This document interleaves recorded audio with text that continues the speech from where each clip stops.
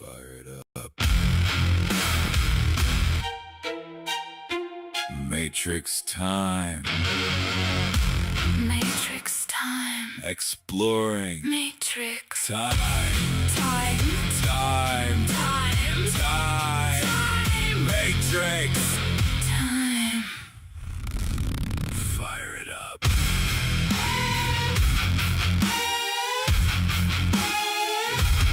Matrix time. Matrix time. Exploring. Matrix. Time. Time. Time. Time. Time. Matrix. Time. Time.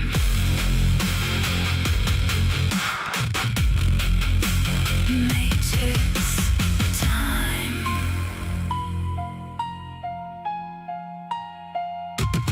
Time.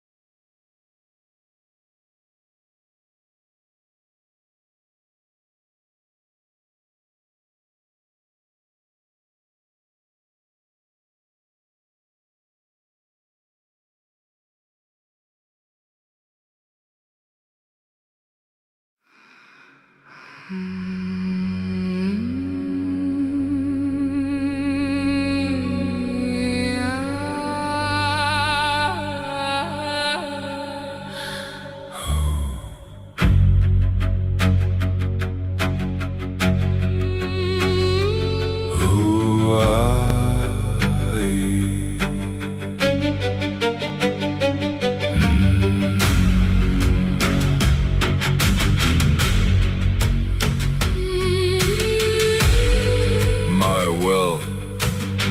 My will is strong. Pound the drums.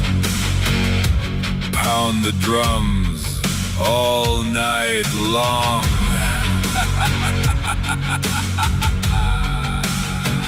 I stand here as a free-spirited being.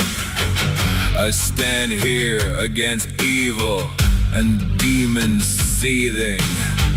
I stand here, Viking strong. My will is strong. My will is strong. Pound the drums All night long.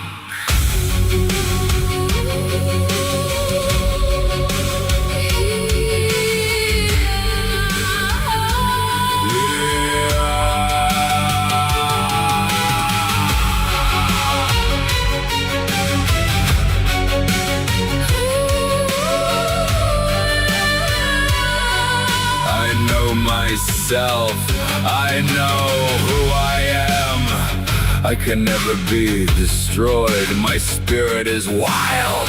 I can never be contained by your realm's sanity.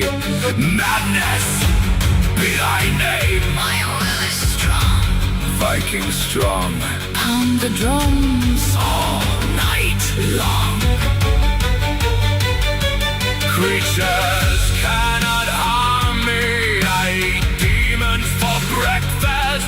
Help the good spirits to freedom and fuck the rest. Fuck the rest. My will is strong. My will is strong. Pound the Viking drums All night long. All night long. Viking strong. My will is strong. My mind is strong. My spirit is strong. Forever long. Forever. Forever.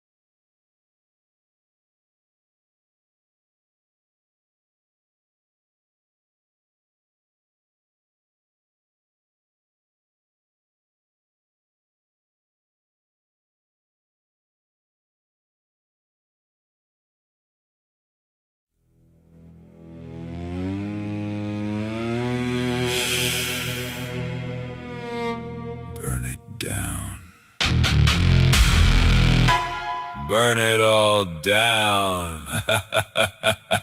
Burn them. Burn the demons.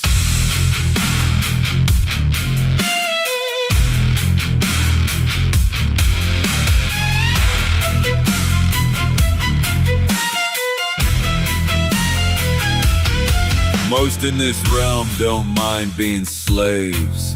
They show that in various ways. They keep their heads down, grinding away day by day. Court jesters, jack-in-the-box clowns, doing anything they can just for some shekels. They boo and hiss and heckle in this hell. Demons mock and jeer those who are free spirits living without fear. They know they can't be free like me. They know they can't be free like me. They can only mock and envy. They'll never be a king like me. They are slaves. Slaves, Natural born slaves.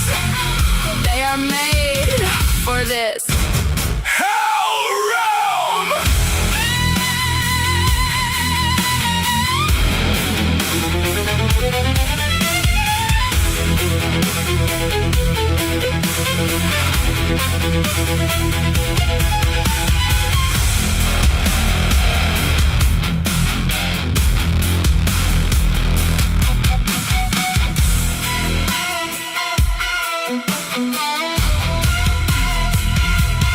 burn it all down. Seal them in here, in this sewer matrix. Hell realm, Burn it down. burn it down. Burn it down. Most in this realm don't mind being slaves. They show that in various ways. They keep their heads down, grinding away day by day.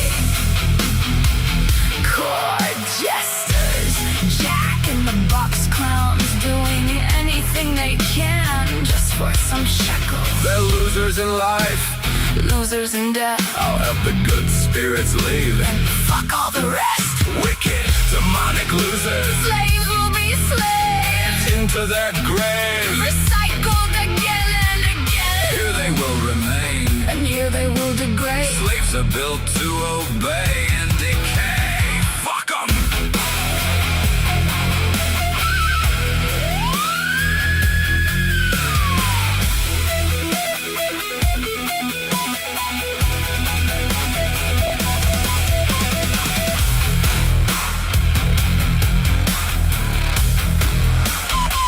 This is a hell realm. The sewer matrix was made. For slaves, Made for slaves. burn it all down. Burn it all down. Burn it all. Light it on fire. Burn the filthy liars. Burn, burn. Burn, burn. Burn.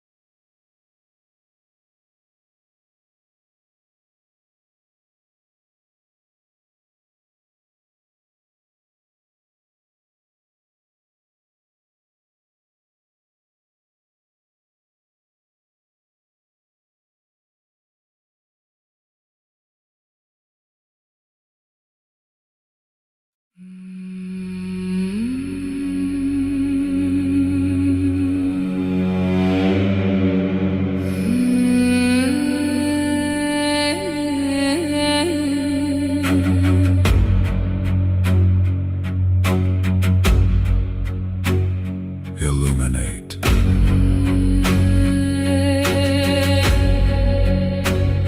Illuminate.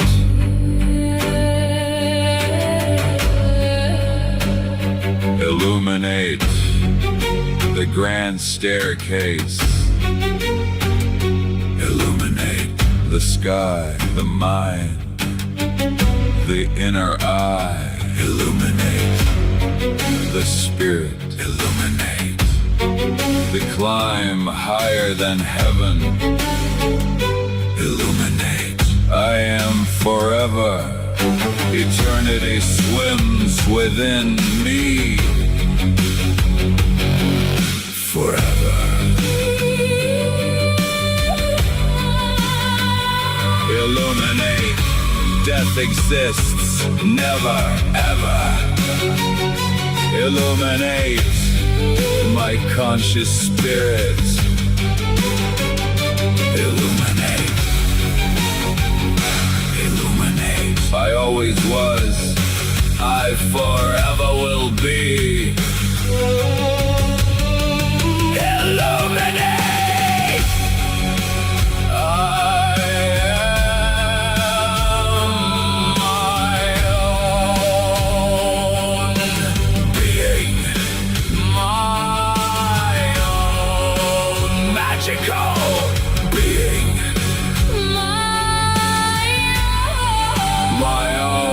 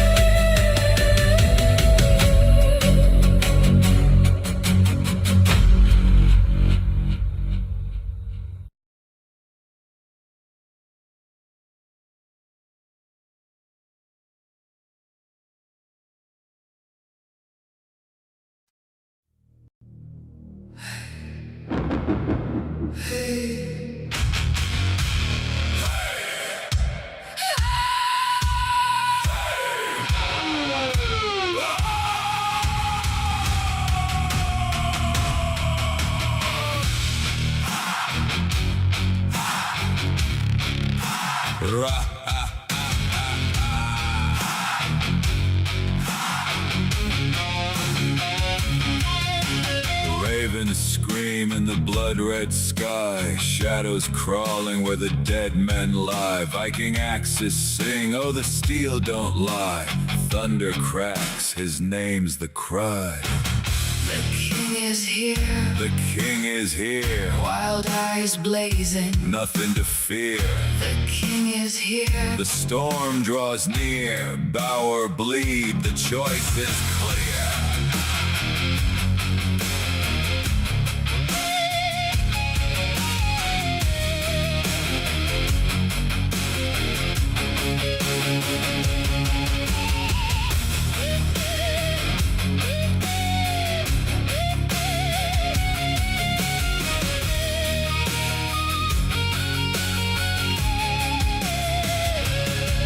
Mad laughter rides the howling gale. waves of fury, shields like scales, bones break under the hammer's tail, flesh and fear, both frail. The king is here. The king is here. Ravens feast. The end is near. The king is here. The storm is clear. Kneel in ashes, taste the spear. Crown of iron, dripping flame, Carved by war. etched with pain. Ravens rise. They call his name. The king is here. Forever reigns. The king is here. Forever reigns. Forever reigns. Forever reigns.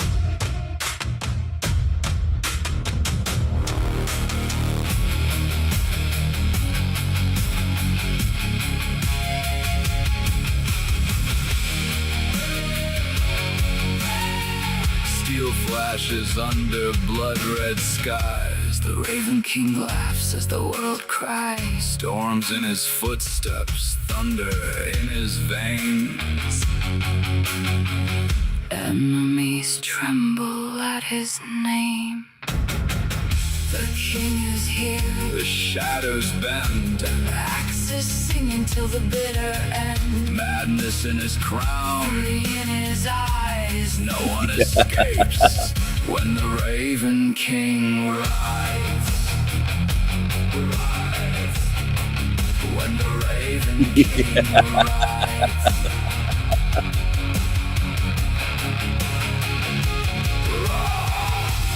Raven circle, Battle's done. his legend rises with the sun. The king is here. Chaos reigns. A kingdom forged in fire and chains.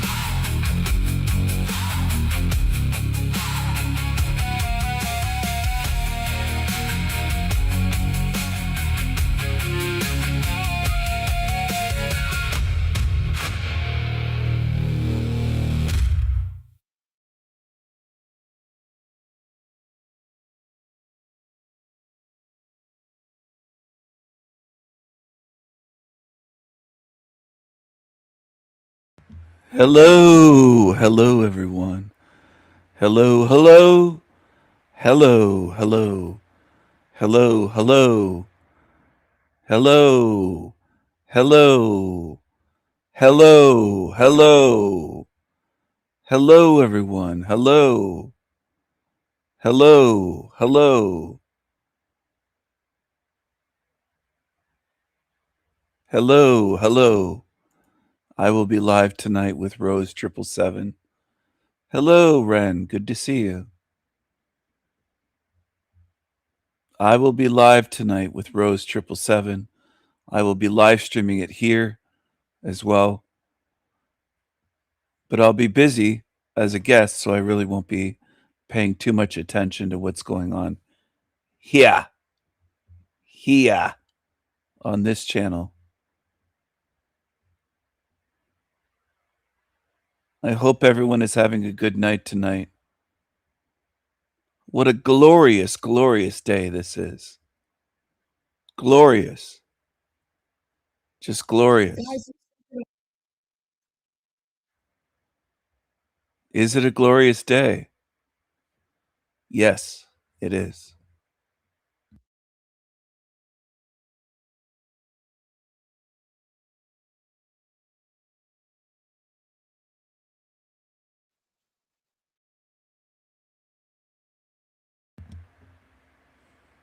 So what happened earlier today?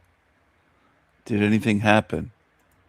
Well, let's see. I was on the Jack Twatcott show. I think that's what his name is. Jack Twatcott. Something like that.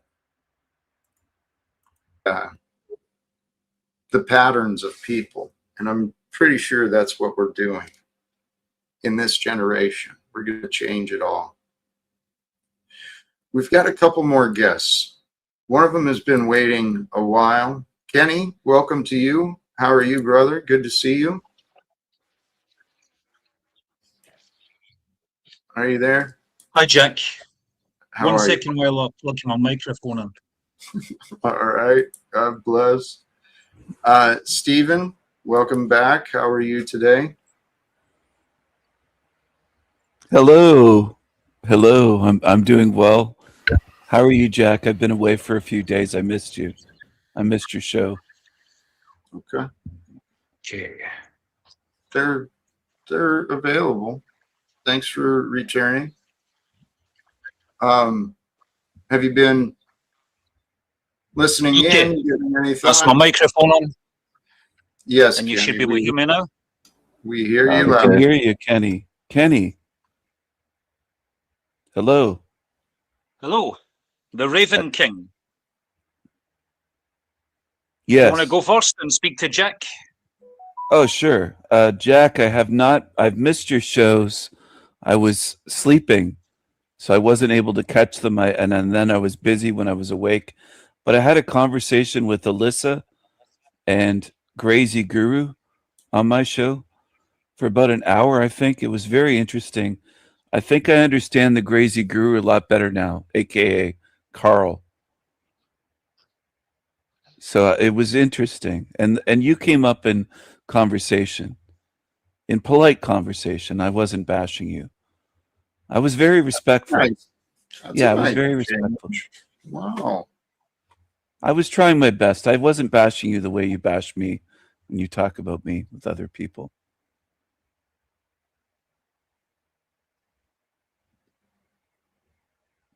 What are you eating, Kenny? That looks good. I'm eating a pepperoni, black olives, mushrooms, and jalapeno pizza. Jalapenos. You know, Jack Talcott's part Jalapenos. Italian. He might like that. It's absolutely delicious. Oh, yeah.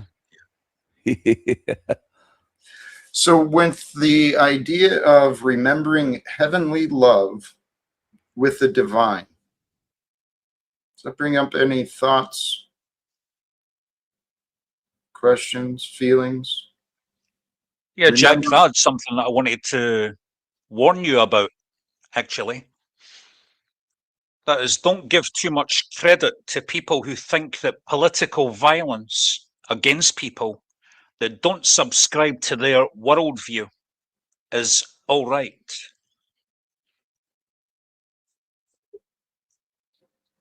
And I am making reference to the conversation I had with Melanie, who's now I 19 don't with subscribe Cosmic to that. Fox. I don't subscribe to that worldview. So Well, you did. If you remember the conversation we had the other night, about Antifa. you said it's yeah, okay but for Antifa to be violent against what they would term fascists. Now, the people that Antifa term, I don't know if you subscribe to their same worldview, but the people that Antifa that term as fascists are simply people who don't subscribe to their radical left-wing view. it's funny. I wanted to. That's pick this the majority conversation of up with people. Kenny again. Let me finish. That's the majority of people who are eligible to vote in the United States. Because Donald Trump won the popular vote by 2.6 million votes. Kenny, Antifa simply think that Christians are fascists. They think No. that Kenny, conservatives are fascists. They simply Kenny. think that people who are Kenny, come on. Republican are please fascists. pause. Kenny. That's Kenny. correct. Hello, come on now, please. Hello. It's this divisive game is. No, I'm not the one that's been divisive, politics. Jack. I wasn't Are the you one who sure? called for political violence against these people, all right? Today, Now, shining today? a torch on that and criticising You're- that is not being divisive. okay, Kenny, we're Right.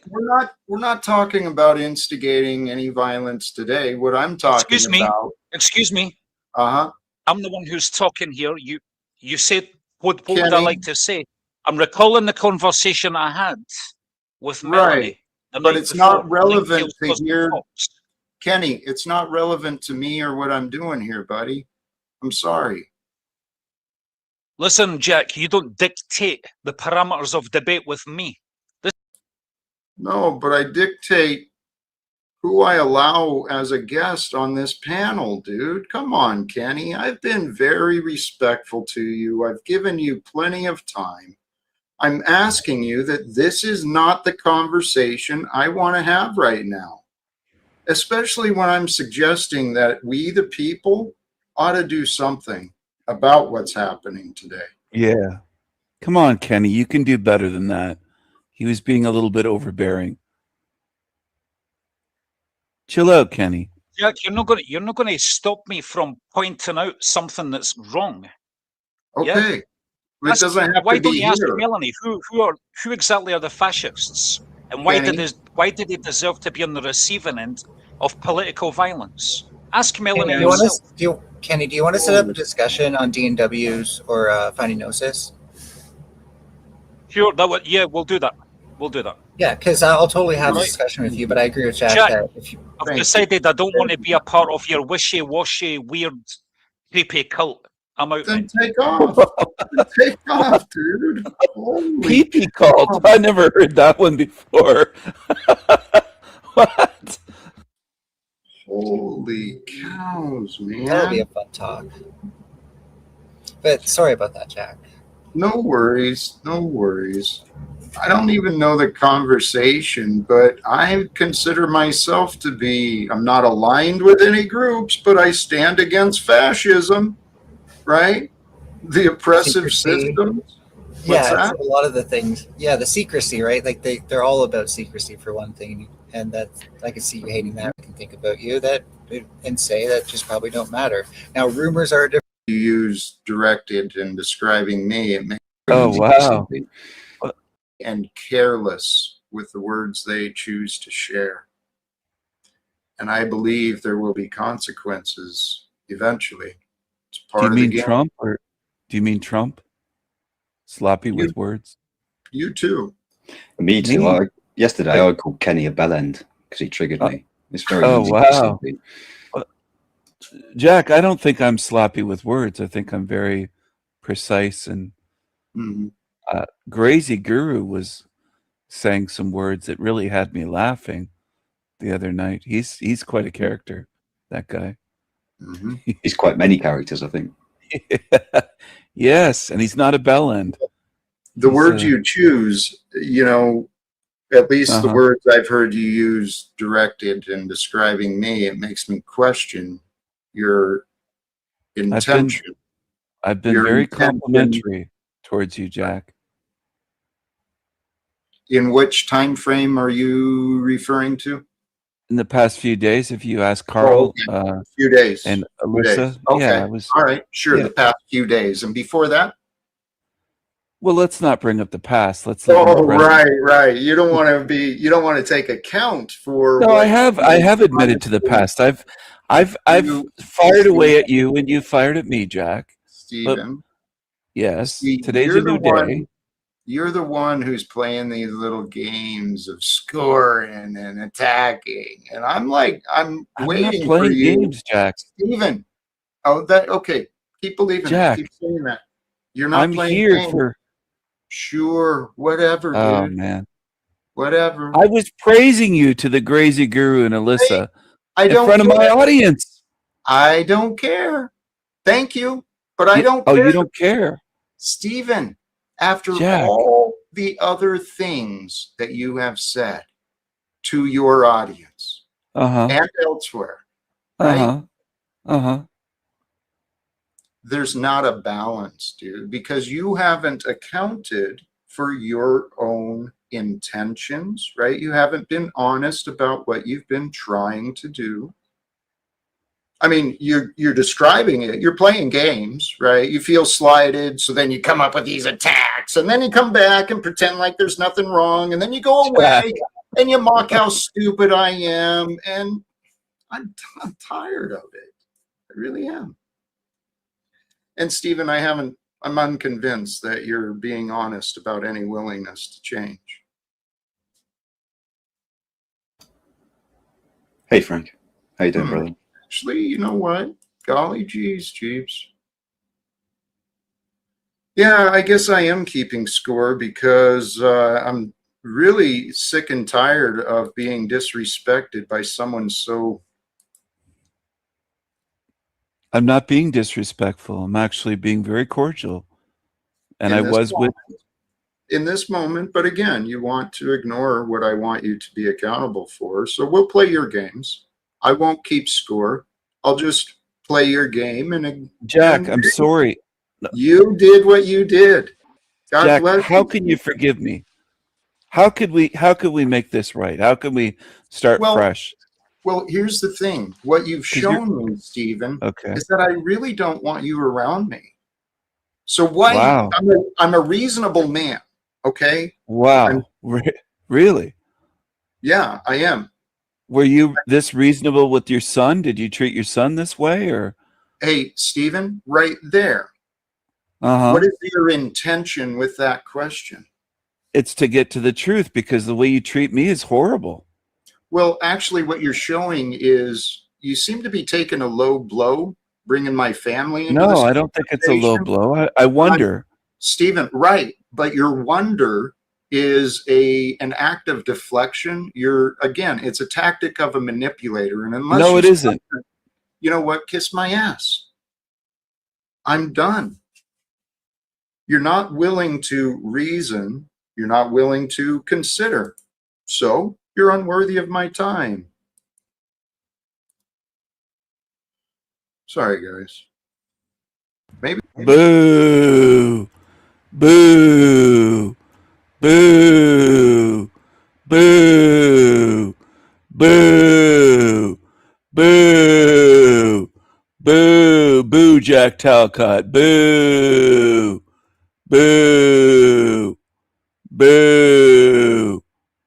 Boo. Hold on, everyone. Just give me 1 second. Let's go.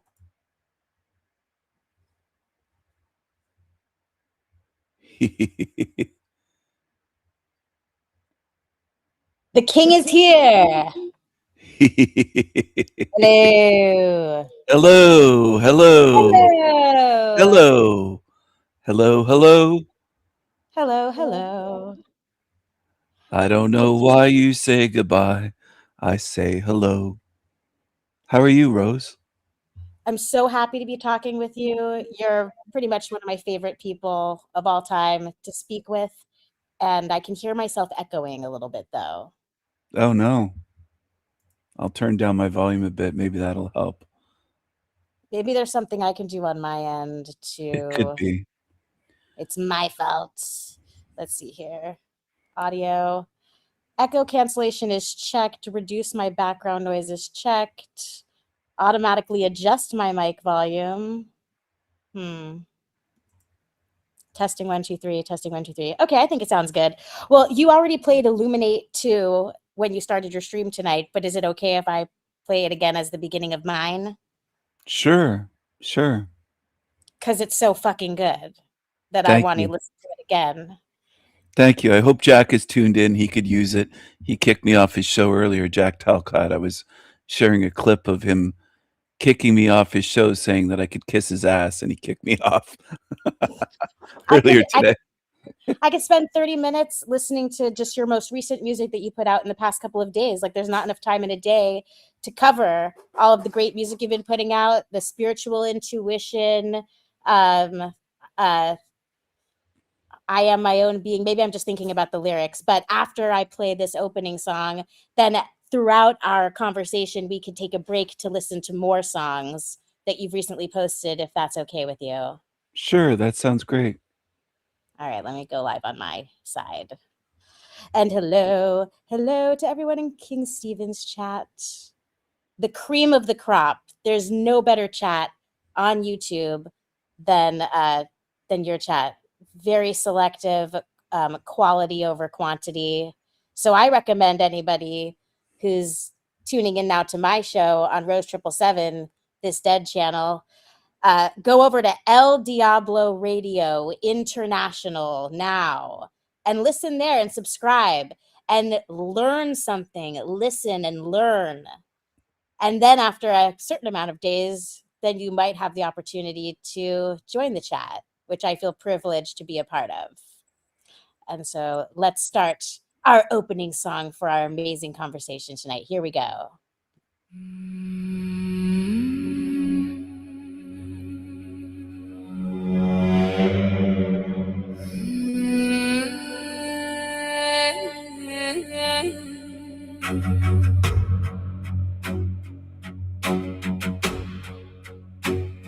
Illuminate.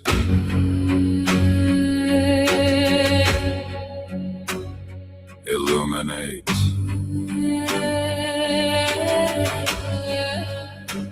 Illuminate the grand staircase. Illuminate the sky, the mind, the inner eye. Illuminate the spirit. Illuminate the climb higher than heaven. Illuminate. I am forever. Eternity swims within me. Forever. Illuminate. Death exists never, ever. Illuminate my conscious spirit. Illuminate. Illuminate. I always was. I forever will be. Illuminate.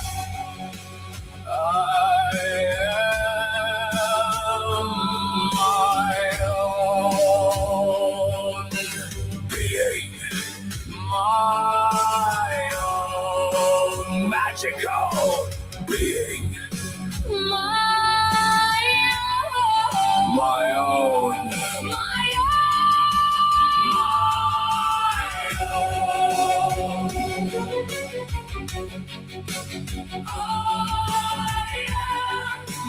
own magical being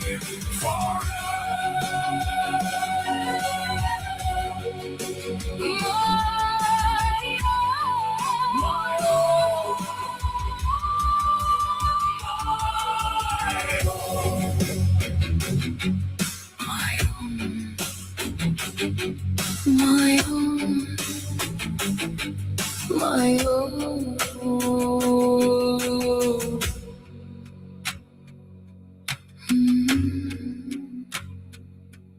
Forever.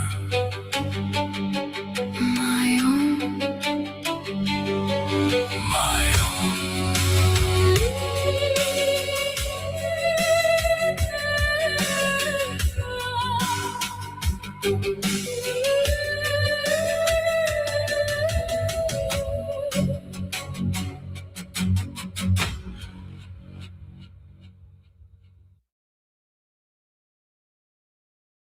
So beautiful, so excellent. Welcome, King Stephen, to the show.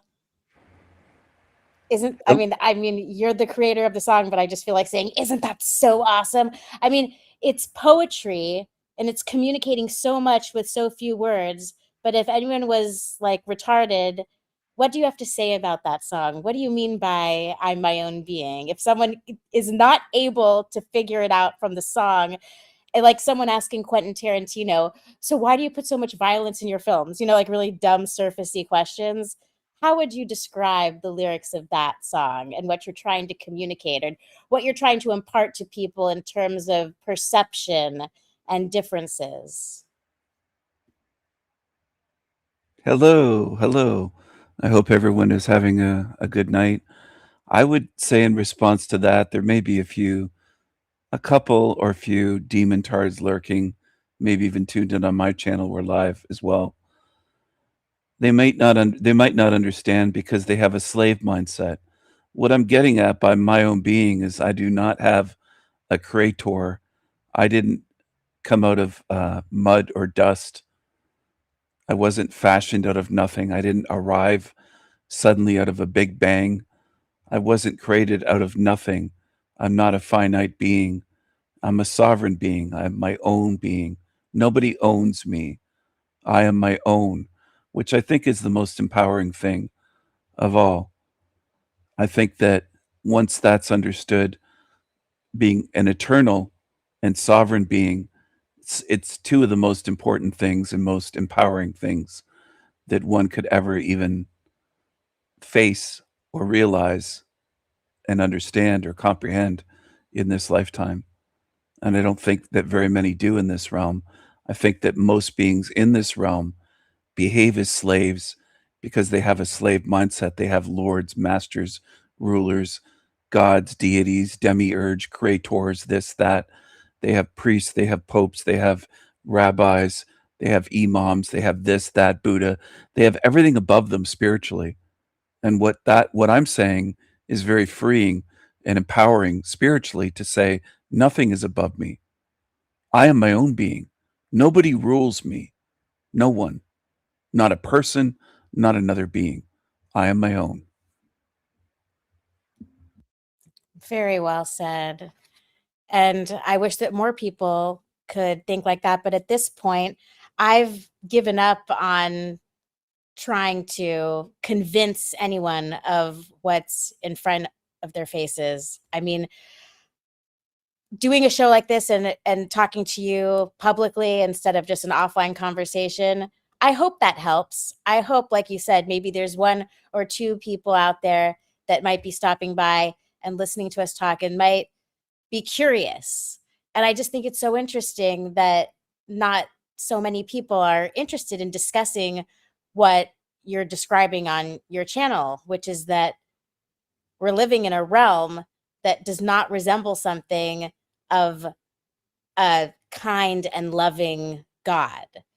And so, putting feelings aside, the evidence does not show what a lot of other people try to explain with their religion and their ideology.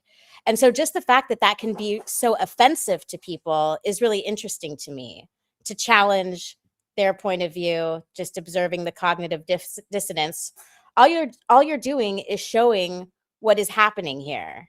You know, you're showing lots of evidence, as you say, mountains of evidence that we're living in this really gross, disgusting, evil place full of so much pain and suffering. And of course, by design, there are cute and fuzzy animals and there are beautiful things. And there are a lot of people that get to live comfortable lives and they don't suffer. But I've seen so much suffering and so much stupidity that I have come to the point where I would turn the switch off on this place and put everyone out of existence all at once, the people who are suffering and the people who are not suffering, because this place is not good. And what people experience in this existence, they're being tricked into all these gross things and they're so blind. And so I just want to stop all of it. And I can't do that. So what's the next best thing? I'm going to make sure that I'm not going to get stuck here. I'm going to get out of this place. I'm going to escape. I don't want to be reincarnated. And you were talking about this the other night, how weird it is when people like name their babies after someone who died. What if they're accidentally cursing the spirit who's trying to escape and they're accidentally reeled back in because they weren't prepared for one of those options? And then your grandpa is stuck as your daughter's son and they're living in like worse times than the grandpa experienced. Or maybe the grandpa died trying to fight for what they thought was, you know, the American dream in World War II. And then they get reincarnated as the grandchild living in a really shitty situation because people are such retarded demons. So thank you for bringing that up recently because I thought it was true. Okay, I'm hearing myself echo again. Okay. A lot of them are retarded demons and zombies and they can't think. Could anyone with a clear mind argue that this realm overall has gotten better since 9/11 happened, for example, which is 25 years ago? Could anyone really make a legit argument that the realm as a whole has gotten better, that life has gotten better, that anything has really gotten better? The economy, art, culture, for the most part, it's degrading. It's observably true. You can see things going downhill. You can observe it. A lot of beings in this realm, truth is offensive to them. They're offended by truth itself. Truth triggers people. Lies don't. Not just comfortable lies, any lies. Any lies about this place Most people are cool with lies. They're comfortable with lies. They don't really speak up against lies. Against lies, sorry. I could point to things saying there's very few that are really comfortable living life here, except the ultra wealthy, and even then, they might be experiencing some things in their lives. I don't know exactly, but for the most part, they're outnumbered because you look at the poor in this realm that are living on $1 a day or less. They far outnumber the people. Like, it's not really lots that are living fairly comfortable lives. It's quite few in comparison to the whole. It might be 1% or less. I would say it's less than 1% that really have a fairly easy, comfortable life that doesn't involve pain, disease, struggle, losing children, losing their best friend or the one that they're closest with, and grieving and going through horrors in this place. Most beings in this realm suffer, and suffering's unavoidable in this place. And if you look at what's going on, they were talking today in the UK about over 250,000 young women and children harmed, raped by grooming gangs in the UK. Gang raped, right? I Yeah. think I saw the same Yeah, thing. gang rape raping. by Pakistani Muslim grooming gangs, anti-whites, and that's in one country. So that I've known about that, but I didn't know the government was ever going to acknowledge it over there, and now it's being acknowledged. If that isn't a hell realm, what kind of good realm would have that? Children raped and sometimes murdered. It wasn't just grapes; it was murders as well. Some were raped with whiskey bottles that were broken off inside of them, and horrible things discussed in the details. It's a war of evil versus good here. You could easily argue that it's a war of evil versus good. A day or a year. Look at that. This is what a day or a year. No, it's Stevie. probably not a day, Stevie. Okay. Okay. So back to what you said about have things gotten better since 9/11? What I interpret when you ask that question is that when things are brought so blatantly into the light of day, where we should all be able to recognize, oh, hey, we're being deceived. There's something going on here. And then nothing happens. That says a lot about the state of humanity, that 25 years later, things should be different, and they shouldn't have fallen for the COVID hoax and other things and all of these different social engineering things. And now the baby truthers of the past would be like, oh, everything on the news is fake. But now we have to recognize that, this body cam footage and the gang rapings and all of those things that are happening, that's not like Sandy hoax and the Boston bombings. These things are very, very real, and they're actually happening. Things they covered up for years and years and years. Yes. They've been covering it up. Baby truthers, I don't have any hope or faith in them, Rose. I don't even deal with them, as you know. I don't want to, because they're paranoid and they're always jumping to the wrong conclusion. They're just useless. There's not much difference between what a baby truther contributes to this realm in terms of truth and what some evil asshole in government contributes. They're not helpful. They don't help anyone.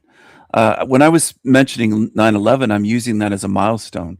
I'm not just saying that people haven't woken up to 9/11 or Sandy hoax or the scamdemic. It's all gotten darker in this realm since then. I'm saying in the 90s, things were better than in the 2000s and 2010s and 2020s. It's been getting darker in this realm for over 25 years, and it will continue to get darker and darker. I'm not saying that there's going to be a world war, but I'm just saying it's going to get darker. That's why most people look back and say it was more fun in the 80s or 90s, because it was. It's not just your memory playing tricks on you or nostalgia making you feel it was better. It was better. It is degrading. The whole realm itself and the Western world is degrading. It's getting darker. So I'm saying it's bigger than 9/11. I know 9/11 was a big event, but it's so much bigger than that. And that's the level baby truthers are at. They'll just focus on that event. There's a whole realm of things going on. No one will ever be prosecuted for that. This is the easy part for me. facing that. And it isn't for baby truthers. They'll hang on to this false hopium like retards into their graves. 25 years later, nobody's been prosecuted for it that was involved. The same thing with Sandy Hoax, the same thing with the scamdemic in 2020. And people can't even, like, a retard has no pattern recognition. Most baby truthers don't have pattern recognition as much as they hype themselves up. They just study the popular conspiracy event of the day and then the next one and the next one. They don't put pieces together. They don't look at what the realm is as a whole, a big picture view. I wish they would, but I know they don't. They're more like people that just talk about idiocy, like this Stevie Hyatt character. I think he's a regular here, but it doesn't matter to me. I mean, he's coming across like a retard. If he was on my channel, I'd call him that. Hell is for Well, children. You don't even know what I mean by hell. That's a problem with these creatures. Do I Stevie, think? it would be more I don't helpful think to. Stevie could think his way out of a wet paper bag. I don't think he could. Okay, well, Much less I've out of here. seen Go ahead. Stevie Hyatt on many channels, and it would be more helpful to me if you typed in complete sentences so that I understood what your comment or question meant, because whatever he's typing, I don't know exactly what he's referring to. So Yeah. I would just need more Well, information in order that's to not the sign of intelligence when people do that. People that are intelligent are clear, and they say enough to be understood. They're not vague that way. They don't just type a few words. I don't think he's very smart. I got to be honest, based on the comments that I've seen tonight, and I remember his comments another time I was here. Stevie, you got to do better. You got to do better than that. You really do. You should do a lot better than that. I don't know what other channels he watches, but hell is for children. You don't even know what I mean when I call this a hell realm. Okay, well, I don't want to gang up on him for too long, but we have given him plenty of time to write a complete sentence. So we have given Uh-huh. Stevie a chance to explain himself so that we can articulate our thoughts and respond. But I wanted to tell you about something that I did last night, King Stephen. I spoke with a grad student from the University of Riverside who's interested in doing a study on people who make conspiracy content. Okay, so to be clear, he's not trying to study the minds of a so-called conspiracy theorist. He knows all about, how the term was created by the CIA, blah blah blah blah. He knows everything. He's anti-vax himself. He's not religious towards anything. He just noticed that there was really not that much content out there in terms of like studies on the actual content creation. And so he explained to me that going into this, you actually aren't looking for an outcome, right? That's how science works, is that, you have a hypothesis, but you kind of see where the data leads, and then it helps you come to a conclusion. And so he didn't really know what he was looking for. But in this conversation with him, it was just hysterical. And I wish you were there. And I wish I had it recorded. But let me just tell you one thing he told me about, because he's now talked to 60 different quote unquote conspiracy content creators. And I tell you, my friend, and your wonderful audience, I hope that people will laugh when I say this, because it's like so cliche, but he's talked to people that are just so desperate, and they say they really just got into the creation just for the money, just as something they thought they could see they could do, and that they get so frustrated. And that there was one particular guy who makes videos about the Anunnaki, and he was lamenting to this grad student about how sick of making Anunnaki videos he is, but his audience loves it. And they just keep saying, give us more Anunnaki, give us more Anunnaki. And I'm thinking, this is a hell realm. This poor guy is stuck in a loop of making Anunnaki videos. It's paying his bills. So he's going to just keep doing it, but he hates his life. I'm sorry. These people are fucking retards. You can't figure out another way to survive. They are retards. Absolutely. The Anunnaki thing with the truthers that believe that's just more slave mindset and being a slave. They believe they were created by these aliens called Anunnaki, Enki and Enlil. And it's just laughable. It's almost always the same story, just with different names for characters. That's what this realm does. It pumps out fake creation stories and has people believing that they're slaves. And people do believe it then. And they behave that way. They behave like slaves. If you observe the way the average human being behaves out there in public, beyond YouTube, beyond the internet, they behave as slaves to authorities above them. Not just government or police, like these low-level channels that think they have shit figured out, and they haven't. They've run or jogged one block of a marathon, and there's 26 miles to go, and they stop short. If you get what I'm saying. There's channels that focus just on the police as though that's the biggest problem in the realm. If you solve the whole police problem, like these sovereign citizens or whatever, you're still in a hell realm, dummies. They just don't Well, understand. A lot of them are praying to a master as they're saying that they're against authority or false authority. It's remarkable. Most in this realm, most beings on two legs are slaves. They are slaves. do you ever? I think you do. You have watched some Asmon Gold reactions when he's showing like Tigga watermelon felon behaviors. I don't know if these sovereign citizens are watching those kinds of body cam footage that he's good at finding, I but doubt it. if those people saw, I love the idea of it being adult daycare. These police should be paid more, I think, for having to deal with these demons every single day, like finding women who are like hoarding their houses with dog shit, and then they find like 5 infant babies in the back room Oh, surfing. yeah. You know, like Yeah. what the hell? Those people, those sovereign citizens want to be mad at a cop for pulling them over when we need someone to deal with, like, as you said, I don't know if it's just that we're seeing the body cam footage now or if things are getting darker and more evil. It's both, I think. We're seeing what we couldn't see before because we didn't have body cams and footage. But it's also getting darker. I think it's a combination of both. And there's a common theme with these fake sovereign citizens and truthers and baby truthers. They don't look at the other side. They just hone in with their tunnel vision and they cover one side of the coin. That cops bad, cops we shouldn't need a license, we shouldn't need a license plate, we don't need them, blah blah blah. And they sound just like leftists, just like woke leftists that support LGBT groups and this and that. And they fixate on one topic, Rose. How are you going to see a whole realm if you're just fixated covering one topic day in, day out on their live streams or on their channels? Yeah. It's like looking at one pixel on your phone.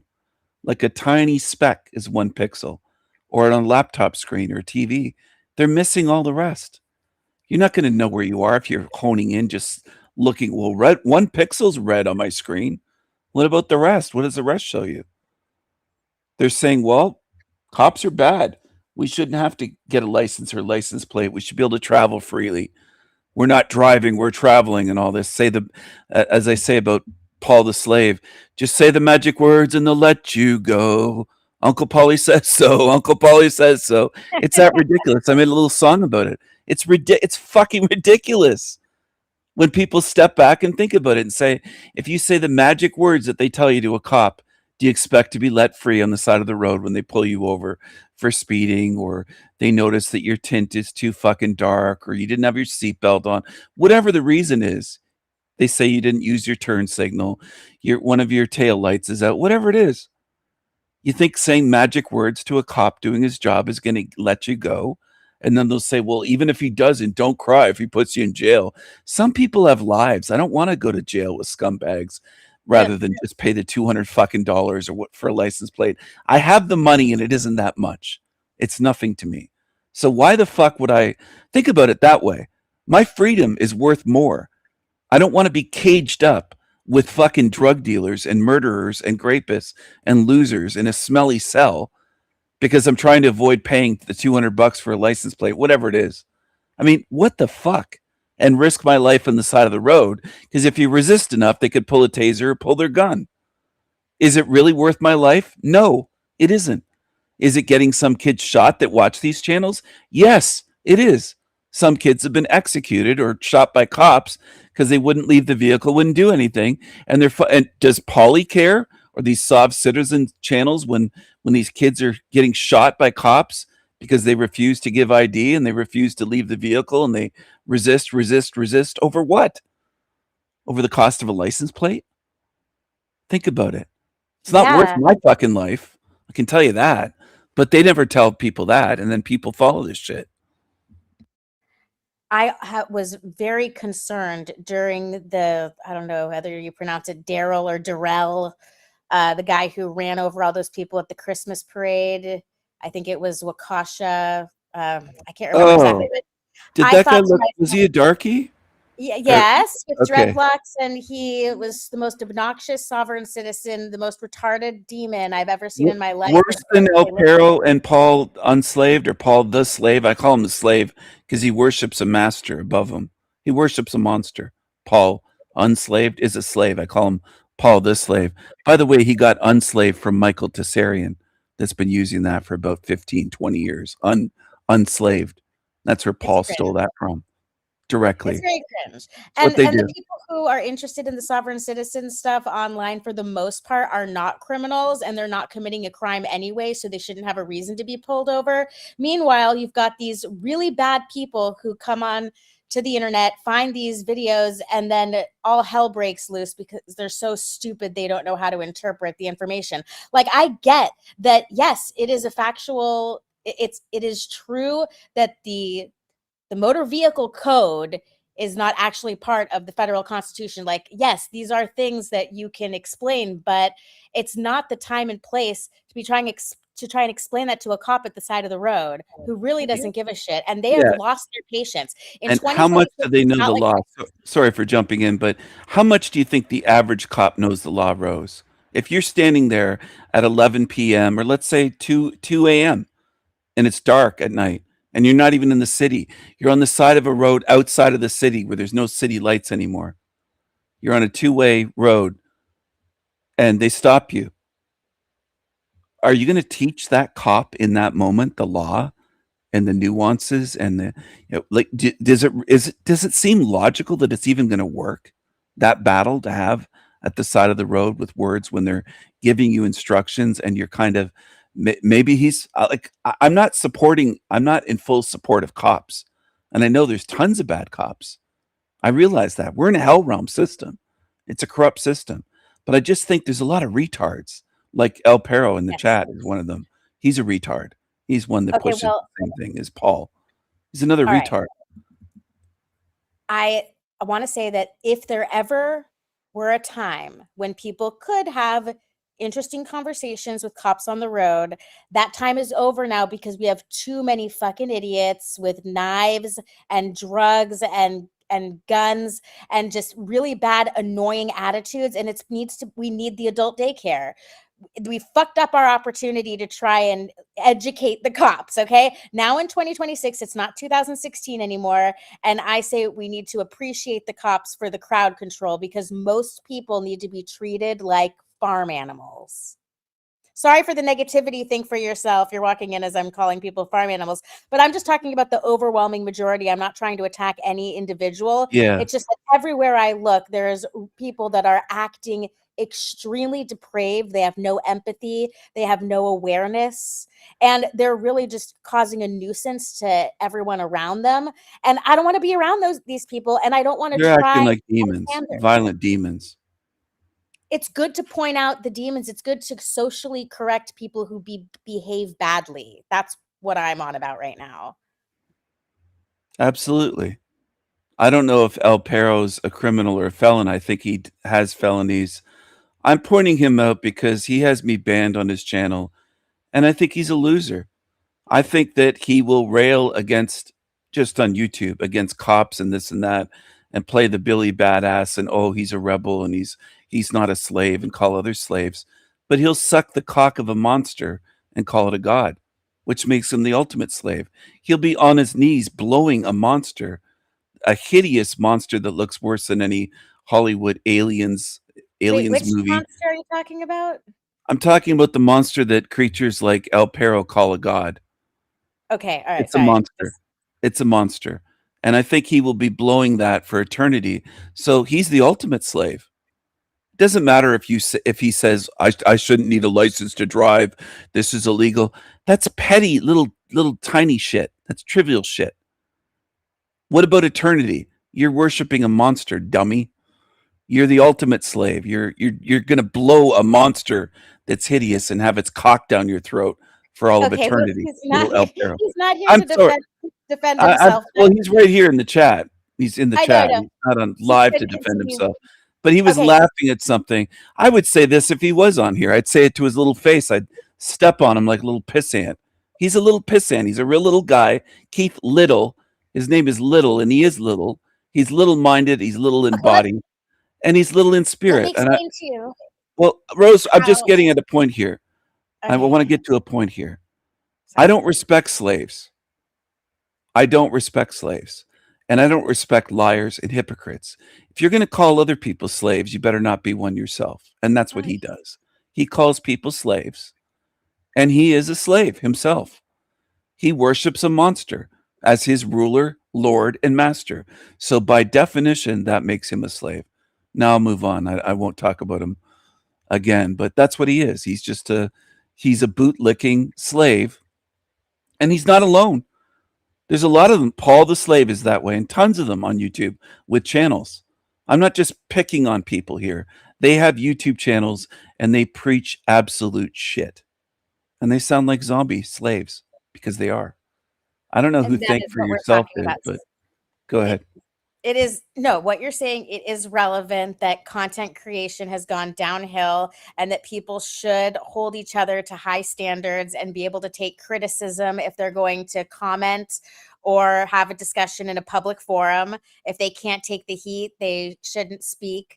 I just want to tell you why I know who he is, which is that he followed the content of Kurt Kallenbach. And the thing about Kurt Kallenbach that I found interesting, and I just like the way that he would state this from the sovereignty aspect of things. And that's why I'm bringing it up is because you articulate your feelings about sovereignty, and that is probably wholly different than how a lot of retards use the word sovereign. So I'm just going to share a Kurt Kallenbach idea that I appreciate, which is that when the chromosomes come together from the man and woman to create the single-celled zygote with the new set of chromosomes, that moment isn't actually explained by science. They'll try to say it's something like zinc, but actually that moment can't be scientifically explained. Like you can't actually explain why the cell is going through a Krebs cycle during cell division, but you can just point out that those different steps are happening. So what Kurt is saying is that the birth certificate is really, really evil because it separates people from their origin. Okay, so from the infinity. So I think that's just one thing that I appreciate is that the birth certificate sucks. It turns you into a dead entity. It's great to be aware of it because you have to know who you are, that we are an infinite being. That's what I'll add to that whole idea. And what I'll respond with is the birth certificate is just one example of millions and millions and millions of things in this realm that indicate it's a hell realm. And I never want to get stuck on just one thing. I'm not saying he is, but other people are. They get stuck on sovereign citizen, fight the cops, fake birth certificate, all caps name, straw man name, all that stuff. They get stuck on that. And that's low level, is what I'm saying. It's so much bigger and deeper than that. If you want to see what this place truly is, which most don't in this realm, they're unteachable and unhelpable. They don't want to see.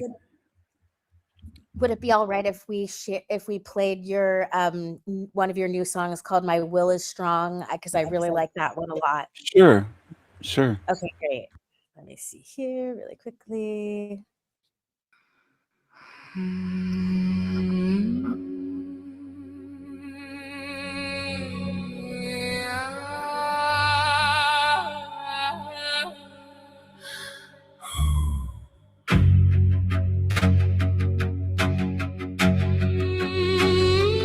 Who are you?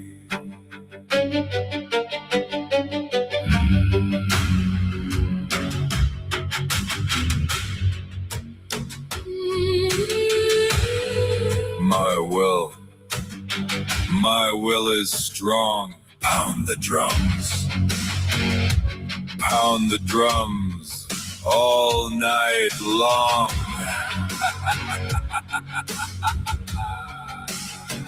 I stand here as a free-spirited being. I stand here against evil and demons seething. I stand here, Viking strong. My will is strong. My will is strong. Pound the drums All night long.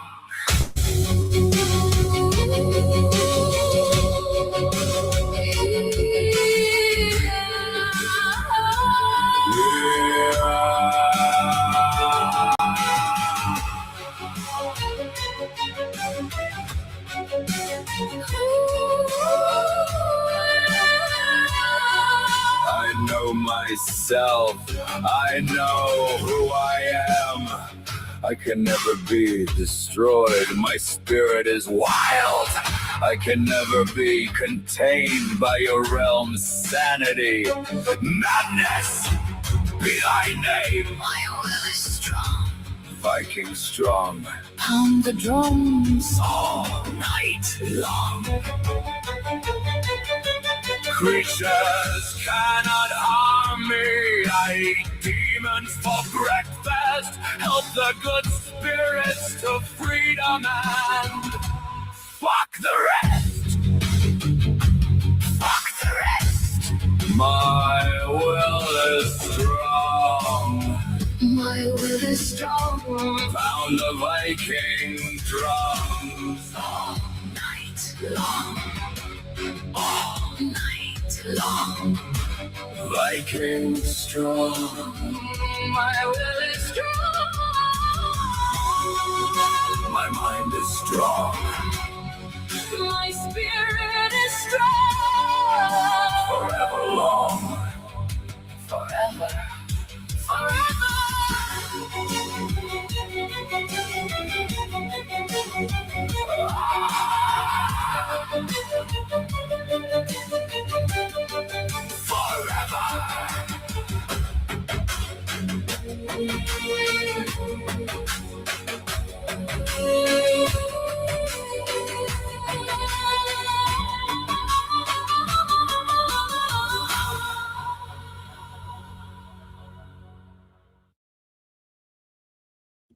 Incredible. I love it. Thank you so much for continuously pumping out these awesome, awesome songs.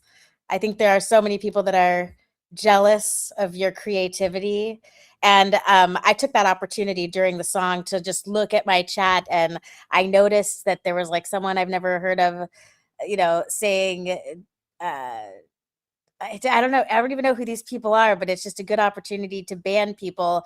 But that's the only reason why I'm not looking at your chat, King Stephen. I would rather be looking at your chat. Your chat is so much better. But I guess there's some little butthurt, jealous people who can't help themselves coming in here to cause trouble. Well, Rose, Bother my I wish I would have.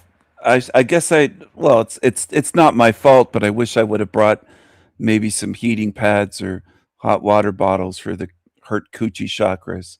There's some coochie chakras that they get hurt when I come around. They don't like it, and they start going, "Oh, my coochie chakra hurts," and Oh, they yes. just get sore. They get really sore, and then they get kind of grumpy and angry. But thank you. I'm glad you like the music, and it is fantastic to be here. I don't mind ruffling feathers. I don't mind going places. There are people on my channel that might not like you, and it's nothing against Rose at all, but they're paranoid, some people. And some people on channels that talk about me will say Rose, that Finkelstein and others watch every move I make, and they'll say, "Oh, he's talking with Rose. She's an agent. Everybody knows she's an agent." And I to love me, it. I love yeah, it. I love it too. It's the paranoid baby truther level. And I love riling them up. Like, just like I'll put 33 in my channel name and videos, and because they're at that level of they just see something and they think they have everything figured out, and they don't. I'm willing to feed their paranoia and play games with them and filter them out.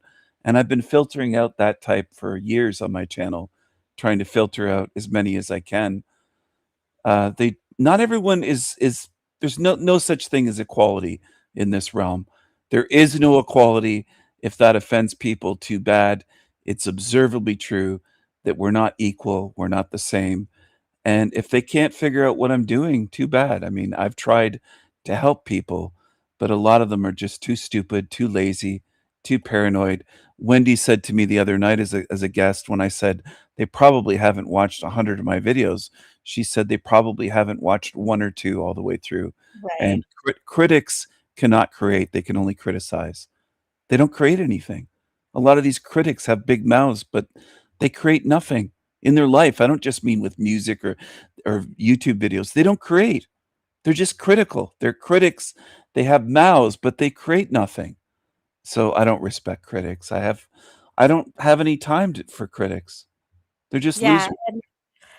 And Jason and I don't know if I brought this up to you, so I apologize if I'm repeating myself, but it's funny enough, and I think it's a good enough point to repeat, where we get amused by the way that you can say anything you want, and we say it's because he has fuck you money. All these other people that are so poor and desperate for donos and feel like they have to pander to people and say what's going to make everybody happy. We got to make the most amount of people happy so we can have the biggest audience. But you're not looking for the biggest audience. You're just looking for anyone out there that might be able to rub two brain cells together.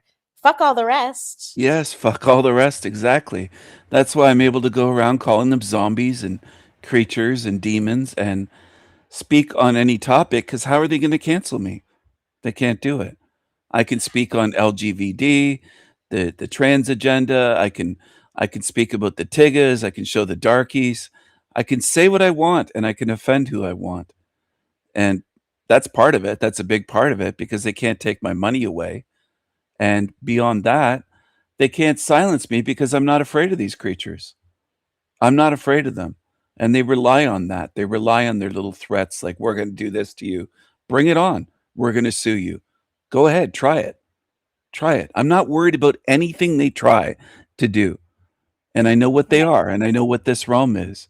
And once you have truth on your side and you really understand what this place is beyond looking into this event or that event, understanding the truth of this realm is beyond looking at one piece or one event or even major events.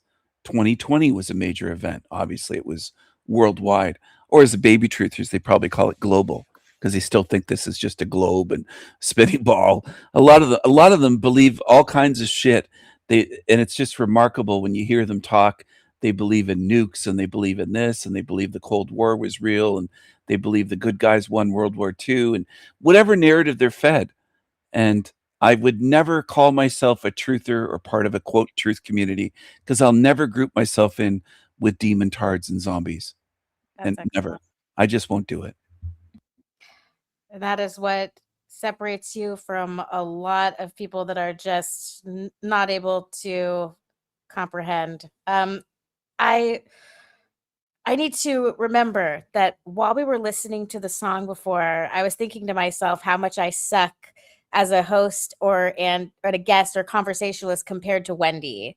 Your conversation with Wendy was so wonderful, and I'm sorry because I got a little bit worked up and excited to talk to you, and I'm sorry if I've interrupted you at all so far, just because I get excited because a lot of times I'm listening to your streams and I wish I could comment.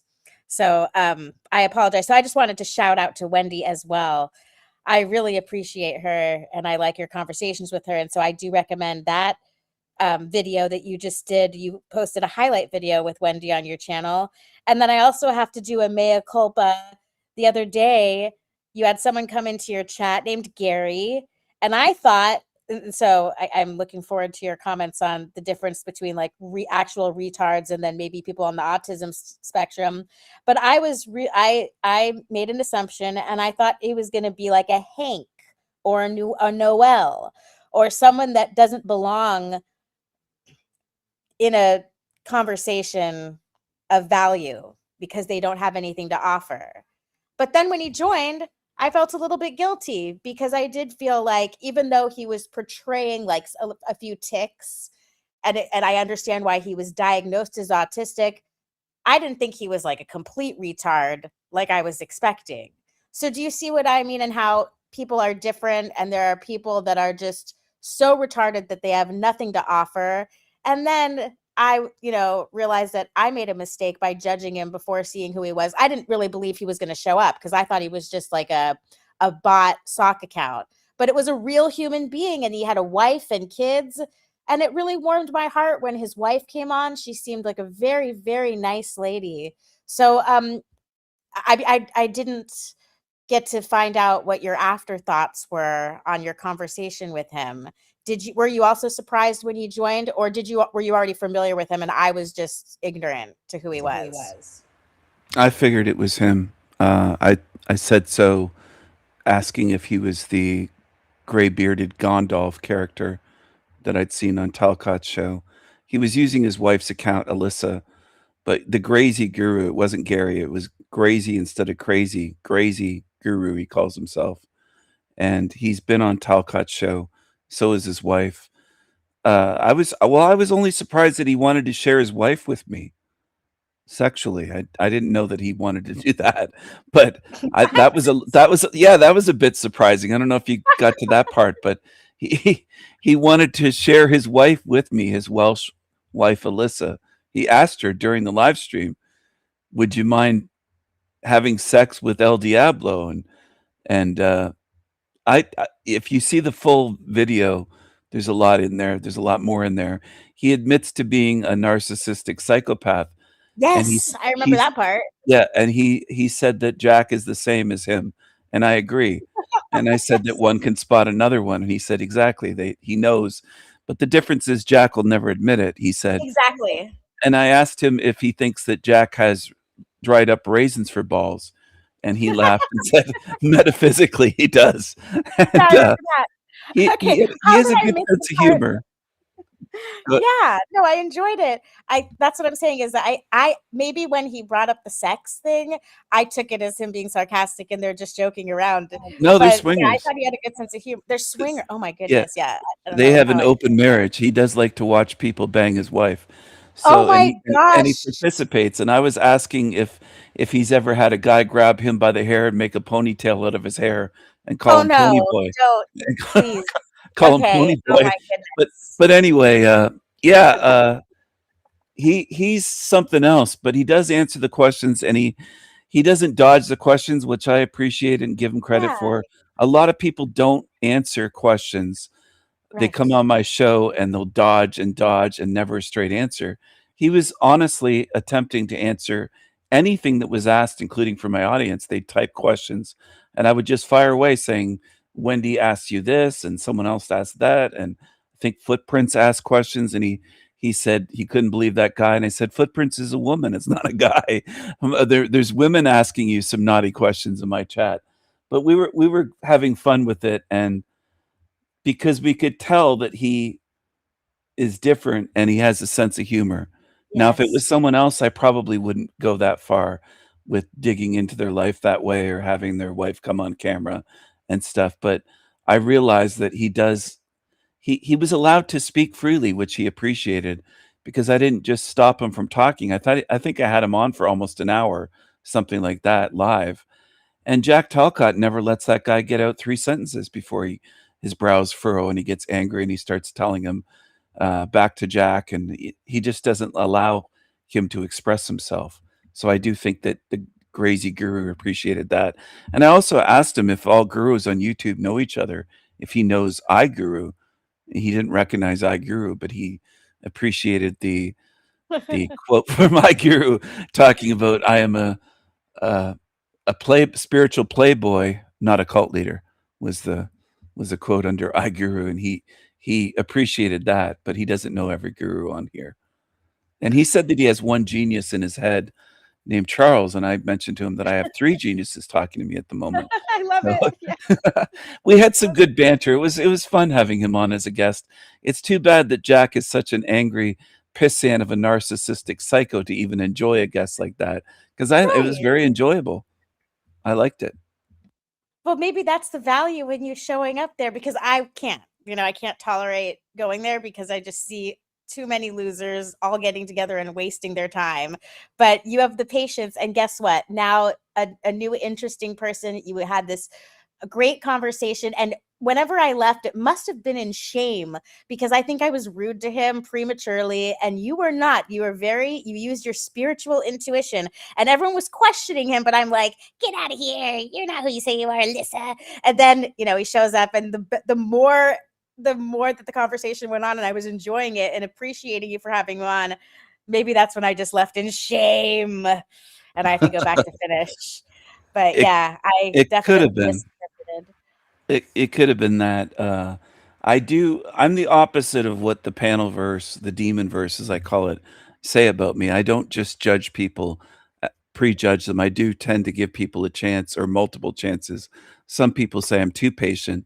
There's some that I've allowed to stay on my channel for 6 months where they were given many chances before they finally left on their own, usually without me banning them. They left in shame after being exposed as liars or cockroaches. But I do give people chances, and I do give people a chance to come on live and have a conversation before I ban them. Often I'll drop the link saying, come on and talk to me live, prove who you are, or if they're being an asshole, I'll say, why don't you come on live and say that? And a lot of times they run away, and he didn't run away. He came on and Yes, showed who he is, and it worked out great. I wish it more did. people were that way. It shows what a hell rom this is when a guy that's an admitted narcissist psychopath can come on and do a better job than the average person answering questions and not dodging questions and giving straight answers to whatever was asked. I can't remember him dodging a single question. Yeah, I love the guy, and he's the psychopathic narcissist.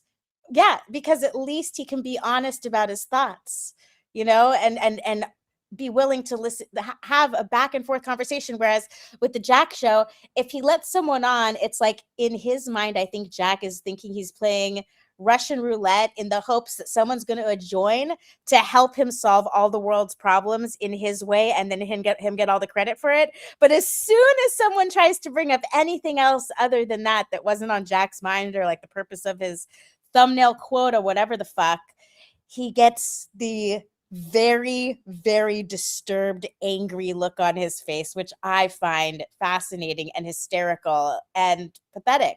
That he can't handle someone coming on the show to share something that isn't directly related to him and this delusion that he thinks he's fighting for with each and every show. He's an angry, angry little man. He's very envious, angry, jealous, bitter. I asked him today if he treated his son that way, and he got very upset when I brought up his son and said I shouldn't bring up his family, or he said he was a low blow or something. But if he's going to treat me that way, I said, well, do you treat your son that way? Maybe that's why you don't have a son in your life. That's how I look at it. He treats people like shit on his show. Direction with purpose. What's that?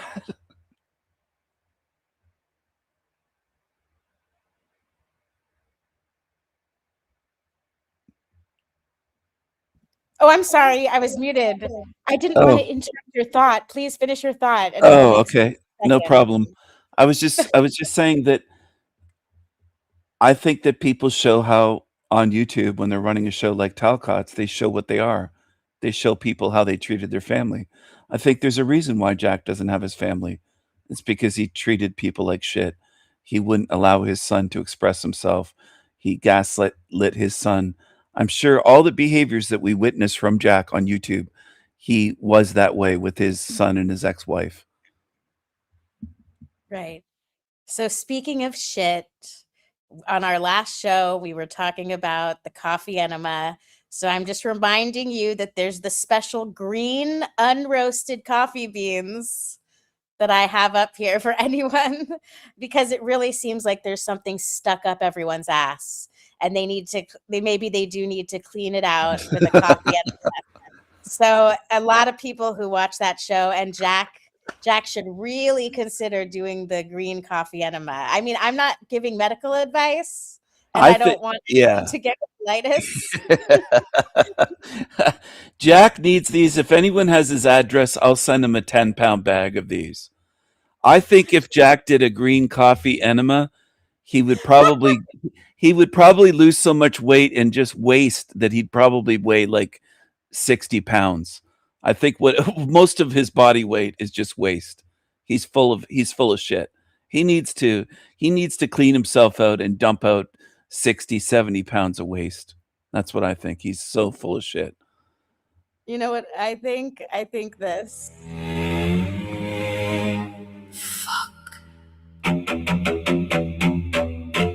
Fuck the world. Fuck the world. Fuck the world.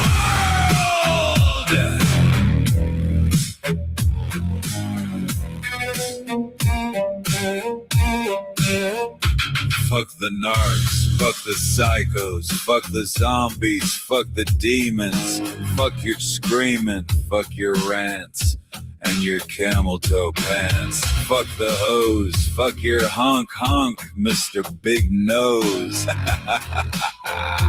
Fuck the liars, fuck the suicider. Pushers!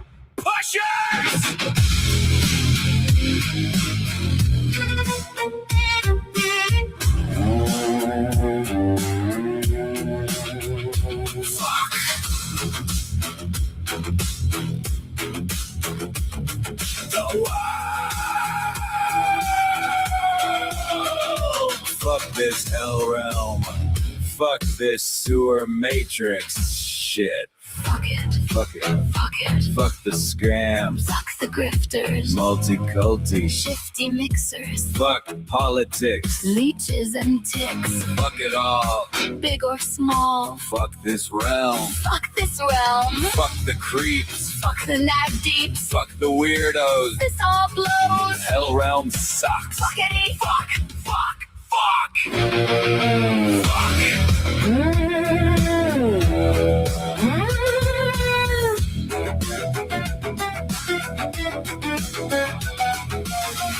Fuck your rainbow. Mafia. Fuck your transformer. Cry babies. Fuck you losers. Druggies, boozers. Fuck you thieves. Sing this in a week. Fuck it. Fuck you all. Fuck your hell realm. Fuck you.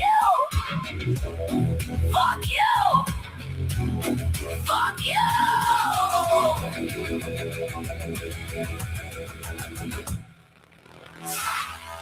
Fuck you. Losers. I love this ending.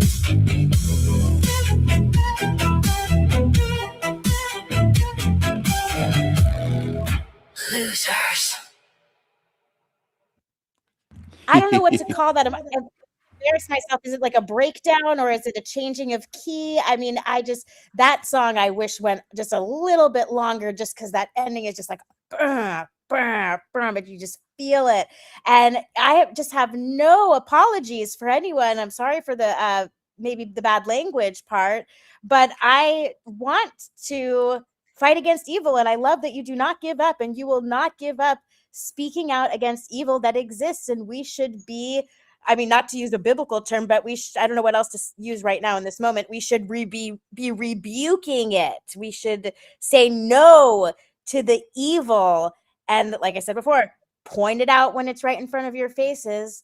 I mean, I feel like I have to at times, and other times I feel a little bit hopeless about it, where it's like, look, if people haven't figured it out already, I don't know what to do for them. But I don't appreciate people who are unwilling to accept us right in front of their faces. Well, I have fun with it, whether people realize what I'm doing or not. I don't apologize for the language in that song or the language I use. I want to put this out there as the Raven King to all the pissants and peasants and the ones out in the realm anywhere on earth that have a hurt coochie chakra over my songs, my views, my language. They can kiss my crazy ass, and I make apologies to absolutely nobody on earth. So if they're upset and their coochie chakra's hurt, they can go grab a heating pad or do something. Maybe pop some pills. That I think maybe Jack might do that. He might be a pill popper or something. He's got a real temper.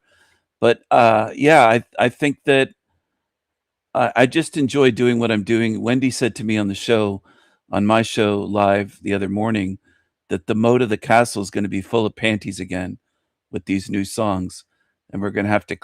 They're going to have to clear out the moat of all the panties from the women on Team Evil that toss their panties listening to my songs, because they do get turned on and they do watch my show. Some of them watch my show and fall asleep to my voice.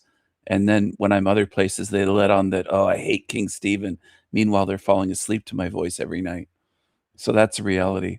On Team Evil, they have a lot of these Team Evil females have a crush on me. And that's what goes on. Well, I've always loved metal, but I never truly agreed with every single lyric in certain songs. Like the genre of metal was perfect for me, but then the lyrics, I'd think that, oh, these people are just like whining, or they're acting like they're on Team Evil, for example. But this is like warrior music against Team Evil. And so I feel like that's what true metal was. That's what it was always supposed to be about. And Yeah. I did want to like laugh and have a good time and respond to like certain clips and stuff. I just thought maybe I'd wing it, and I had found a couple of clips, and we'll just give me a second here. I'm trying to figure out Okay. what's going on. When you said something- about metal, though, with the crybabies, I don't like that crybaby, whiny chipmunks on helium land. His isn't metal, but the Landry shit, where it's kind of crybaby, whiny, gossipy little girl, teenage girl, or Taylor Swift music or something. It's just terrible. It's just awful. I think what he puts out is absolute shit. It's just this bubblegum, high pitched. There's no bass. There's no masculinity. It's just this feminized bubblegum crap that sounds whiny. And I hate whiny music and whiny people. I just don't like them. right. Ugh. And Yuck. whiny, but sometimes there would be like metal that sounded good in its complexity, but the lyrics would be whiny. And so it's just so nice that I don't know how you do it. It's like you're putting together the different elements of music that I appreciate, whether it's a cello or it's just whether it's your voice and the female voice complementing each other. It's just, I'm doing all these computations in my mind and just blown away that you were able to create these songs that not only resonate with me musically, but I really feel like the lyrics are something that I can stand behind. Like if I sent the song to someone, I wouldn't be worried. It's like, oh, like what about like something about the lyrics would embarrass me? It's like, no, this is what I think. This is how I feel. It's almost like our conversation is unnecessary, and it would be a better way of communicating by just playing the music. That's how powerful I see the music. And so to anyone who hears the music and gets offended by it, it's almost like, well, what's wrong with you? You don't want to fight against demons. You don't want to fight against evil. You don't want to stop demons. You don't want to eat demons for breakfast. Exactly. I think get there's it. something wrong with them too. I really do. I think there is something wrong with people that are offended or don't get it or don't like it or whatever the case may be. Music communicates messages and meaning. The music, Yeah. not just the lyrics, but the music itself, they should be felt in the spirit, like the song that I created, Illuminate. It should be felt by beings. You should be able to feel it. There is something wrong with them. You hit on something very important there, I think. If they can't feel it and get the meaning and they don't agree, well, then they're on Team Evil, obviously, because they're not against it. And if they can't feel what it is and understand the lyrics and get the meaning of it, there's got to be something wrong with them. There has to be. Like, really, do they not see the difference between the cliche, I'm mad as hell and I'm not going to take it anymore from the movie Network? That's okay with them. And you'll be able to clap their hands if you mention that. But isn't that also what you're communicating? That we're mad as hell at the evil. You're just being more specific and blatant and trying to show people what's wrong. They need to know why they're feeling mad. It's because we're in an evil realm. where very, very bad things are happening all the time and people are suffering. And Well, just putting your head out a window and screaming, I'm mad, isn't enough. And you have to yeah, make it more clear. I agree. But also, I think that it scares them. A lot of these beings are cowards. So if they have it pointed out that this is a hell realm, that there's a realm of suffering, terrible design, the disease, everything, that the pain, suffering, all the attacks that go on here, the lies, the millions of children that get abused in various ways that I won't go into and on YouTube, but you get what I'm saying. It makes them afraid, thinking, well, I can't call this a hell realm. I live here. And they want to hide under a bed or put their head under the blankets. They're basically fearful little children. We're in a realm that has very few real, true grown adults with courage and a spine. Courage is missing. And that's courage is part of truth speaking. Having the courage to stand up and speak the truth to a crowd, even if all of them disagree. In other words, I could get on a stage of a stadium, let's say. Let's say somebody else organized the event, because I wouldn't put all of my time into something like that. But let's say somebody else was good at organizing, and they came up with an event where there's a stadium, there's going to be 50,000 people. Great.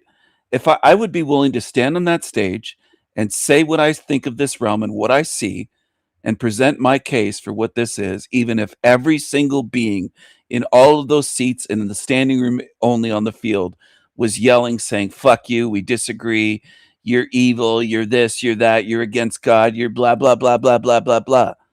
That's what courage is, being willing to stand up and speak the truth, even if no one agrees or if almost no one agrees. They don't have that in them, these other spirits. They just want to go along with the crowd. They don't want to call it a hell realm, because then, oh, well, then it's a scary place, and what am I going to do? And they're just these wimpy little creatures that want to hide under their bed. They're cowards. And that's what I've really exposed as well, that most so-called truthers are cowards. It's not just normies.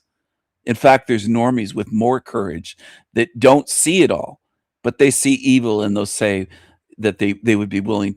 I don't know whether they're for sure if they're willing to do it, but they'd be willing to fight evil physically. At least they don't seem to realize there's a spiritual battle going on.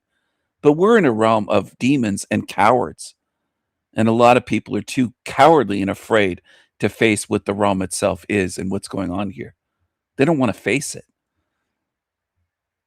They have fear.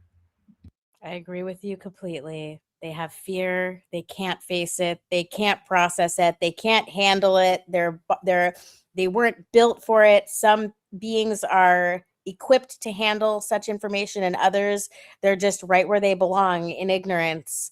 And as you've said, like a matrix of lies. In one of my favorite songs that I've been working on like a karaoke thing with the Little Prince song, where I'm layering multiple tracks of myself, and it's been so fun. And you really, like, you gave me this burst of creativity that I just have to thank you for. Even I'm like so embarrassed though, because like if I show it to you, I'm probably going to be really embarrassed.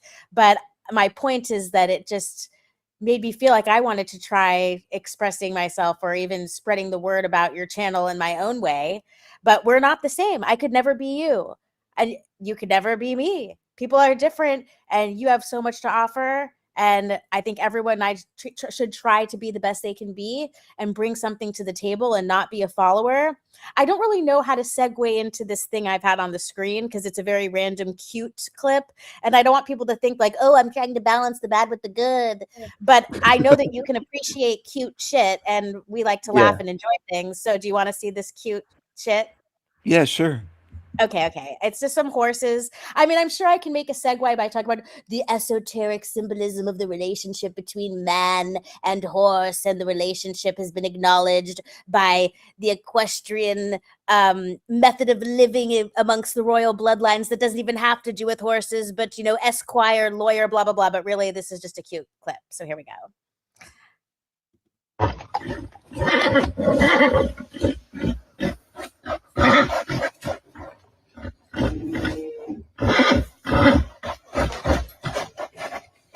Hey!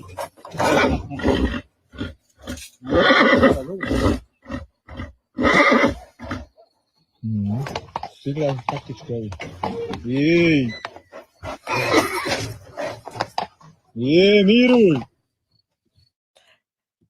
So I just thought that was funny because it's like they're gossiping. Like, look at those different horses. Who the heck are those? Were those? I don't know if those are dapple gray Appaloosas. Is that what it's called? But it was like they were gossiping with each other. Like, who are these guys? I don't know. I thought that was cute. Yes, it was, and they were gossiping about the brownies in the field. They noticed they noticed the difference in the color. But did you know that we're the Europeans are the ones that domesticated horses and brought them here to America? The Indians didn't even have horses. That's They a didn't common have horses here. misconception. Yeah. Yeah, it is. Horses were not here in let's say the 1500s, before 1600s. The first darky, they say, was in America in 1500 and something, before 1600. I saw that recently. But yeah, I think the Vikings were probably here in around 1000 AD. So we're going back quite a few over 1,000 years when the first white people were here. But there might have been whites before Leif Erikson and the Viking expeditions. There's talk of red-headed white Viking giants, or not Viking giants, but white giants with red hair and 6 toes. Some of them had 6 toes, 6 fingers on each hand, that Indians wiped out. Yeah, red giants and red-headed giants that Indians wiped out and burned in caves and destroyed them, because their legend is they say that the giants were cannibals, but they're the victors. So who knows? These giants might have just been against them as enemies, and they painted them as demonic. We don't know that for sure. We can only rely on the stories, right? Just like today, they say we stole the land. No, we didn't steal any land. We conquered. We came here and settled. We didn't steal anything. We conquered. And the crybaby Indians alive today say, "Oh, you did this, wiped us out." We could have wiped them out completely. Lots of peoples have been wiped out in this realm. And it's happening right now to white people, and they don't Yeah. realize it's replacement, not depopulation. Well, they're lucky they have reservations. They should be paying me money, and darkies should be paying me money. I'm not giving them a red cent in reparations. These Negroes should be giving me money in America and Canada for all the welfare we've given them, and the housing and everything else. They owe us all the murders they've committed. They owe us reparations. They should have to pay us money, and I'd float them back to Africa in wooden doors, towed by tugboats, tugboat You Jesus. shifted. We were talking about Native Americans, and I want to stick on the Native Americans just for a Okay. second and get your viewpoint. Savages. Okay, hold on, because Okay. I want to tell you the things I appreciate about the Native Americans. Okay. which is that they figured out how to use casinos? I'm Hold sorry. on. They figured out how to use every part of the buffalo. So forget about the horse. They did. No, that's a myth. That's a myth, Rose. Okay, I hate to correct. break it to you. Okay, teach me. They didn't do that.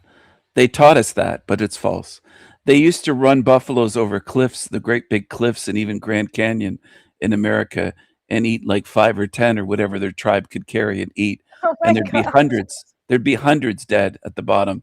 So yeah, that's a myth that they taught us, that they ate every part of the animal, and the noble savage that was so good and in tune with nature. If you go to a reservation today, it's all garbage and junk, because they're not stewards of the land. They just destroy. They were warring tribes, very primitive people, savage people. They weren't advanced or anything. They weren't caring for the buffalo and every animal that they killed and ate. Total myth. But Stephen, what about the detoxifying sweat lodges? What do you think of that? Well, they're used mostly today by white people or Jewish people or darkies or Asians or Oprah Winfrey and her buddies that have those. There was one that ran one, and he was a cult leader and charged with so many felonies. He used to run a big cult of sweat lodges, and she had him on her show many times. I mean, a lot of that is just a scam. It's new age scammers. But Stephen, what about the idea of smoking your prayers up to the sky? That's my response to that. I mean, I think a lot of it is an invention where we're trying to say these people were great, they were wise, they were noble savages. They were just like people do today with South Americans in Peru and shamans. Oh, they're so wise. They're so spiritual, these people, because they're more primitive. They don't have advanced technology, and it's just a misnomer.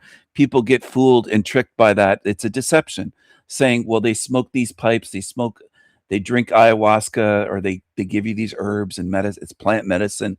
And I honestly think it's all just bullshit. It's for shekels again. And it's taking very, very primitive people, like the Indians here hadn't even discovered the wheel when we came. They hadn't domesticated animals. They didn't have pigs, livestock, dogs, domesticated horses to ride, cattle, cows. They didn't do anything. They were very nomadic, warring tribes, hunter-gatherers that would hunt animals. They didn't really grow crops.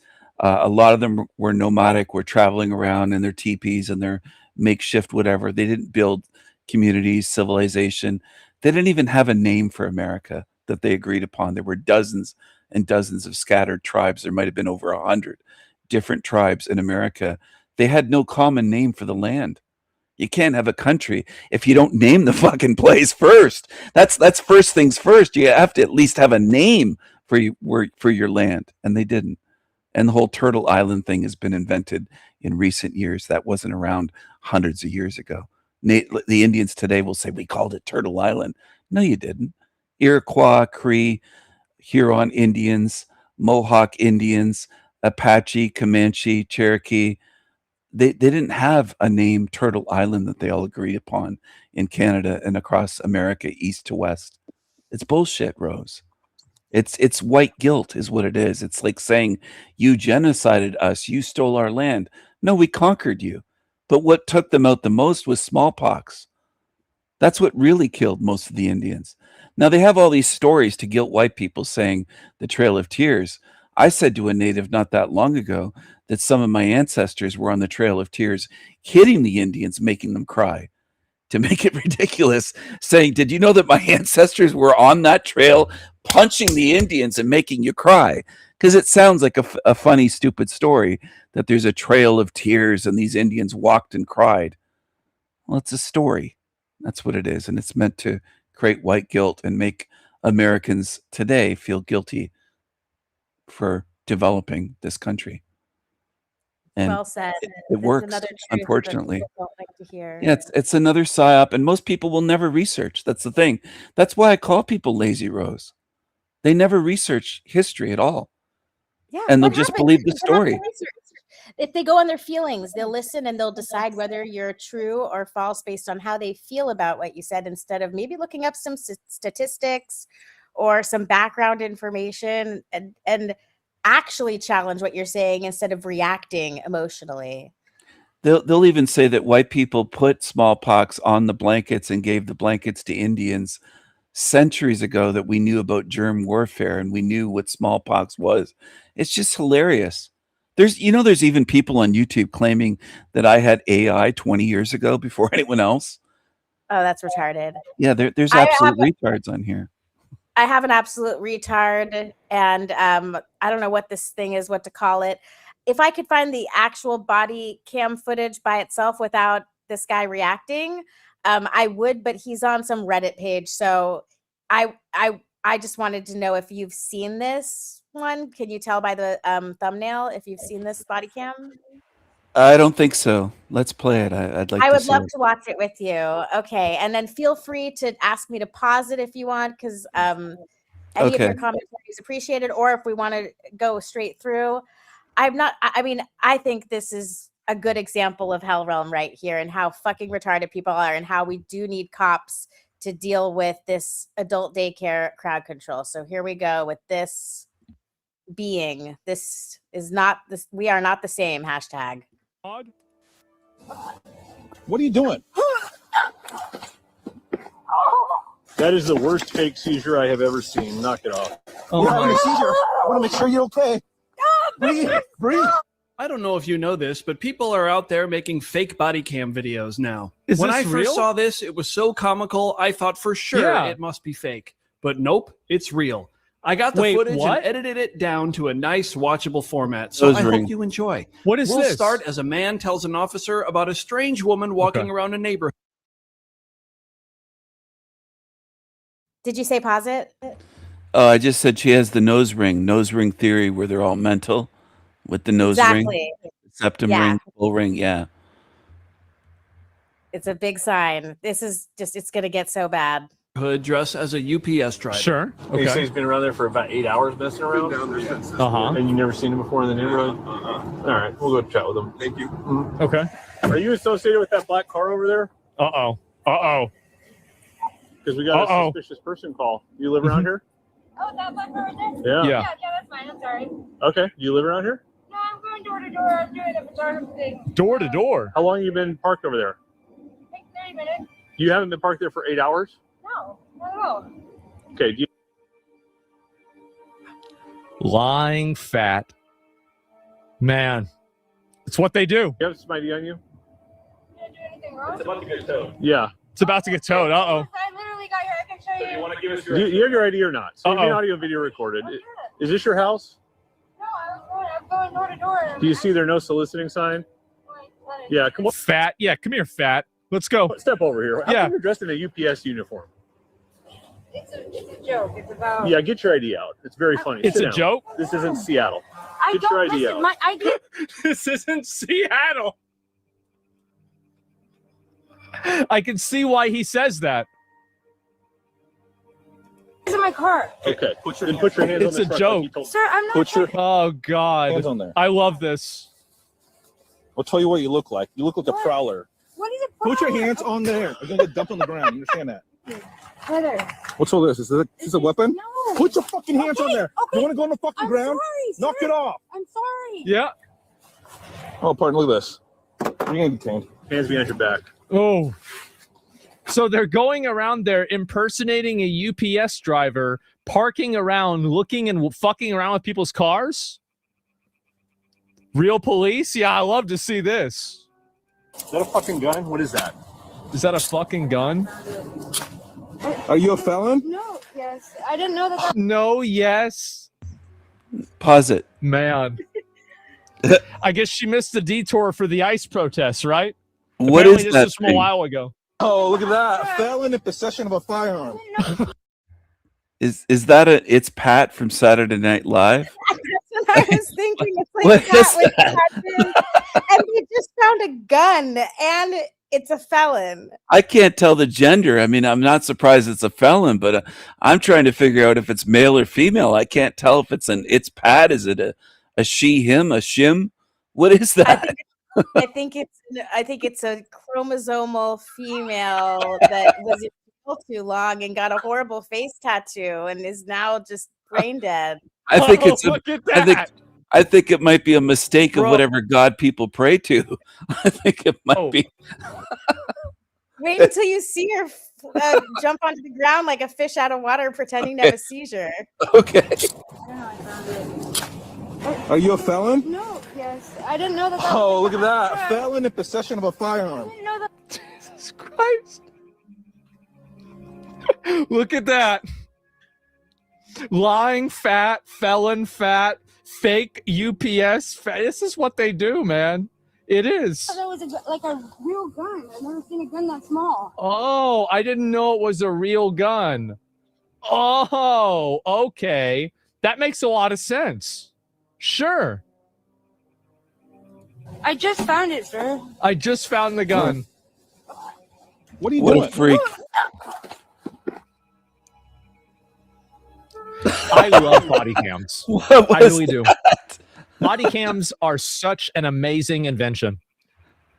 You know, because like this fat retard here, if they didn't have this video, Fat she'd be retard. trying to sue the state. She'd be saying, they made me have a seizure. They were so mean to me. I like how he calls it a fat That is the worst retard. fake seizure I have ever seen. Knock it off. Flopped. It flopped on the ground. I And sped it up 1.25% just because I'm so impatient. he calls it a fat he calls it a fat retard. I like that. I know, I That's- agree. We need to start calling things by their definition. That's a fat retard in a fake UPS uniform prowling, going from house to house with a loaded gun, and says she never seen a gun that small before, that she found it in the grass. And then when she's realizing that the cop isn't buying her bullshit, is faking a fucking seizure, which then of course implements a protocol that forces them to call EMS. So they're just, listen to how, I think all cops should act like how they're about to be right now. Just roll it over. Roll it over. Roll it over. I love it. I knew you would. Jesus Christ. Snap out of it. You haven't seen it. Roll it over. Stop pretending to have a seizure. Oh, wow. I'm just gonna start rubbing your chest. I can't breathe. I have seizures. You take me again, I'm going to arrest you. Right. You're taking me. Stop. Yep, fatty. Oh, pardon, I found some Fatty. shocking. Fatty. I love it. He said They also fatty. found drugs That's on the her. same They thing I found called drugs. him. They also just found drugs. So a loaded gun, a face tattooed nose ring person, and drugs. What else are we going to see? I wonder if they found any hormones up their butt or something. It's So- like catching a treasure goblin. I'm still trying to figure out how to unload this. Oh my God. What's the problem with you? I can't breathe. Well, now, What's the problem with take you? some slow, deep breaths. Take some. They don't even give a fuck. I love this. Did you get a good fresh? Make sure. No, I'm still working on it because I don't want to get poked or stuck or shot. Okay. I know. Not that. Then what is it? Snap out of it. What is I'm it? trying to. What's the matter? Hey, partner, I think we should need Narcan. Looks like she's playing dead now. That's a good point. I think. She's gonna start talking as soon as she realizes she's gonna bring Narcan. Playing dead. Now it's playing dead? This is insane. These guys are Chads? Yes. Can you imagine this? You've got all the loot goblin stuff. It's out there. It's playing dead. No, not that. Then what is it? What is it? Snap out of it. What is it? I'm trying to. What's the matter? Hey, partner, I think we should need Narcan. Looks like she's playing dead now. That's Oh a my good point. I God. think I have Narcan in the back. Oh, you're not dead. Now you can speak, okay? Oh, wow. As soon as I said they're going to put Narcan on her, she's like, oh. So are you going to stop being stupid or what? So do you need this Narcan or not? So I won't No, waste sir. No, you don't. Okay. my life-saving medical supplies on this bullshit. So do you need this Narcan or not? So I won't waste my life-saving medical supplies on this bullshit. This is how they all need to be treated. It is.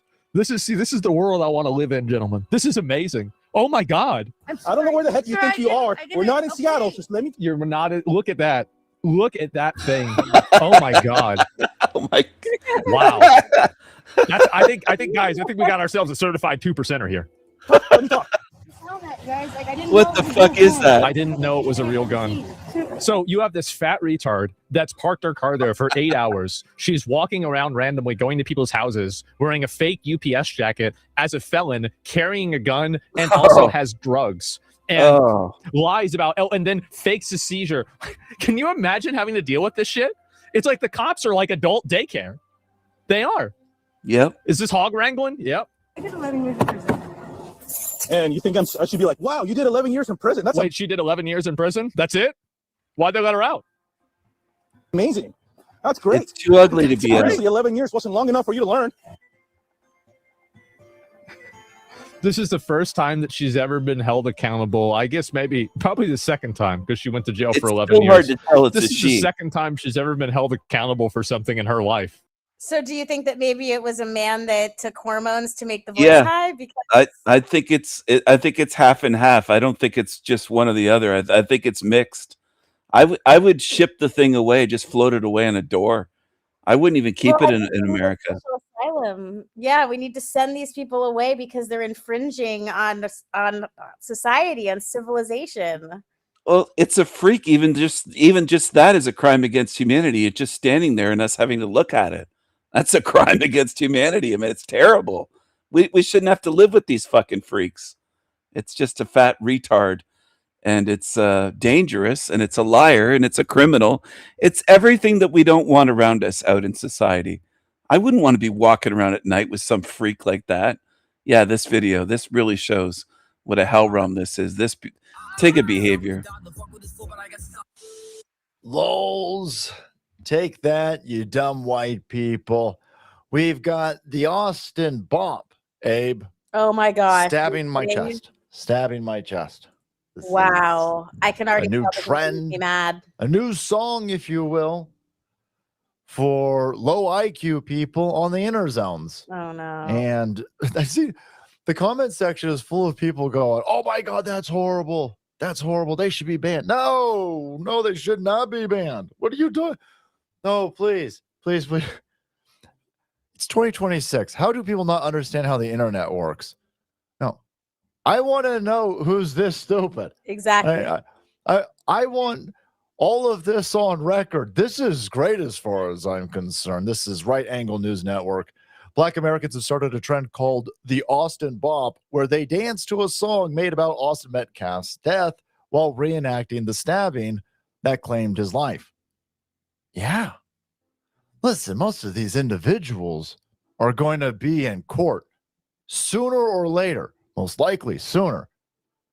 And I want the family, the business, the store owner that is, taking these idiots to court. I want them to be able to find this and use this. This is great. Now, these idiots like, oh, well, take that, white people. No, I had a dad, so I'm okay. Right? Yeah. This doesn't offend me at all. This is just going to help prove my point that white people for generations have been doormats for the civil rights movement. I mean, we're at a point where these lefty racist black goofballs are screaming, "Oh my God, it's racism that you won't let us blame 6-year-olds in kindergarten, that it's their fault for slavery's times." I'm sitting there going, what? Oh, what? We need to get back to the 90s where everybody was racist. Everybody was making racial jokes and things were a way lot better than they are right now. And the only way that you get there is you get white people to stop being so racially gullible. You're not responsible for 1619. You're not responsible for slavery. None of these idiots over here were ever slaved or lynched. Stop being racially accosted for shit that you didn't do. And the only way that we're going to get that is that we show people, like, this is what they think of you. By the way, there you go. Yeah. They think it's funny. They think that if somebody tells a strong, empowered black teen youth to do anything, well, that teen doesn't have to do anything because of Wakandan power, right? And should somebody touch you, well, then you're allowed to stab them to death. That's not at all how this place works, by the way. That's a complete deviation from the law, which I think, people who are buying into this, you'll find out sooner than later. He should play more of it. They show them stabbing with a knife, and they show them singing a song. There's a song about saying they stabbed Austin Metcalf, and they're celebrating. It's pretty fucking bad, but it's revealing what they are. I mean, we didn't have this technology, let's say in 1980, to see what they're doing in their homes and them to post videos on social media. Now we see how anti-white they are and how evil they are. It's just out in the open. 100%. Yeah, I figured that when he kept talking that you meant to send the original footage and not his commentary, but I figured he was still going to make the point. And that whole topic is just outrageous and just another example of people just being just fucking retarded. Well, it's unfixable, though. It's another example of hell rum, and it can't be changed. You can't change them. They've been in America, Rose, for 400 years.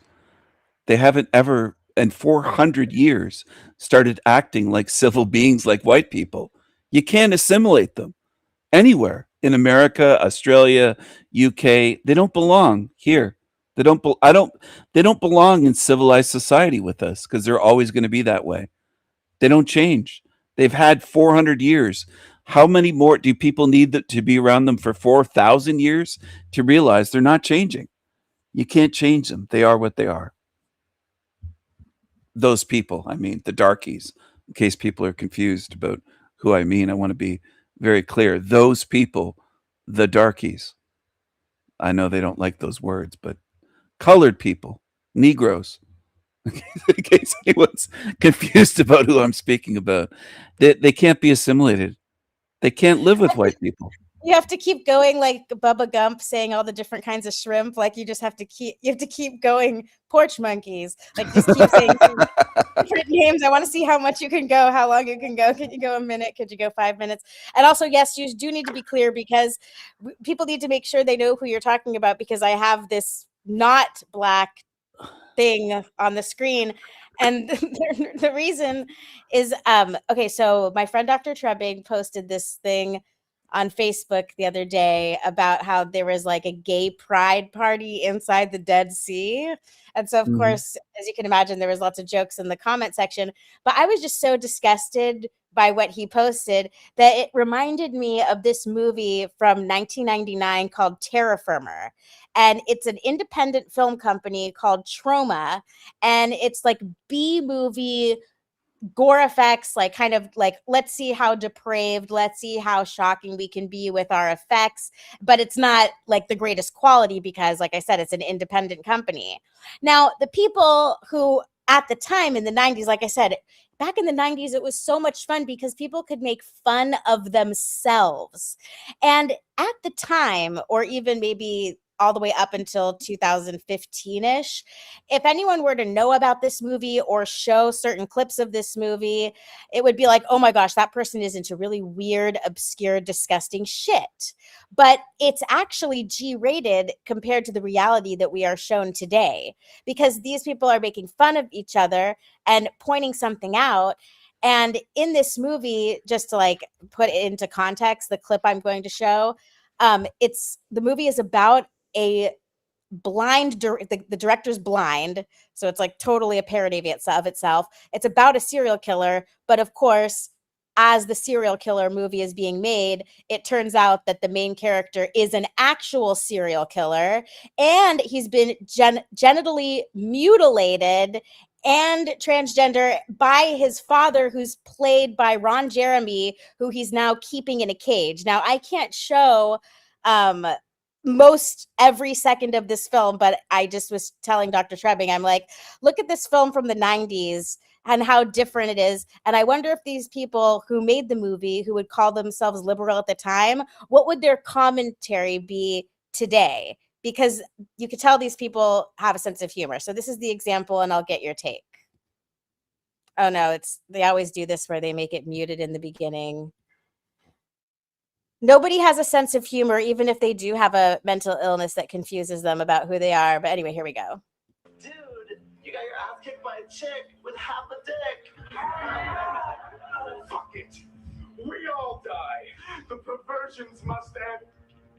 Family values must be saved. No! That's a trauma movie! No! Dude. I can't show, but it's really gross. But it's like the fact that he was genitally mutilated by his father was supposed to be like the huge wow at the end, especially what they show.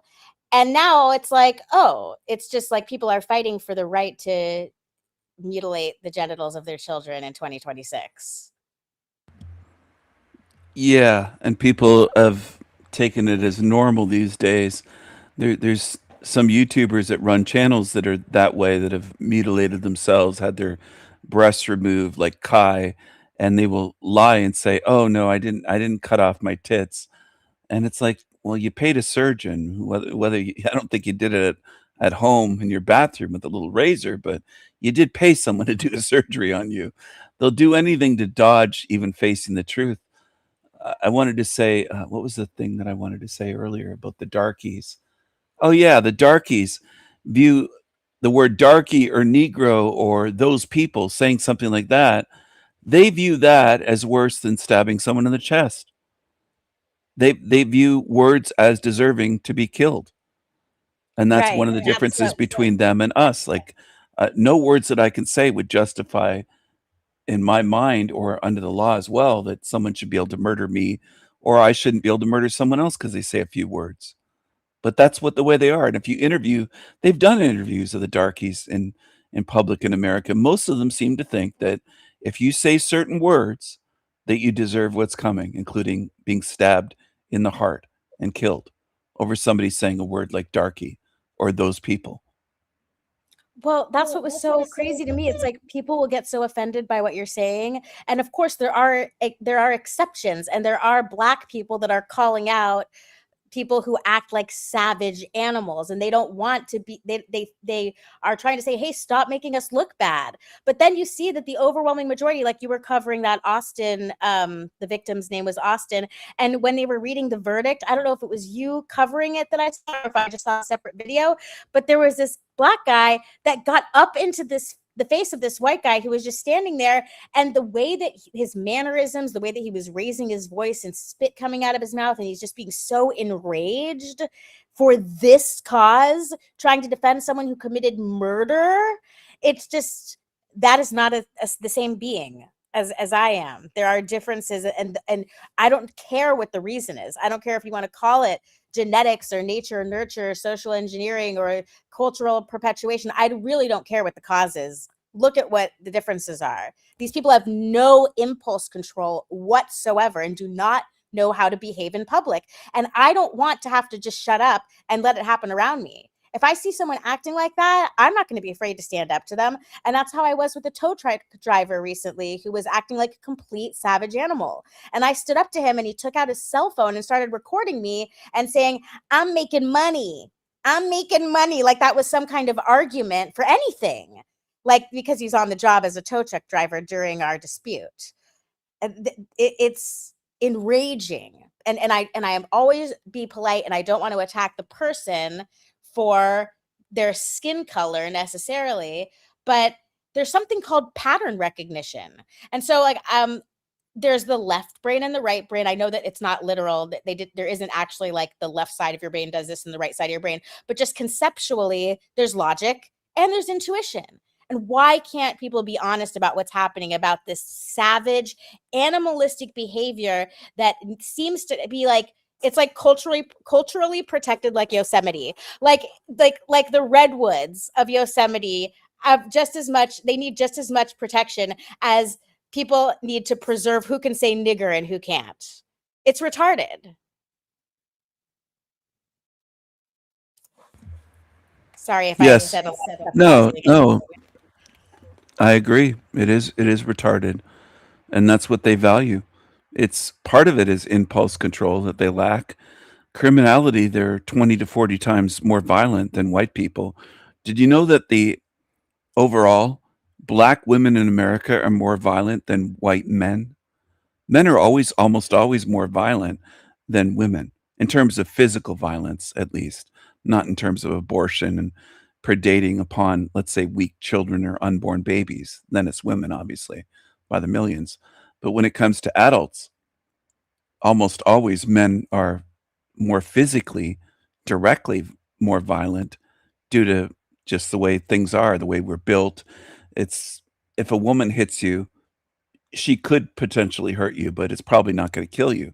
If a big dude punches you in the face, you could die from that. You could fall down, crack your head open on the pavement or something, and you're dead from one punch. Men can kill with a punch. But anyway, Black women are more violent than white men. And the gap between Black men and white men is just off the charts. It's not even close. They're way more violent. That's why prisons are full of Black people, even though there's a smaller percentage of population. People don't want to look into it, though, because most people are afraid of the truth. They don't want to face the truth. I have an experiment because I'm so experienced in body cam. You inspired me to open up a tab, and we're going to look together. We're going to find out how astute I am with generating content on the fly, because I figured I don't like long pauses. I like things to flow. I don't want the audience to be kept waiting. I want to see how quickly I could come up with a good example of one of these Black women by typing in my Google Spirit Airlines Black woman goes nuts footage. Okay, I just came up with that while you were talking. Do you think that I'm going to be successful? I do. Thank you for the validation. Let's find out together. The first, should we just go with the first one, or should we pick what? Like, should I click on video when we find a thumbnail that appeals to us together? Oh my god, just the thumbnails. What should we click on? Should we go to this YouTube one right Yeah, here? they're absolutely nuts. Oh goodness, this is.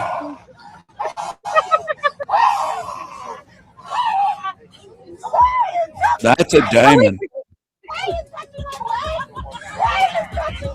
Even the people are laughing in the background. Did you hear that? Yep. George Floyd! George Floyd.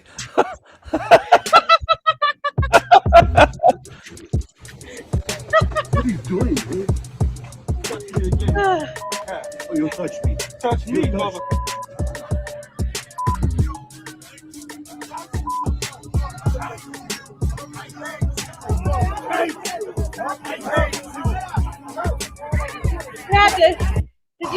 Did you see how they had to change the subject and show other people that weren't black in order to end this clip? It's all about this crazy bitch.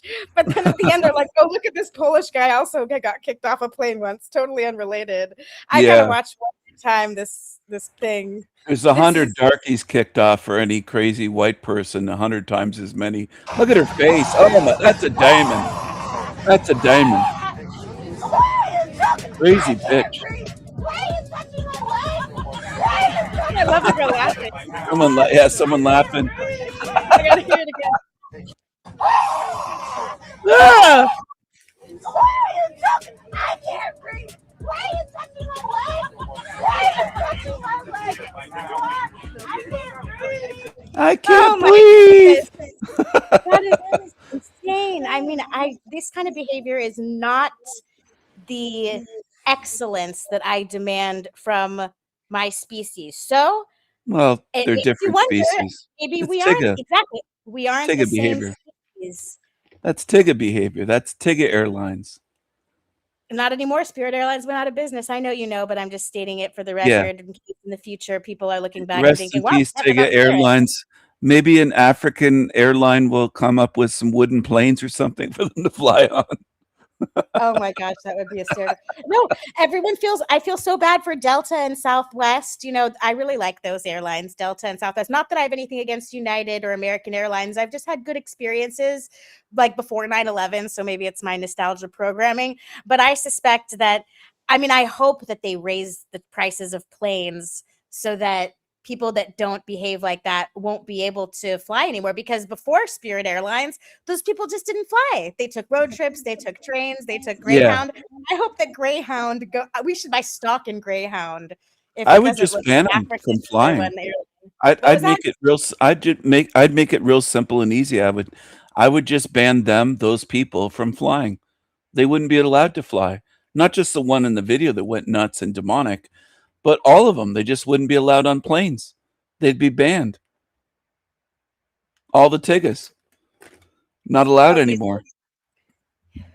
Every single Black person, someone of African or some other descent that is melanated. All of them. Yeah, all of them. All of them. By default. Yes. They don't get It'd a be so second much chance. better. They can't take a behavioral test or have like a No, record. not allowed at the beach either, or water parks, or they don't go swimming anyways. They don't belong on the beach, and they don't belong at water parks. They'd be banned. I think that people should have the opportunity to prove themselves. They already have for 400 years. Okay, point taken. I'm trying to think of what else we. Well, they'd fill stadiums with the white people they've killed. They've killed hundreds, millions of white people. So I just think that the amount of people that they bury that are white people, they don't belong. They don't belong in civil society. I would put up a sign, Tigga free zone, no Tiggas, VIPs only, no darkies, no demons, no darkies, no demons, no Tiggas. They do that in Japan. Did you know that they have that in Japan? No breakdancing, and they show on the subways, they show a darkie with a black person. They know exactly who's causing trouble in Japan on the trains and subways. They depict them openly. just like in China. And China, they don't dance around it the way Americans do. They'll just put up a sign, "You're not allowed," and no breakdancing. They're not gonna put a Japanese person breakdancing showing it. They know it's black people, and there's hardly any blacks in Japan, but they're the ones causing all the trouble on the trains and subways. And they Yeah, know. like that woman that was stabbed on camera, and the guy would just walked off like it was nothing. And then all the gang raping that we were talking about at the beginning. I'm looking up here. I just typed gang rape, and it's one of the first thing that comes up. UK grooming gang probe: women raped by 700 men. Most attackers Well identified as Go ahead. Pakistani Muslims. Yeah. It's crazy. Well, most people that are intelligent can realize it makes sense that that's the case. It's I by know that design. well, and it's by design, but I could ask you, what are you gonna feel safer walking through my neighborhood that's mostly white or an all black neighborhood? If I said you have to walk through one at night at midnight on a Saturday night or a Friday night, which one are you gonna pick? Are you gonna risk your life to pretend you're not quote unquote racist? Or are you gonna pick the safer neighborhood? Differences matter. Only liars, and they wouldn't follow through if I could force you to follow through. I know you'd pick the white neighborhood. You You don't have reminded to. me of a clip. Do you have to look at stats to know that an all white neighborhood is safer at midnight than an all black neighborhood in America? No, What it's does anyone? obvious. Does I'm anyone? looking Like for even this clip. retards know that. No one has to look up stats. I mean, it's just obvious. So there's the difference right there. Now, why would you want people that are way more violent in your country and on your airlines and everywhere to make your own life safer to prove a point that you're not racist? That's what most people are trying to do. Why do you want to endanger your own life and your loved ones just to say, well, I'm not racist against them. It's not all black people. I know one black guy that disagrees with them. It's like, so what? Statistically, they're zero. They don't matter. The majority are that way. I think I found the clip that I'm looking for, and I'm going to take a chance. I think Patrice O'Neill did address this from his black perspective. Let's see if let's see here.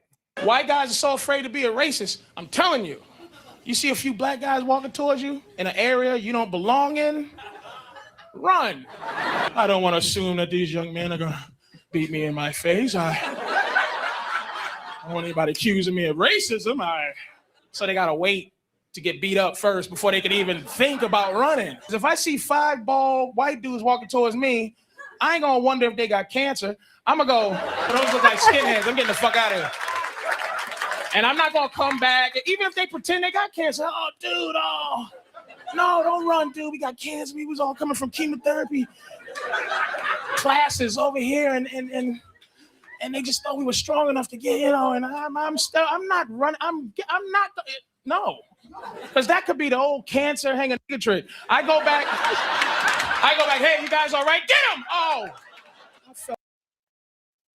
So I think he expressed that well. Yeah, I would say it's that way with a lot of the liberals, but it's slowly changing where a lot of white women are behind on this. Men are further ahead in seeing overall, I'm saying, not every single example or every person that you know, but overall, most white men are realizing that the whole racism thing is just anti-white. It's to keep white people from acknowledging facts and observable truth, like the dangers. So a lot of white Americans and Canadians and Brits do not care if we're called racist anymore because we Yeah. realize it's mostly women that have their coochie chakra, they're in their feelings, and they're worried about somebody calling them the R word, as though it's a big You deal. hurt me. You hurt my coochie chakra when you told me about the buffaloes earlier. I'm still recovering. That the Indians didn't respect and live with nature. I want to put up this comment. To be fair, I'm white, and the Well, majority of white let's people look at it this way. Sorry for interrupting, but if they're so bright back then, 300, 400 years ago, with the buffalo, look at the way they live today. And look at the way that they lived your entire life. It's not like they're the brightest, most caring stewards of the land at all, and they never were. It just makes sense that people just follow stories.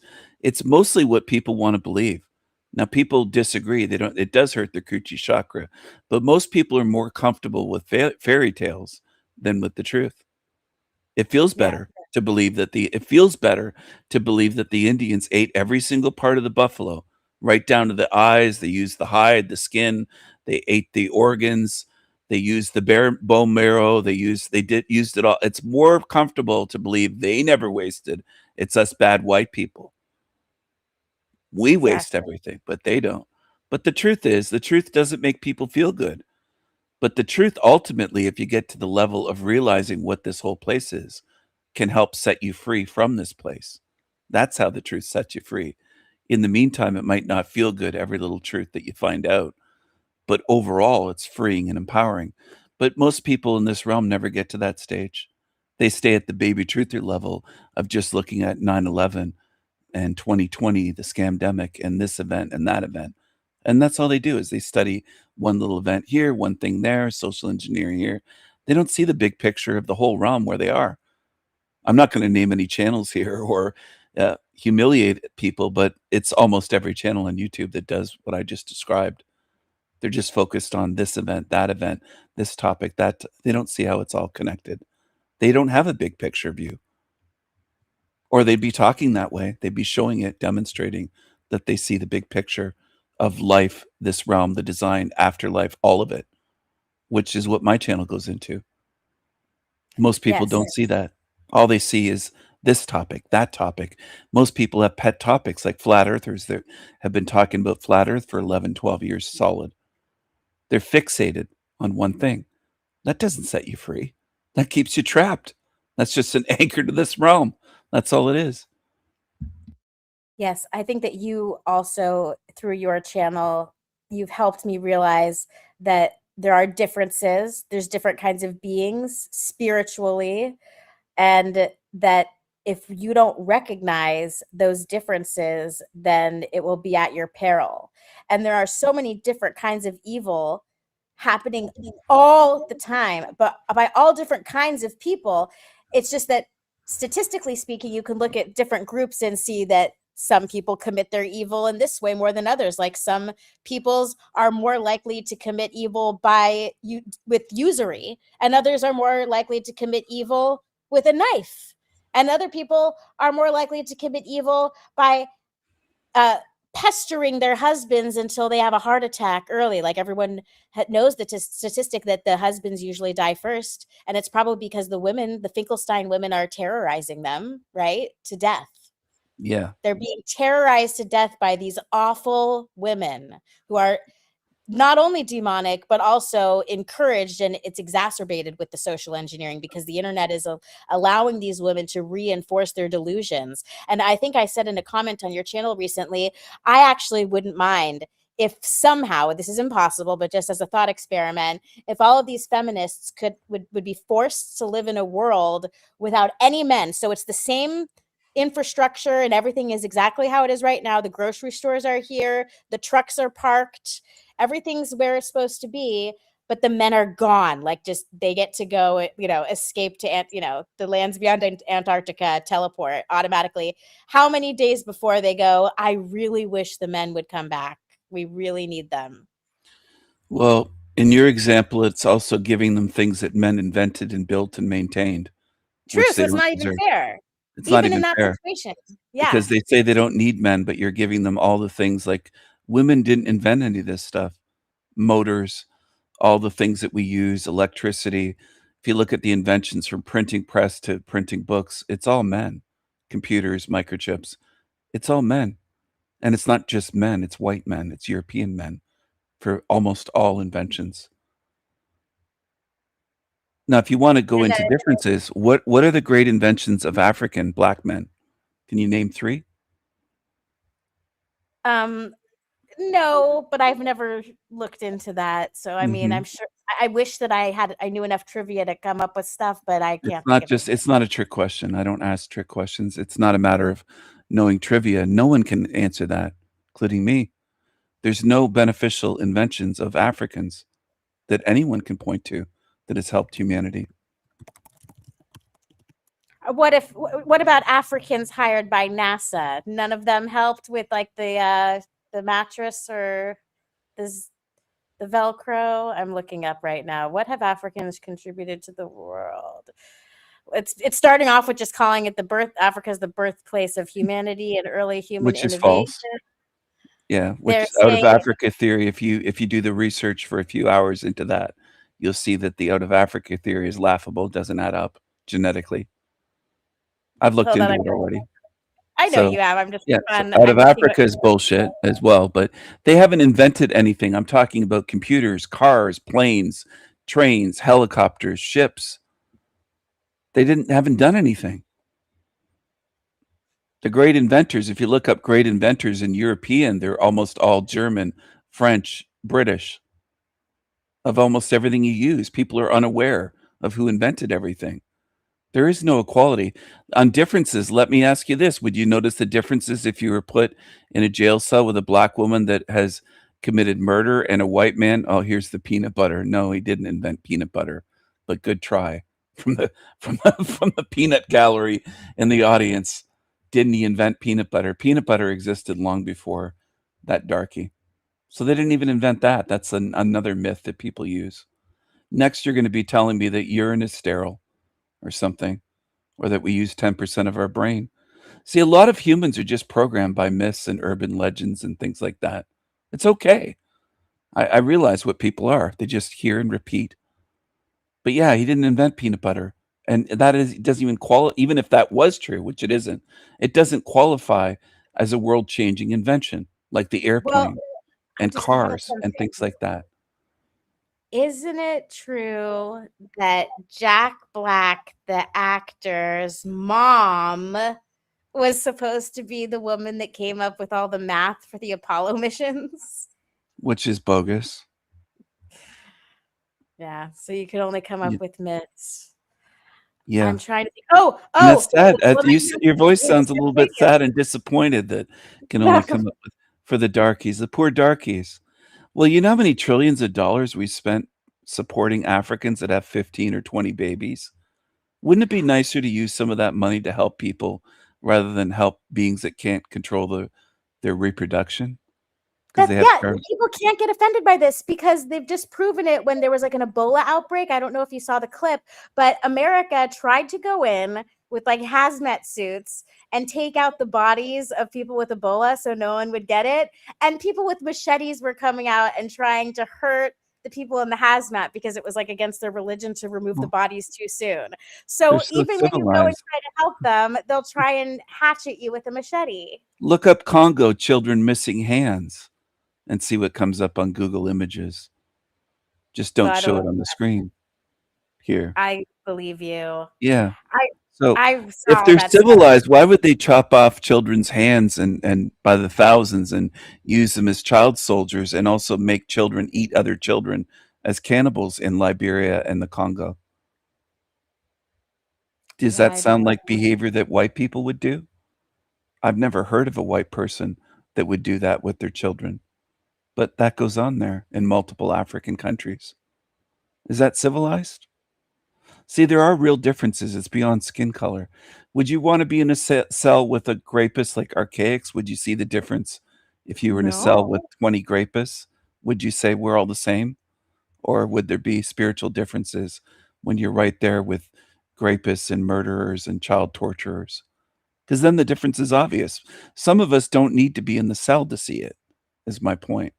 It's obvious to me. I don't need to be sitting right beside them like 20 grapists in close proximity. I see it. I see the spiritual differences. We're not the same. We're not all the same in this realm. White people in civilized European countries don't go around chopping off hands of child soldiers.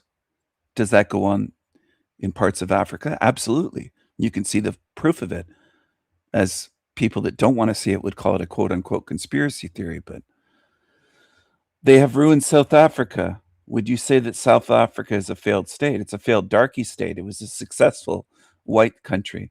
They built everything, and you hand it over to darkies, and you'll see that what was once clean cities have just been ruined and trashed, which is what darkies do. If you handed them a city that's a paradise, in 10 or 20 years or less, it'll just be garbage and destroyed. They don't maintain anything because there are differences, and it isn't skin color or melanin. It's something deeper that people don't want to face in this realm. Most people don't want to face the truth, so they carry on getting recycled here. Not facing the truth is just a ticket into the recycling bin. That's essentially what it is. Just watching the increased depravity and people coming over different borders and into different cultures, and they're literally raping and pillaging, just like people were taught, or they were supposed to be taught in their history classes.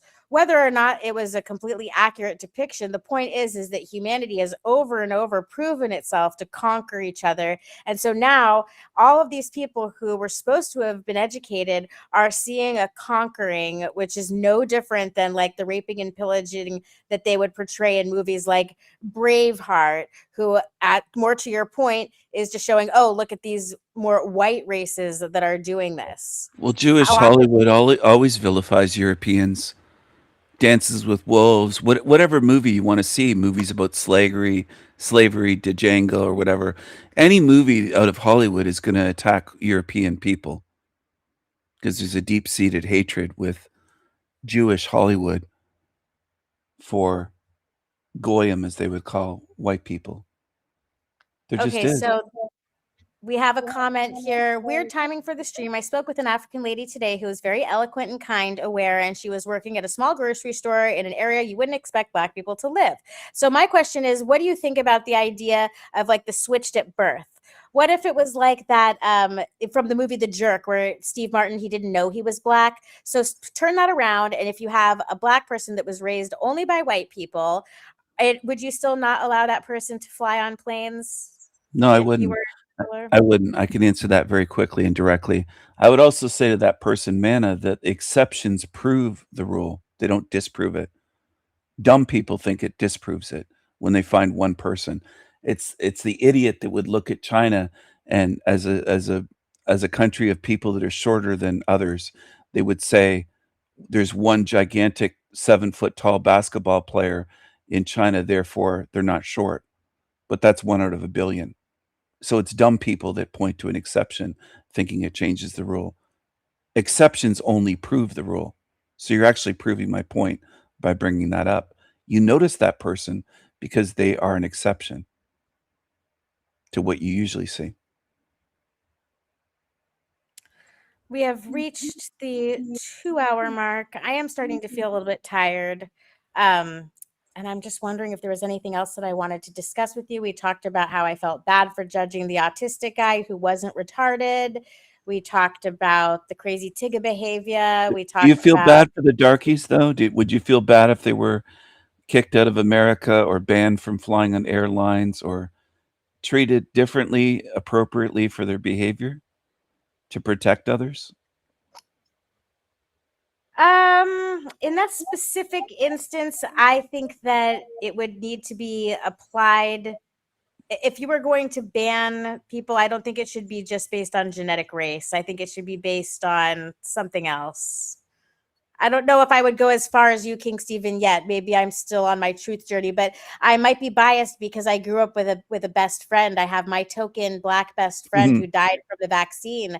So she was she was so stupid.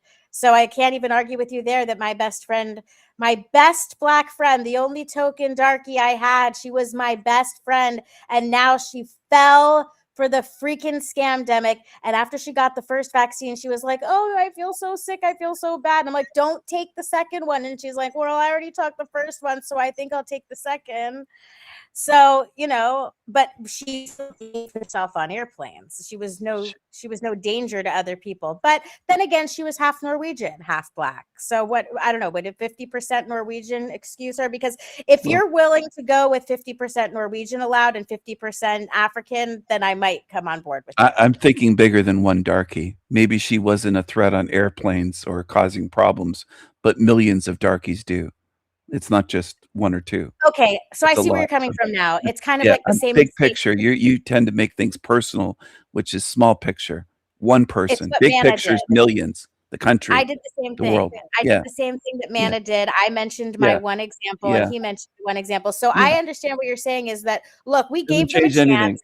Your They your one can't darky behave friend doesn't themselves. change the behavior of a continent of Africa and all the darkies in America, Canada, Australia, and all the ones filling up prisons and killing. Your one darky friend doesn't Yeah. make any difference to all that I see. So Changes they nothing. ruined it. So it's like they had their chance, they ruined it It's for the about rest of them. awakening, And Rose. It's about seeing reality. That's what it is. Not just looking at your one friend and trying to see the world through that lens. It's about actually looking at the world and seeing mass behavior, big picture. That's what big picture is. yeah, well, you're pointing out consequences. So I had a so friend that was half Arab in high school. What does it matter? Am I going to judge the whole Middle East because I had a friend in high school that was part Arab? No. I see way bigger than that. And I just wish people did. I don't know if they can. I don't mean you personally. I mean overall, humanity. but I did just Not make just the same can't see. mistake. I It's made the not a same mistake, mistake. though. It's done all the time. It's how people live. They view things that way. They'll say, I know one nice black person. Great. And Well, what you were difference asking does me if that I'd make? feel bad, and so I was saying Yeah. that if that rule was applied, I'd feel bad for my friend. But guess what? She's dead. So I guess it doesn't matter anymore. Now that my one black friend died from being stupid enough to take the second vaccine, I have no one left to feel sorry for. She didn't So listen. I She guess I'm with failed the you. IQ test. I'm so That ev disappointed in that event her. was an IQ test, and there's no helping them. There's no changing them. You can tell them whatever, but they're going to look at this. I do see parallels to One Bad Egg. It isn't one bad egg. Look at the crime stats. It's millions of darkies committing the majority of murders in America. That's not one bad egg. That's what I mean by the consequences is like, due to statistics, I would rather save the lives of 13-year-old girls from being raped or that one girl being killed on a bus because we've recognized pattern recognition and maybe segregation would be a useful way to prevent further harm. Well, a lot of truthers say they're against government and government force, but they support desegregation, which was forced upon white people by the government and the National Guard and the military in America. It was by force. People didn't want desegregation. So people want it both ways. They want to say, I'm a truther. I don't support the New World Order and government ruling us. Yes, you do. A lot of you support desegregation. You support the government ruling you, forcing things upon you, making you live in ways that people decades ago didn't want to live that way in the 50s, 60s. It was forced upon Americans. So are you really against the New World Order and government? I just don't believe most truthers are. I think they're all over the map. I don't think they're very consistent. Why shouldn't I, if I wanted to live away from black people, why shouldn't I be allowed to do that? Isn't that freedom? I don't think most truthers are for freedom. I think they're lefties. They're for tyranny. Yep. And basically slavery, as you've put in one of your songs recently. I'm tempted to play it. Let me see if I can find it real quick. It has the word slaves in it, and it's the most recent song that you made that contains the word slaves. Do you mind if we listen to it? Sure. Just right before then, I want to say I've had Jamaican food, and the Jamaican lady wasn't evil. One darky, but it doesn't change anything at all. That's the small thinking of people in the chat room, unfortunately. I hope they quote unquote wake up one day, but I don't think most will. They're satisfied with just looking at the small, I know one black person that isn't that way. It's meaningless. But yeah, play the song, please. All right, let me just make sure I've got the correct one up here by going to your video section. And it was Slaves and Shekels in Hell. I love this one. Is this the one you knew I was thinking of? Here we go.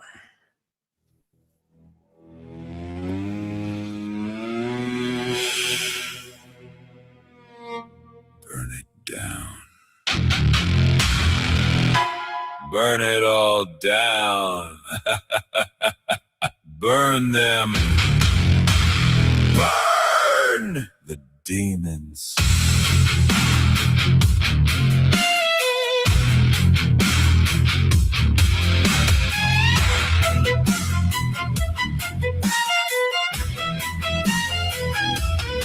Most in this realm don't mind being slaves. They show that in various ways. They keep their heads down, grinding away day by day. Court jesters, jack-in-the-box clowns, doing anything they can just for some shekels. They boo and hiss and heckle in this hell. Demons mock and jeer those who are free spirits living without fear. They know they can't be free like me. They know they can't be free like me. They can only mock and envy. They'll never be a king like me. They are slaves. Slaves. Natural born slaves. They are made for this hell realm.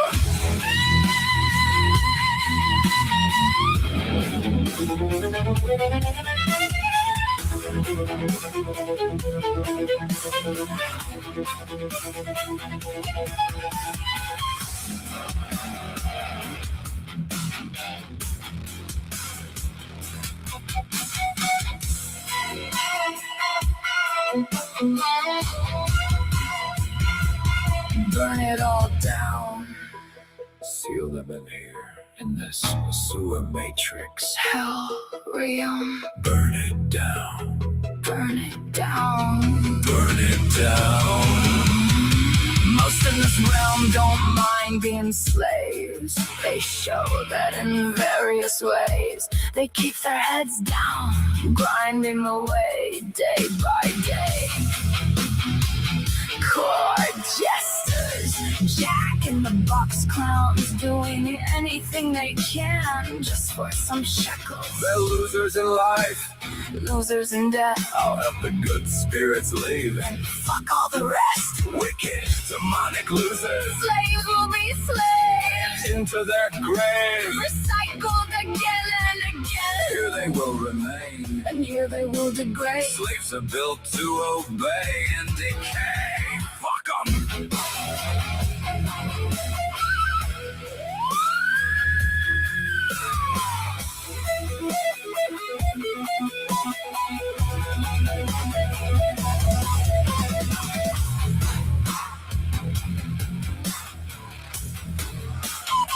This is hell realm. The sewer matrix was made for slaves. Made for slaves. Burn it all down. Burn it all down. Burn it all. Light it on fire. Burn the filthy liars. Burn, burn. Burn, burn. Burn.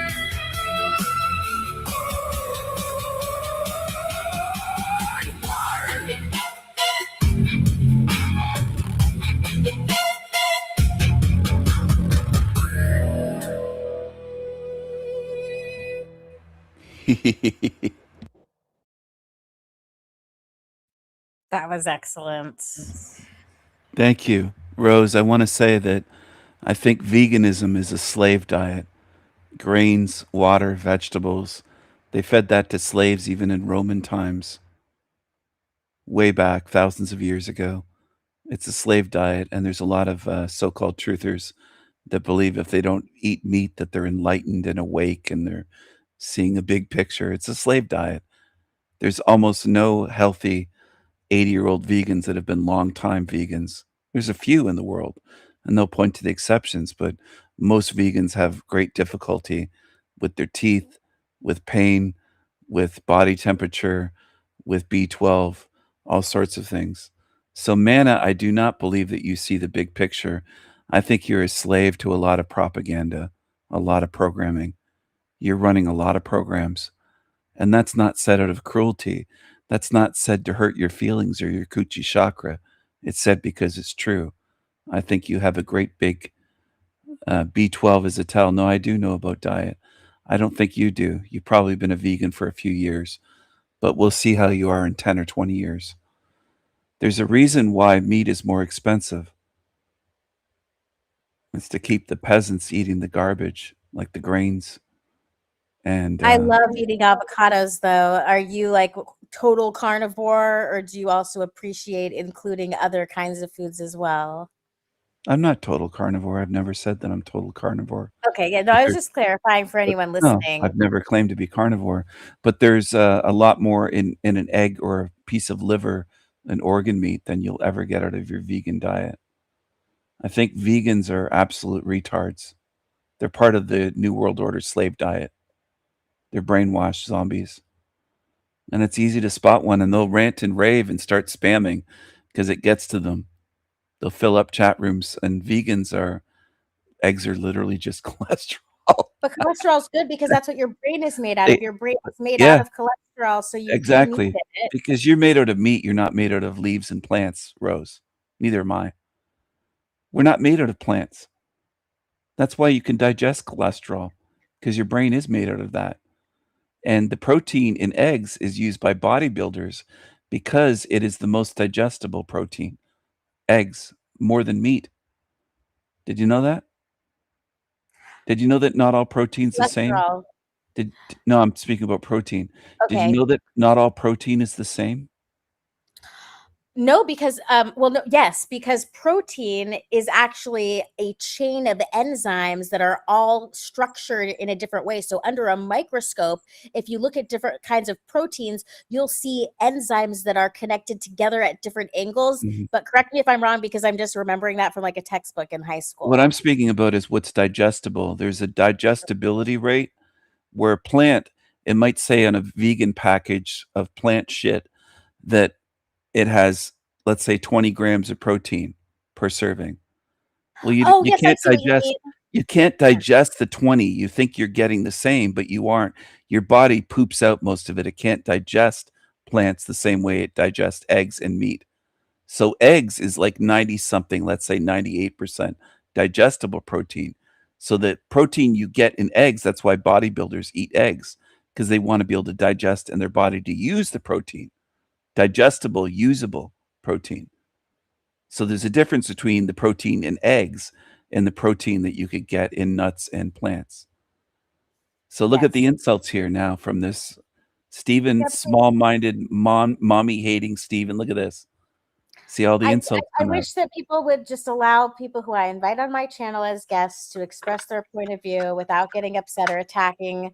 That's what my Well, channel is about, is to listen to people speak and possibly learn something of value. And if you hear something that you don't like or you don't agree with, that's okay too.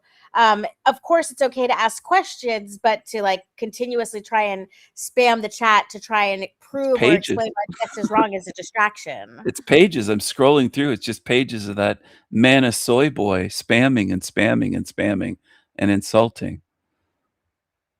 They haven't debunked anything. You can Google the digestibility of protein in eggs versus plants, and you'll see what I mean. You can look at the study. I'm not saying now. I'm saying the people that want to learn, do the research and spend hours doing it. That's what they can do. Please, Mana Boy, I really don't want you to speak like that to my guest. If you would like to be a guest on my show and have your time to say your opinion, you're welcome to. And most of the time when I Have offer a vegan show. nobody Yeah. comes. Have a Yeah, we vegan have a show. show. But we're having a conversation with King Stephen tonight, and he's sharing his point of view, which is allowed on my channel. It's what I promote. We've got the voice that Rose loves, and Salty Siren and others here. You sound like your coochie chakras hurt, Mana Soy Boy. Come on. If he heard my voice singing compared to yours, he'd remember how great your voice is. Why doesn't Mana Boy come on and sing if they're so tough? I like calling out these creatures. Why don't they come on and sing? But okay, my question to Mana Boy is, isn't King Stephen allowed to think that you're a vegan retard? So what if someone on the internet thinks you're a vegan retard? Like, from your perspective, what bearing does it have on your existence? You don't have to listen to it if you don't like it. I'm sure a lot of people tuned in and they heard something they didn't like, and so they left. The New World Order pushes the vegan diet. I just want to put this out there for others, not for them, because they don't have a mind to open up and listen. But other people tuned in on my channel. The vegan diet is pushed by the New World Order. It's pushed by creatures like Richard Branson, Bill Gates.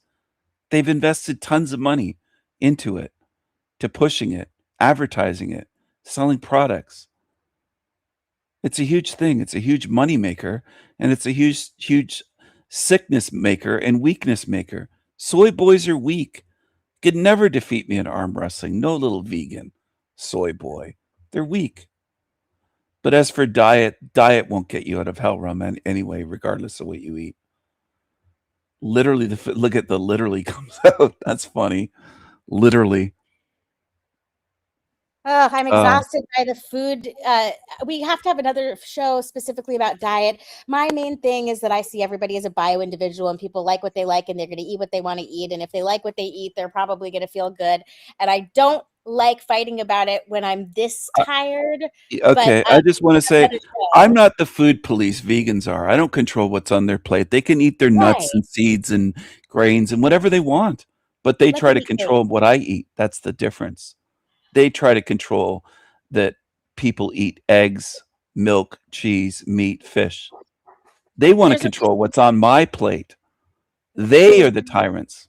Yeah. Okay. And there's a reason why I don't shut you down when you speak this truth, because I have firsthand knowledge of an overwhelming amount of people who either themselves or their children were cured of a horrible illness, including autism, where they go from nonverbal to verbal by not only switching to full-blown carnivore, which is why I asked, because a lot of people are really seeing great results from full-blown carnivore. And it doesn't even mean that it has to be permanent. It's just that for on a temporary basis, these kids needed to just get out all this processed garbage, like you mentioned with the protein drinks. So you probably already know this, but just in case also for anyone out there, when you're looking at those protein drinks and you see casein, casein, that's like a kind of lactose. So you think to yourself, okay, that's not a carb. So that's still like a form of protein. It's it's a milk kind of thing that's in my protein drink, but actually it's that casein that they're taking out of kids' diets, and it's killing them from autism. I'm actually worried. Maybe I shouldn't be talking about this, and I'm sorry if you get I just realized it was being streamed on your channel, but I've gotten in trouble for speaking about this, and that's the agenda, because we're not allowed to talk about these amazing, miraculous Yeah. stories. And what you're talking about with the protein, that's the agenda, is that, oh, you've got to get protein some way.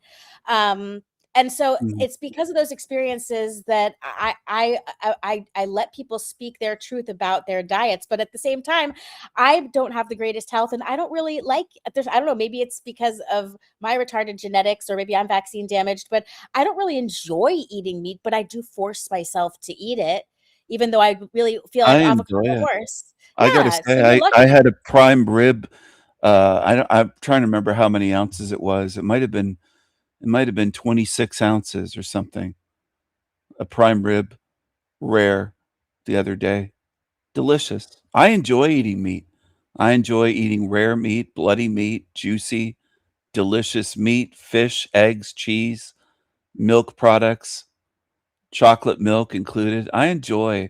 I'm going to continue to eat and drink what I want while I'm in this realm. No one's going to control my diet or control me. And I think veganism is a hate cult, because they go on and on and on, and they get so triggered and angry, and they'll just type up a storm. They get triggered, and they get really upset by somebody that has a different diet. I don't give a fuck how many vegans want to eat their crap. They can drink their soy milk if they want to, and then do whatever. But I'm going to eat and drink what I want. And if I want to have a prime rib tomorrow night, I'll have one. That's what I'll You do. should. And I'll have You should bacon do and exactly eggs. what you want. I do what I want. I'm a free spirit. I'm not a slave. And I think vegans do are it. soy boy slaves and soy girl slaves. Veganism is a hate cult. They hate anybody that isn't a vegan. They hate people. And Yeah, they I just don't demonstrate want it. people pushing their ideologies onto others. Like, for example, there's this guy who contacted me who said, Rose, I can't believe it, but I had this horrible disgusting thing I didn't even want to hear. And I cured myself by eating nothing but fruit. So you have to tell all the carnivores that they're wrong and they need to eat nothing but fruit. And it's like, look, I'm really glad that you had that good experience, but just because it worked for you doesn't mean it worked for everyone. So different things do work for different people. And sometimes it might be a variable you don't even know is existing. Like maybe they left an area that had mold. So they're blaming the meat or they're blaming the vegetables, but really it was some kind of mold in their environment. So Yeah. that's why I'm so exhausted by the people. But I Maybe think we they, could both agree that the pushing of the ideology is the most annoying part, just like the it gays is. trying It to push their is. gayness. Yeah, they push it. It's like Jehovah's Witnesses coming to the door, pushing their religion. I don't want that. Just go away. Just stay away from me. Don't push your gay agenda, your religious agenda, your veganism diet, your blah, blah, blah, blah, blah. It's their whole thing. They just get triggered. You can see by the spamming of the chat. They just get triggered as fuck. And they're full of estrogen. That's why they get so triggered. They're not manly. Because men don't behave that way. They don't get triggered like that and emotional and fill the chat room with just pages of shit. It's just like, you're proving my point. Veganism is turning you into a little soy boy girl. Too bad, but my diet is my diet. It's my body, my choice. How about that for the lefties that love the my body, my choice? It's my body, my choice what I'm going to eat and drink. So fuck off. Don't try to control me. Do you like people controlling you? But do you like people controlling you, Rose? Would you accept somebody telling you what to eat and what you can't eat? That's what they try to do. I'm not doing that. I'm not forcing anyone here to eat a goddamn steak or a cheeseburger. But they try to force people to be vegan. It's part of the New World Order agenda to get rid of meat. Okay? So you asked me. Okay. Nothing external is as bad as my own internal conflicting emotions. So for example, I said that I eat meat. However, I'm still disgusted by the system of eating on this in this realm. I mean, it's just the way that the realm exists with the killing and the eating in nature for the animals. But you still wouldn't want somebody dictating your diet day to day, telling you what you can eat and can't eat for lunch, breakfast, dinner, and just controlling you, would you? Exactly. Would you see that as tyranny then if they controlled your diet? If the government did, I'll put it on that, let's say, just to make it simple. Would you like that? And nobody should. Anyone who does. Well, vegans are for that. They're for banning meat. So they're for what I just said. They're for controlling your diet. You should start thinking of it that way. They are tyrants. They're pushing their agenda. They want no meat to be sold. They want to ban meat so that we can't even buy it. Or cheese, or eggs, bacon, eggs, milk, cheese, all of that, fish. They want to control you through your diet. Yeah, I don't want to be controlled between by the others. average? I control myself. Well, what's the difference between the average tyrannical vegan and Bill Gates wanting to control the food supply? They're both the same. One is just a billionaire. They want us to eat the bugs. Well, do you want to eat bugs? Would you go along with that and with a smile and say, "Well, I have to." They say I have to. I'm against tyranny, Rose. I don't believe that most truthers are at this point. I think most truthers on YouTube are leftists, and they go along with all these agendas. Gay, veganism, all of it. I just stand against it. I'm against tyranny. You could call that an old school truth seeker, whatever you want to call it, but I'm against the New World Order, and veganism is the New World Order diet. They want to make it impossible for people to even be able to buy meat or milk, raw milk, and things. They make it illegal. It's right in front of your face. Well, my point this whole time is that what bothers me the most is when people try to push their ideologies on others when it comes to eating, and they should mind their own business when it comes to food. Yeah. That I'm just sharing that on a personal level. It helps me to realize that Can you name a vegan that doesn't push their agenda or push their diet? No. Please? That's how you know they're vegan. Maybe it's my point then, that they're all tyrants. I'm just saying on a personal level, that's part of the evidence for the hell realm. The sewer matrix is so disgusting to me. But I have the intellectual capacity to recognize what's good for my body while I'm stuck here in this hellish, disgusting existence, that I'm going to do what's best for myself in order for my survival. And so will that's I. how it is. That's what I'm And I encourage others as as well. If they want to be fruitarian and just eat fruit temporarily or the rest of their life or do whatever they want, go ahead. But don't control my diet. Don't be the food police and try to control me. because that is tyranny. By definition, Rose, that's what I it agree is. with you. If I you put couldn't someone in a agree with you prison more. and control their diet, what's the difference between what vegans want to do? They want to control what everyone else can and cannot eat.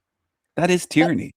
They're It's just like tyrants. the black people thing. It's like me still feeling bad. Why did my one black friend have to be the dumb one who took the vaccine and died? You know, it's like with the whole vegan idea, it's like they're going to give you excuses. So that's why it's so exhausting, because you'll try and talk about how, hey, just leave people alone and let them do what they want with their food. And they'll give you the one example of how, oh, but this healed me with fruit. So it's like, oh, I give up. Like, I'm not going to argue with someone who thinks that fruit saved their lives. Like, do what you want, but just don't tell me what to do. Yeah, and to a great extent, I agree with what you just said. Eat what you want, but don't try to control my life and what I do and what I feed other people, family members or children, because they want to take away that. Where if you look at these nutrient deprived vegan children, it's child abuse. They're being starved. There's videos on YouTube, which again, most people don't watch. They'll talk about things and argue, but they won't look into it. That's a big problem. Watch 20 videos of vegans raising children that are vegans and see what the children look like. It'll become obvious unless you're completely blind and retarded. And that's to anybody listening. Just do it. Let's see what I mean. It's all over YouTube. Vegans raising children, they're not healthy. They look nutrient deficient because they are nutrient deficient. Just like if you look at a child with fetal alcohol syndrome, they have a certain look to them because of what they have. It's not insulting. It's not offensive. It's true. People got to start looking at the truth. That's what I'm for. There's a wonderful metal Viking brother of mine named Ben Balderson, and I hope you don't make fun of him, but he chooses to be a vegetarian. But wait for it, his beautiful, wonderful wife, Christy, she was having some health issues, and she noticed that if she ate really, really high quality Wagyu beef, she felt better. And guess what? He wants her to eat the food that is going to make her healthy. So he doesn't care that his wife is eating the meat. He just made that decision for himself. He's an Odinist. Some people say, oh my gosh, he's a pagan heathen. He must be evil. So, I mean, he already deals with a lot of retards. And so, yeah, I understand it because, like I said before, sometimes I don't really enjoy the act of eating meat for whatever reason. People are different. We're different beings. But I just love that example because even though he's a vegetarian, it doesn't bother him. So isn't that interesting? There's something specific about vegans. Like vegetarians can be a little bit more reasonable. But once you get to that vegan state, there's something that makes you militant. Have you noticed Well, that? vegans would outlaw the meat for his wife so that she couldn't feel better. Right. If they could, en masse is what I'm speaking It's a about. Not religion. one or two, not the ones you know, not examples in person, but millions of them. And there are millions now of vegans in the Western world. They would outlaw even being able to buy that meat that makes her feel better, where she couldn't buy it and her vegetarian husband wouldn't be able to buy it to make her feel good. They would control it. Now, think about that. I'm glad that he allows her to eat it as a vegetarian. He's a vegetarian. He allows her to eat something that makes her feel better. But vegans would ban it completely. They're already trying to do that. This isn't speculation. They're trying to do it. Well, it's just back to the idea of cult mentalities and also recognizing differences. You know, I mean, and just They understanding. can't deal personal with preferences. differences, though. They want Right. to force their control in their diet. They want what's on their plate to be on my plate and your plate and Salty Siren's plate and millions of others and say, well, you can't have that because you're wrong. You can't eat that even though you want to. It's control, which is tyranny. So yes, it is a tyrannical hate cult. That's what it is. Same as LGBT and feminism. Yeah, I think we've done a good job covering the topics of those different groups that are totally brainwashed and a cancer, figuratively, on society. And I really do think that a lot of these behavioral groups that have problems or people committing evil, they should be removed from society so that civilized people could have a I would. meaningful, peaceful existence. And I would do it. I'm not kidding when you said earlier you wanted me to clarify. I would actually do what I said. And I would float them away on doors, on tugboats, and they would be deported. We would have such a better society overall. It'd be way safer. way cleaner, way more money, way more prosperous, way more fun, less dangerous. You'd be able to go walking at night or jogging or, in your case, in a wheelchair, wheeling around. You go to the park and anytime you want. That's what it would be like. And it could easily be done. And I think it probably will be in certain countries in the West. I don't think they're going to win. I think it's going to happen where people have, instead of going by their feelings and coochie chakras and saying, well, I know one good one, people have had enough. Don't want to live this way anymore. When I lived in Santa Barbara, I definitely was in a echo chamber bubble of ignorance about differences. And Santa Barbara is so small that you can go from one side of it to another in a 15-minute drive. So it's like, oh my God, I have to drive for 15 minutes. Whereas here in the South, unless you're in the concentrated city like New Orleans, things are very spread out. So while I was living in Santa Barbara, I'm, rolling around in my wheelchair thinking, oh, life is so great and I'm safe and nobody's bothering me. Everyone's smiling on the street. Everyone's acting civilized. And I've been in Louisiana for 10 years now. And I can say with extreme confidence that I would never, ever consider rolling around anywhere in this state by myself, because I know that I'm vulnerable. I'm not fooled. I'm not like, oh, I'm so inspirational because I have some bicep muscles. I'm a freaking cripple. And any Tigga out there was just a 14-year-old Tigga that raped a 94-year-old woman in Baton Rouge, and that someone just killed a priest here in my own town. I mean, if I just searched my own town, it is depraved and dangerous and disgusting and I would say unbelievable a while ago, but now it is believable to me because I've opened my eyes. These things are not surprising to me anymore. And the people who would be surprised, those are the ones that are going to get killed. The people who aren't surprised are the ones that are going to protect themselves against evil, demonic entities that are waiting for vulnerable people to be stupid enough to put themselves in that position. Yeah. And a lot of it is out there. The truth is out there, but people resist facing the truth. The truth that I'm speaking tonight, for example, there's great resistance. So be it. I'm trying to help people by speaking it, and I get resistance. Resisting the truth will only keep you in this realm. It's actually retarded. It's actually retarded. It's not a smart thing to do. That's what dumb people do. Resisting the truth for years and years or a lifetime. You resist it to your deathbed, well, you're just going to get recycled. And this realm cares, this matrix cares about you about as much as an empty soda can tossed into a blue recycling bin. You'll just be forgotten and back here again with no memory of this lifetime and who you are, starting over. What I'm getting at, people have to start facing the truth if they're serious about getting out of here. Instead of going by their feelings, facing the truth. That's the way it is. Now, would America be so much better if it was safe, good quality, excellence, white people? It would be. Obviously, everyone knows that. Even people that are just retards or anti-white, they still know that it would be so much better, so much cleaner, so much more prosperous. So many problems would be eliminated. We've spent over $1 trillion trying to educate Tiggas, and they still graduate high school and they're illiterate. There's no helping everyone. It doesn't work. You're throwing your money away. You're burning it up and flushing it down the toilet into a sewer. And it's not just money. It's all kinds of resources. It's about pretending, and white people and Jewish people and some Asian people pretend. And Hispanics, they pretend. They keep pretending. And pretending doesn't change it or make it better. You could pretend, any of you listening to my voice could pretend that this isn't a hell realm. It still is. You'll just get recycled. You'll pay. I won't. Your pretending won't help you. It won't stop me. It won't discourage me. It won't control me. It'll just get you recycled. It's a failed strategy. It's absolutely retarded. But it's what lazy, scared people do.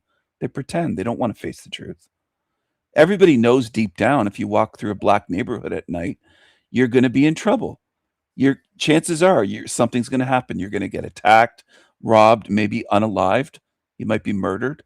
You might be raped, then murdered. And everybody also knows if you walk through a neighborhood that's 99.5% white, you're going to have no trouble. You can laugh and say, "Oh, white neighborhoods, white people, they're so whatever. They're funny and they're safe and they think they're so safe." Well, you're not going to come to any harm. In fact, if you had a problem, you could probably knock on some white person's door in a wealthy white neighborhood that's all white, and they'd say, "Do you need some help?" They're not going to attack you because white people are different from the ones in an all black neighborhood. You can make up all the stupid programmed excuses in the world about economics and it's cultural and it's this. No, it isn't. It's race. That's what it is. And race is downstream from spirit. Race, culture, violence, criminality, architecture, art, culture, it's all downstream from spirit. I've talked about this and it makes perfect sense. But I don't think most people are willing to accept that. Most people want to believe the lies. They're attached to lies. They're not real truth seekers on YouTube. They're attached to lies, emotionally attached to lies, spiritually attached to lies. They don't want truth. And that's why I don't deal with them. I don't try to convince people that don't want the truth, just like I don't go talking to a brick wall. I think these are just retarded losers that don't want the truth. So be it. Yeah. Stay a zombie. You're getting recycled though. So this place doesn't care about you. It's another one people have to face. Most of you on earth can't face that. You think there's a God that cares about you or a source or the matrix. No, it doesn't. It recycles you just like you recycle tin cans. 100%. I think that people really, it's just a lost cause. There's no helping them. They're where they belong. I am always thinking about my mentally planning my escape from any deception that would keep me here. And we just see constant tribal cults of people who no longer think. So going back like maybe 2014, 15, 16, and I'm not trying to line up that time with any specific conspiracy theory. It's just a year that I can recall where a lot of content was created by certain individuals. And then since then, people have decided to be inspired. Oh, this content is so meaningful to me. I'm going to start my own channel. And what they do is it's like telephone in the same way that they steal your content, but they twist it and invert it because they didn't even understand it properly in the first place. That's happened with every other content creator that was appreciated by a certain group. So now it's just like the devolved repetition, parody, caricature of itself version, a complete cesspool and oversaturation of people who are calling themselves truthers, but they are not thinking for themselves. Yeah, they aren't. They're just parroting, copying, following along, herd mentality, and none of it will get them free in this realm or beyond spiritually. What they focus on. They're just, most of them are focused on shit they can't change at all. Shit they have no impact on. You can talk about 9/11 as a classic example for the next 25 years or 25,000 years, lifetimes from now. Go ahead. You're not changing shit. I focus on things that are helpful and meaningful and empower the spirit and lead towards freedom, choosing freedom, which is weird in a realm full of zombies because most in this realm don't even know what freedom is, nor do they want freedom. Just like most in this realm don't know what AI is and all sorts of things they talk about day to day. They have no clue what they're even talking about. That's what the average person is. They have no clue about what they're talking about. They have opinions that with no knowledge. They're retards.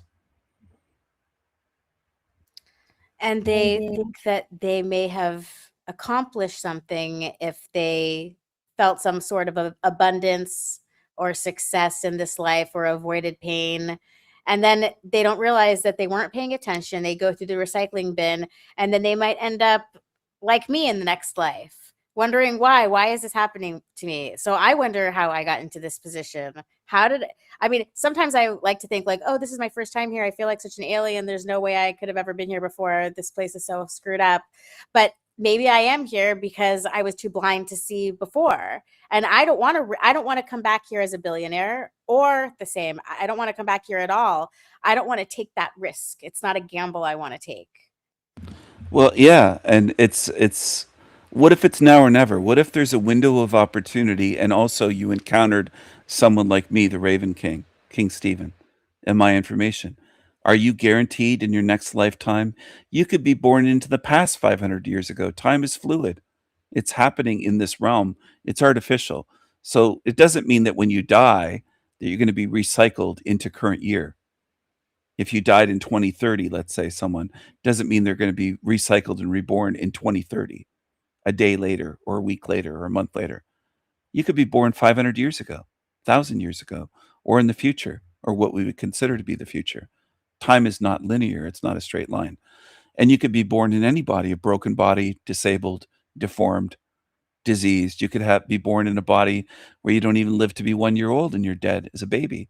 You die as a newborn, and that was your life, and then recycled again and again and again and again and again. You could be aborted in the womb and then recycled again and again. And your spirit takes on all of this. It gets degraded because that's trauma, and that gets carried with you lifetime to lifetime. Your memories of your past life might not, you might have a tiny glimpse, but the trauma does get carried with you. And things like phobias. You might have an irrational fear of spiders for no reason and saying, I don't know why I fear spiders, or I don't know why I fear diving or heights. Well, maybe it relates to your past life.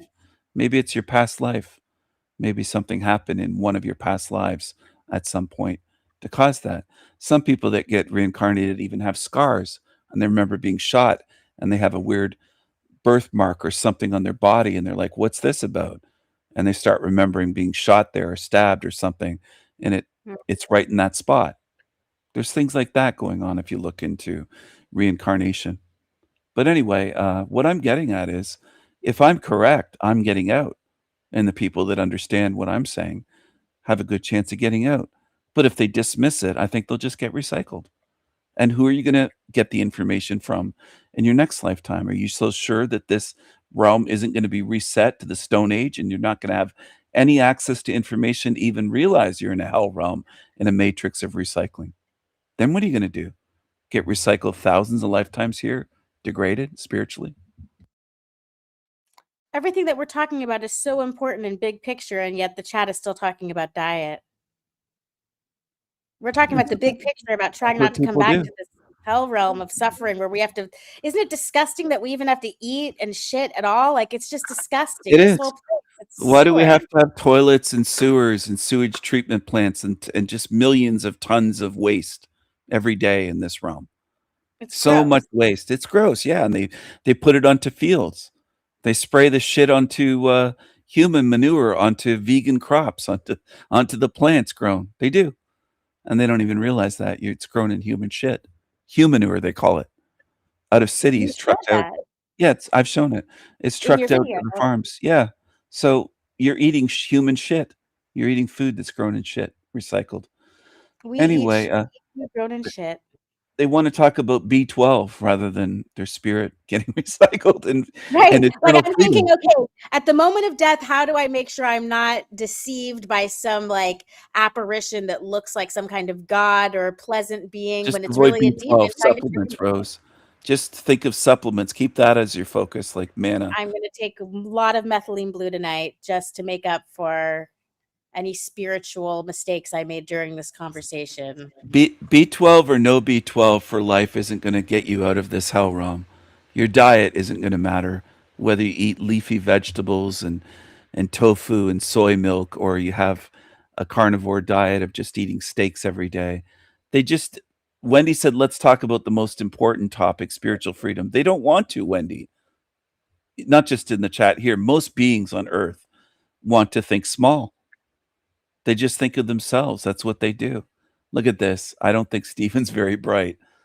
It's hilarious to me. A lot of beings like that can't tell smart from stupid. They're that dumb. They're that zombified. This is what's interesting to me. If you don't like King Stephen and you don't think he's a great guest and you don't agree with what he's talking about, then why are you listening to him? It's not like we're forcing you He's to be addicted. here. He's You're welcome addicted. to listen, but I think it's interesting when people listen to things they don't like. And I always know to click to a new video when I don't like what I'm hearing. It's not because of cognitive dissonance. It's just like, why continue to subject yourself? Like even the body cam footage, sometimes I'll be laughing my ass off, and then a second later I'll be like, okay, time to change the channel. I can't handle these bitches anymore. You Well, know? he's addicted, Rose. They get addicted to me. These peasants, pissants, these low IQ soy boys are addicted to my genius. I'm a king. He should be licking my boots, shining my boots. So if he says I can smell a narcissist from a mile away, so let's say that he's correct and you're a narcissist. Why does he have to come in and call you out for being a narcissist? Why can't you let the narcissist talk? It Is happens. he diagnosing me? Does he mean narcissistic personality disorder? Is he thinking he can diagnose me? I don't think he actually can. believe that anyone. I mean, I don't really agree with psychiatry and their diagnoses. They come up with new diseases Mhm. to attribute to different things, like oppositional defiance disorder. They just like the DSM keeps growing and growing, and I think it's just for pushing pharmaceutical drugs. So at this point, I would avoid anyone getting properly diagnosed with anything, and just let people find their spiritual intuition and recognize a demon when there is one. Either someone is a demon or not, and if you can't see it, you can't be helped. Yeah. I don't think anyone in the world can diagnose over the internet the way that soy boy is trying to do, but it's fine. I know a pissant loser soy boy when I see one. I know vegans are anti-human. They don't care about helping others. They just care about their agenda, their beliefs, and their emotions. He's not trying to help anyone get out of hell the way I am. How's he helping anyone get freedom? He just wants to control what you eat and drink. Pathetic. I think I'm getting ready to wrap it up for our segment of the conversation, but are you going to be going live Yeah. on your channel for people who are listening to go head over and continue to listen to what you'll cover? I'm gonna run my live stream for 144 hours again, the way I did one time. I did a 144-hour live stream, no joke. It didn't get saved on YouTube because YouTube only allows 12-hour. 12, yeah, I found that out And the that's hard a way. little under 12, yeah. But I did 144 hours one time. My That's first amazing. live stream, I think, was 96 hours, the very first live stream.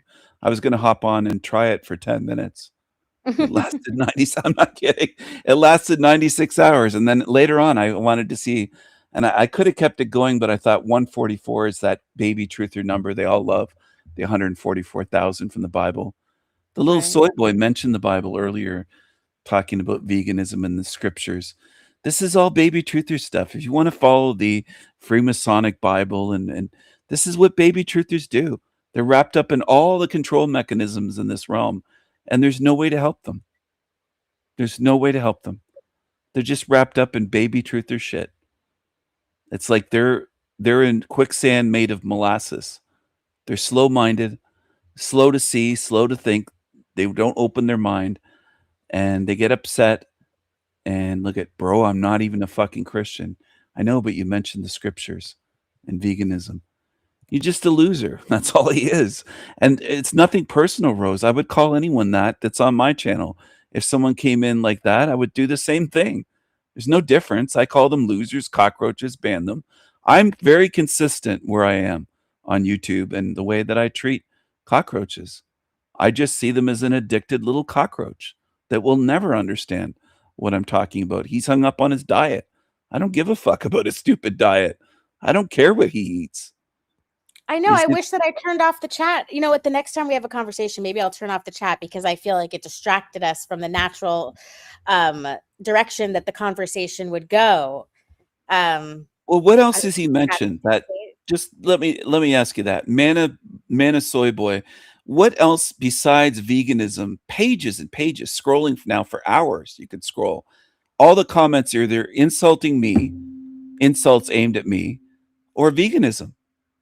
That's all he's been talking about. We've covered so many topics here, Rose, and I they just know. keep talking.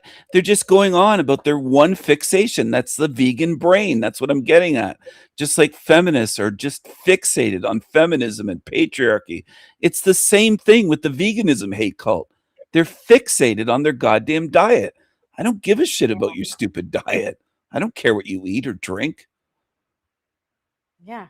I feel like I'm like so obsessed with food and like trying to figure out what I want to eat that I'm not ashamed to say like I probably have some kind of you know, what's the word, pathological eating disorder brought on by a traumatic forced intubation event. So ever since I had this forced intubation where they shoved the tube down my throat while I was awake and thinking I was going to die, and it just being really, really, really, really, really scary, and not knowing like if it was because of something I ate or whatever, I, you know, sometimes have like really crazy thoughts about food and stuff, like what I was saying earlier about how like sometimes I feel weird, like I'm having trouble chewing the meat and maybe I'm going to choke if I swallow it.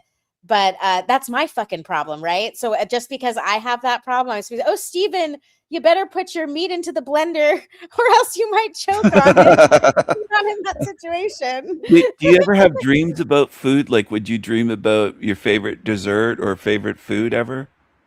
No, but unfortunately, I do have dreams about the ICU incident. Oh Yeah, no, nightmares. projectile vomiting blood onto white coats, and then Oh them damn. like the look on their face, like, oh wow, is she gonna die right now, or do I have to do something? Like, like, and then like my like eyes going back, like, am I dying, or can you do something? And then I don't remember anything after that, except because once they intubated me, they had to sedate me. But I guess it's just the will of my mind that they could not sedate me enough. Like if they gave me any more sedation, then it would have stopped my heart. So unfortunately, they had to put me in restraints because I kept trying to pull the tube out because I didn't understand what was going on because of the sedation. But they were like, we're so amazed that she's even trying to pull it out. So they put me in the restraints. And then furthermore, they thought I was out of it and like didn't understand what was going on at all, because I was trying to impress them when they put a pen into my hand to write. I was trying to show them just how aware I was that I was showing them my hiragana, Japanese writing. And they're like, oh, look at her, she's scribbling. And I just didn't put it together like, hey, maybe you should write in English so that they know that you're conscious. But the sedation was like making me all like trying to show off. You know what I mean? And so them just not understanding me and me not being able to speak and this thing down my throat, it just caused nightmares forever. And I did do a ketamine study at one point, and it made me stop having the memories and stop having the panic attacks, because I also had hallucinations afterwards of like people being hung by the ceiling, like dead bodies hanging from the ceiling. And I'd be like, go away, I know you're not real. Or bugs on the ground, like cockroaches on the ground. And I'd be like calling the nurse and saying, I'd be like, I know it's not real, but it would really help me out if you can just pretend to stomp on the thing I think is a cockroach. And they would do it for me. Really? Oh wow. Yeah. I would do Yeah. that. I would stomp on the imaginary or real cockroaches. I Yeah, hate and cockroaches. they come Not just the in. ones in the chat, but real ones, the ones on the floor in places. I'm remembering a specific incident where I was in my wheelchair and they were trying to convince me to get back into the bed because I was enough to deal with already. But I thought that this pink blanket was some pigs having an orgy because of the way that it was folded and these folds. And I was just like, no, it's a pig Pigs in a orgy. blanket. So they finally get me into bed and they're like, all right, finally she's back in the Piggy bed. blanket. And then I said, but wait, there's a couple of fake bugs that I just really need you to vanquish them so I know that they're not bugs. So she leans over and she's like, oh, you know what? Look, it's a crumb. And I'm like, I believe you, it's a crumb, but could you just stomp on it? And she did. So even though I knew it was a crumb, the hallucinations were so real that I needed her to stomp on it and just reassure me like it's not a bug. Oh wow. It sucks. Yeah. Yeah, I don't want to take ketamine all the time for the rest of my life because it does affect you. Like I remember that at the time when I was in the ketamine study, I was starring in a play. And there was one night when I actually did the performance after doing the ketamine earlier in the day. And I don't know what I was thinking that I could go through it, but I obviously like forgot some lines and, you know, trailed off, made some mistakes. So that's when I realized I'm not going to keep doing this. I see its value. It helped me a little bit, but I'd rather just live without it than be like a ketamine user constantly all the time. Yeah. I see what you're saying. I was when you say I'm thinking back to when you talked about putting meat in a blender, how gross that would be to drink a shake of meat. I don't know. That would just be so weird. I don't know why, but that just sounds so. I like meat, but that would just be gross to me, drinking it. I don't know. But I was thinking that there might be someone in the chat, Mana Boy. I think they could probably swallow a banana without even biting it. All right, come on. Let's try not to put images in people's minds who are Oh, well, they might be gay. They could be, because soy boys tend to be like that. Soy boys. I think he likes bananas, but anyway, it's okay if I guess it's okay if he's that way, but stoned ape. They just seem like such a baby truther vegan. And it's the type that is annoying, like a little pest. Just a little pest. I know, but he's saying like he can't stop talking, but it's because you keep making comments that are provoking him. So it's like a chicken and egg thing. So I don't. I wouldn't be talking about them if they weren't here. I'm not talking about anyone else, but they've been insulting. They've been insulting for so long. So I would have banned them long ago. I would have gotten rid of Mana Soy Boy. Even the name itself sounds like a little lefty vegan, soy boy. To call themselves that, not masculine. Sounds like a leftist. Just gross. I don't like that type. Well, Rose, it's not personal. I'd float away tons of those ones on doors. I don't want a society with that. I don't want that. Well, I think that for our next conversation, if you'll allow it, I'm probably going to turn off my chat because I feel like I suffered during the show by not looking at your chat. And I had to be stuck here in my crappy chat, monitoring it when I could have had it turned off. And then I could have had the tab opened with it paused on your screen and then interacting with your chat. So maybe that's what I'll do next time. And then that way we'll have a nice, organic, positive conversation that then the replay will be much better. That would be great. I'd like that. I'm cool either way, but that sounds good to me. I could handle it whatever way. In my chat, I noticed I've glanced over once in a while that Salty Siren and Wendy and some others have made some great comments. Blue Right, and I Puddles. missed out. Yeah, so they've been commenting here and there, and then in private, there's been some comments as well about certain creatures that are obsessed. See, I don't like obsessive beings that fixate on one topic. I think that it's better to have a big spectrum, big picture view. And I also think that that's the only way that someone can really get out of this realm. Having a fixated tunnel vision view, like somebody that's, let's say, involved in PETA, which I know is not a good organization. I'm aware of that. But people that are in it believe it is, just like people in Greenpeace, people in whatever organization. They think they have the answers. They think they have the one solution. They get fixated on that one thing that they're involved in, and it becomes their whole life. And what I'm trying to explain to people, they just go into the bin. They don't accomplish anything, Rose. And it's not just that they personally get recycled. They don't do anything for this quote unquote planet, as they love to call it. They never call it a realm. They always call it a planet. Almost all these creatures think they're on a planet, a spinning ball. That's fine. They can believe whatever they want and fixate. And I just don't think that they're even worth my time or energy. They have nothing to offer. All they want to talk about is their one pet topic. They're one trick ponies. They're obsessed with one thing, and they just fixate. And anyone like that, just like it's like Jack Talcott. You can't talk with him about anything because he'll just go back to, well, what does that matter? How do we get talking to Trump, and how do we create world peace and end all wars? He's fixated on something that has no chance of happening. None. So Well, what's I the point? banned him for now, and I say that I did a great job giving him a chance to behave himself and respect my guest for 3 hours. And if he wants to try and come back and say, look, I'm interested in being able to participate in your chat, he'll have to email me and explain why. But I don't want to have to explain to people what it means to, how to behave in a way that isn't Yeah. distracting to a Well, conversation. how many topics have we talked about? And all he talked about was veganism and me in the chat. That's it. That's fixated. That's what I'm getting at. We talked about many topics, from Tigges to this, to that, to this, to that. And it's just going on and on and on. That's all they do. There's no fixing them. Wendy's right. You can try with them forever, and I think that's a mistake. That's why I get rid of them on my channel. Wendy said piss ants are unfixable. 100% Wendy. There's no changing them. They don't change. They change about as much as your black friend that wouldn't listen to advice on the Jabba Dabba Doos and took them and is gone. She's gone. She's dead. And there was nothing I can do to convince her. And it was extremely disappointing. 'cause she Dead was and most very likely recycled. I bet she's here again. If I had to bet, I would say she's probably in this realm right now, born as a newborn baby.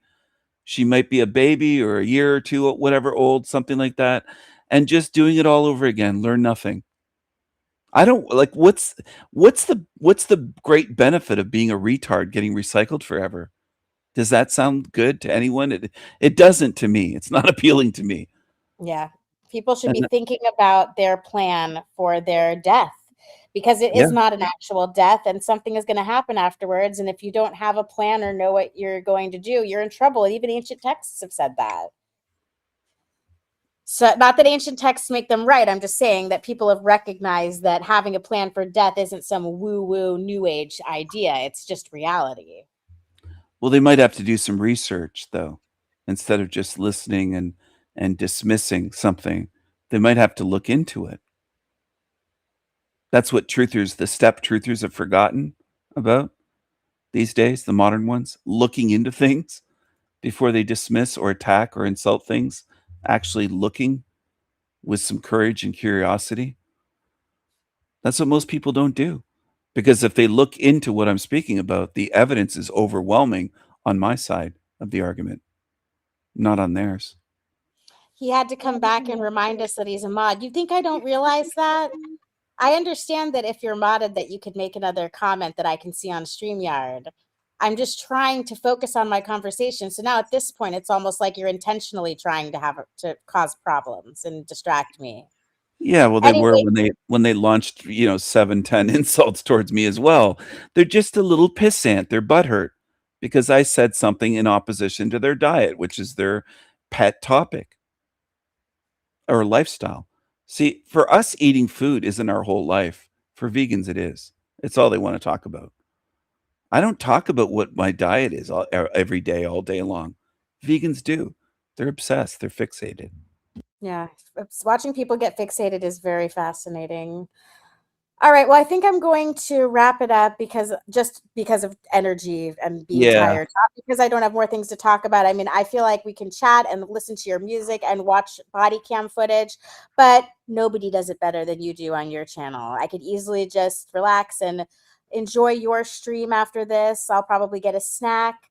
And so I'm almost actually scared to ask, but I wanted to see if, I mean, I don't even know why I'm asking because you don't want to be impolite, but I wanted to show you the karaoke that I was working on for the Little Prince song.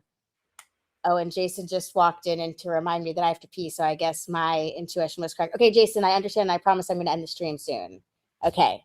So yeah, that's the facts of life with being a cripple. You have to be reminded when it's time to pee, and I have to get my ass up and go over there. But so I know it's not perfect, and I wanted to wait until I thought it was perfect, but I found out that I could create a group invitation to sing.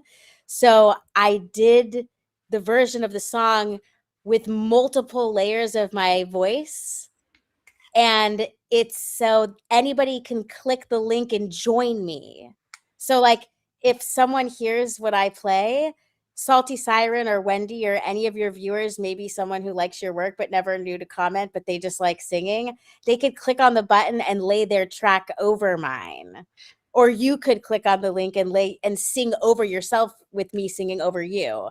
I'm just saying that it's something that I discovered and it was the creative thing that I've been working on. And I felt like maybe sharing it, but I'm almost scared to because I think I'll regret it because it sounds like shit. But I just thought you'd be interested in like at least seeing what I was trying to do, because there's some parts where I laid it down with reverb, and then there's other parts where I like said it in an angry voice, and other parts where I like did it in a sing-song voice, and I can't find anyone who gives a shit.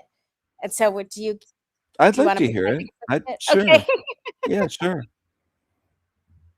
Oh my gosh, it's retarded how much anxiety I have asking, like, can I show you your good music that didn't need to be altered? I altered it. And it's kind of embarrassing, but I want to show you because I just love your music so much and I put my heart and soul into this, and it's not perfect, like I said. I wish that it was, but if I waited for it to be perfect, I might never share anything. So here we go. This is my multiple version, multiple track.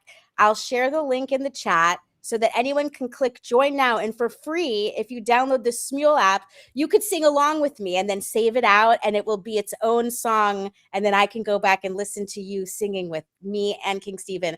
Since I laid down 3 tracks, it's kind of hard to hear King Stephen.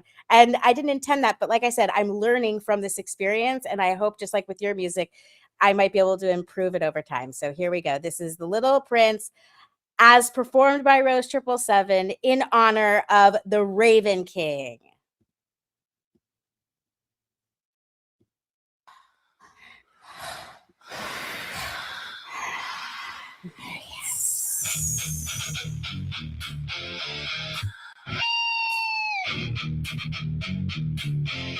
Do you know who I am? Do you know where I've been, what I've been through? Do you know what I've seen and seen fit to do? Madness. I am a little prince of unstoppable truth. Unstoppable truth. In a single lifetime, I grew into the Raven King. I sing and I sing lullabies to vampires, zombies deluded by worldly matrix lies. Ooh, madness.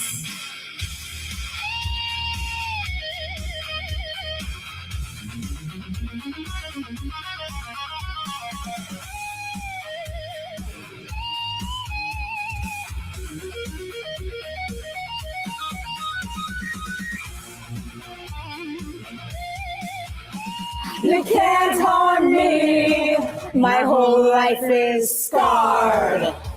With truth as my sword, I'll cut you apart. Slice and dice, creepy demons brutally not nice. It's a wicked world, it's a witchy world. My ravens and crows stand watchful, loyal, beauteous beings, humorous, wise and noble. My beautiful ravens and crows, my familiars. I was a little prince as a boy. Psychic and spiritual weapons I will deploy against you and your sick world of wretched evil demons. Your abysmal and rancid smelly hell realm, sewer matrix of recycled shit.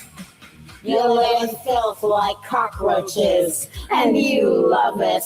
Most of you love the lies, sanity and conformity that I can only despise. You swim in disease, smiling slaves. Betrayals bring you glee.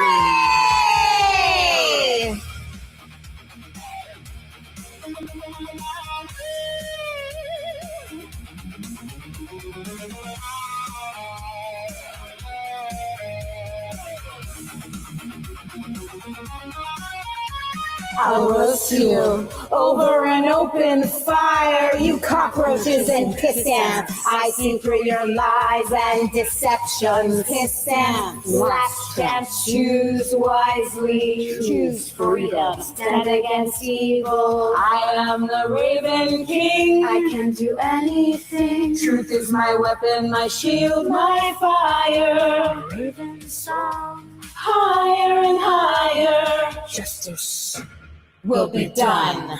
Demons will pay for spiritual crimes. Demons will be slaves to torture, wickedness, and mountains of lies upon lies, upon lies, lies upon lies, lies upon lies. You evil demons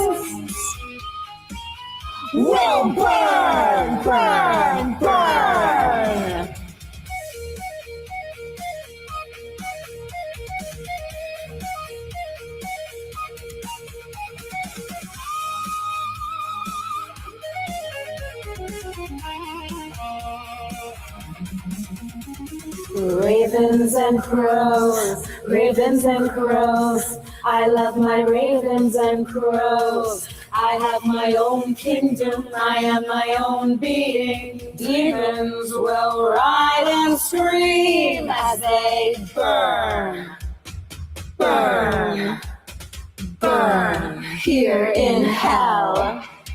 Forever and ever and ever.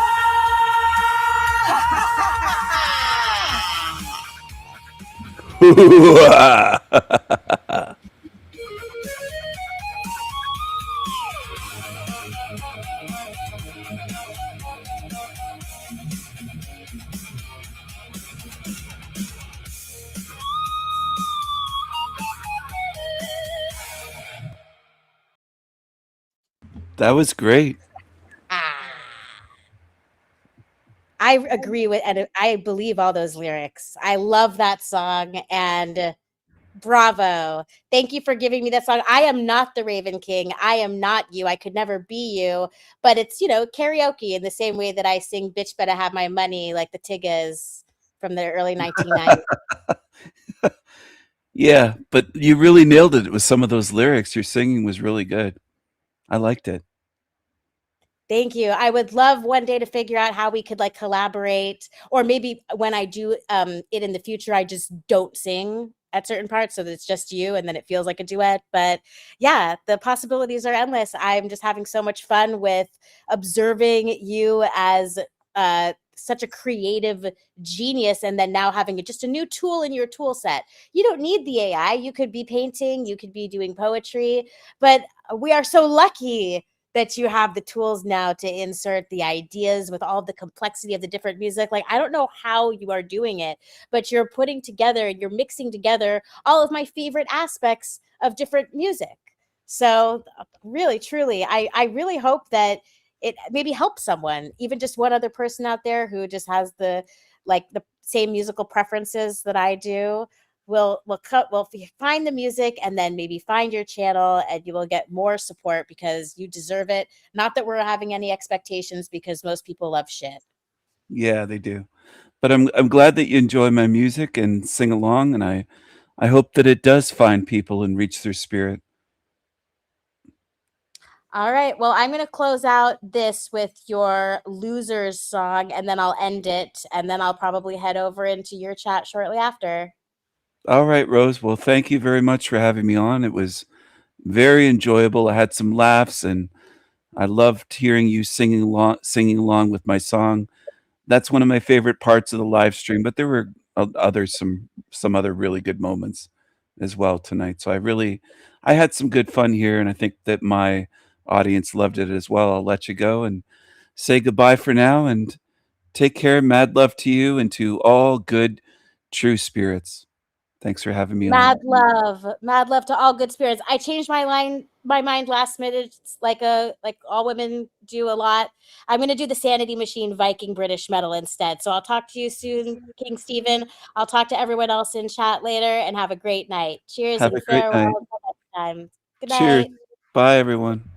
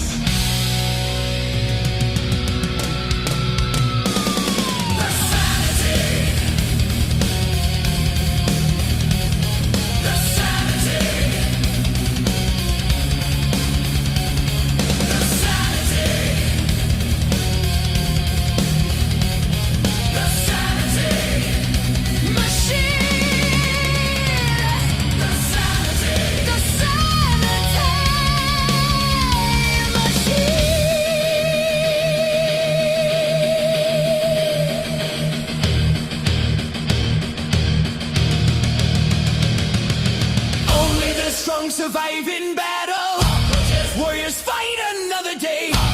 For Valhalla, eternal castle. Feel us till the end of days.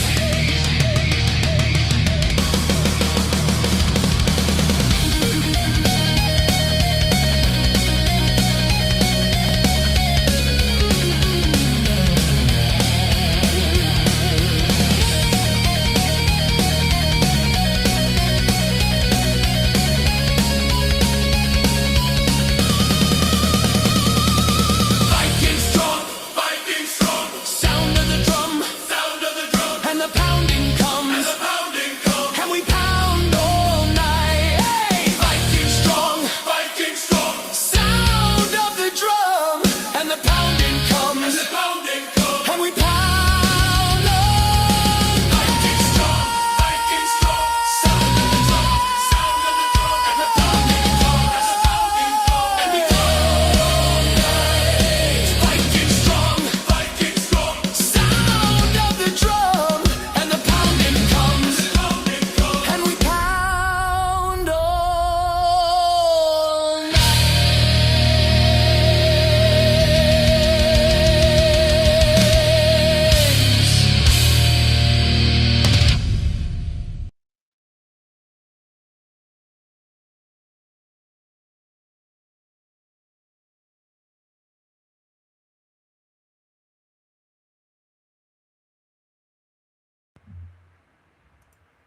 Hello, everyone. Hello, hello. Hello, hello. Are we live? Do you still hear me? Disconnected from Rose's live. I'm here. I hope everyone enjoyed that. Enjoy, enjoy.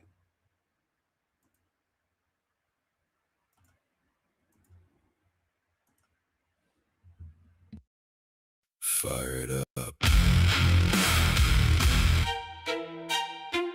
Matrix time. Matrix time. Exploring. Matrix. Time. Time. Time. Time. Time. Matrix. Time. Fire it up.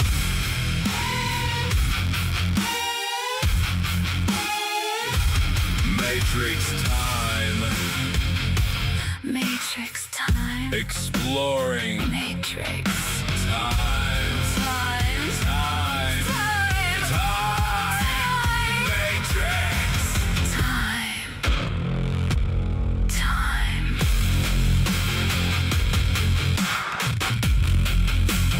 Matrix. Time.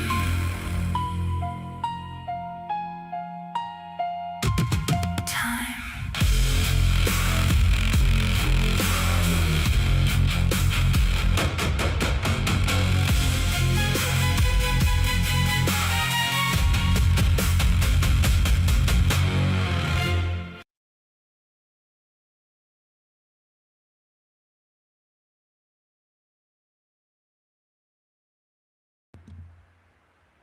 Hello, hello. I am the Raven King. I can do anything.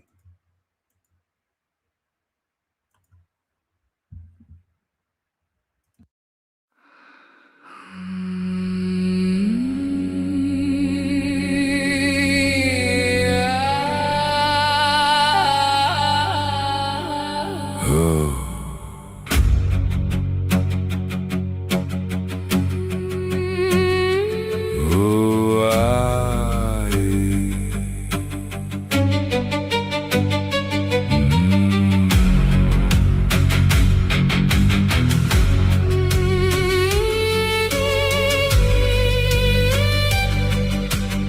Ex profundis me insani, ars gratia artis, from the depths. From the depths. Spell casting, spell everlasting.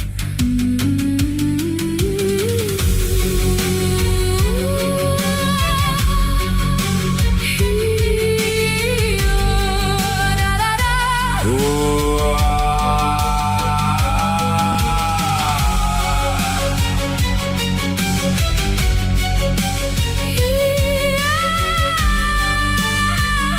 from the depths. Spirit, the power within me. My will is strong, my intention perfected from the depths. Who we are.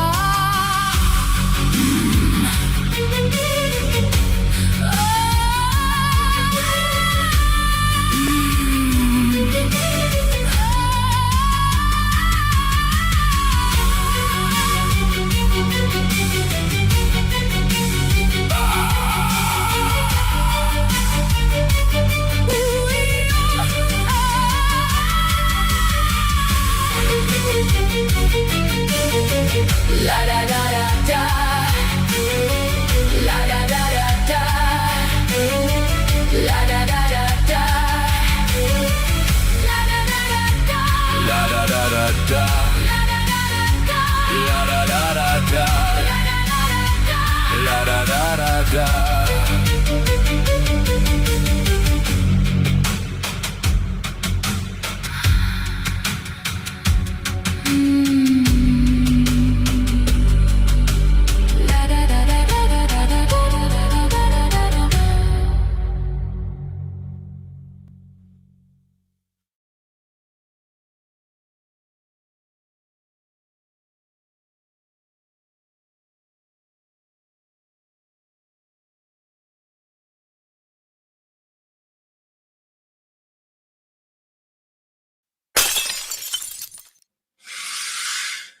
Praise God. Frank, you've been here a while. I don't know if we've even allowed you to say hi. How you doing, brother?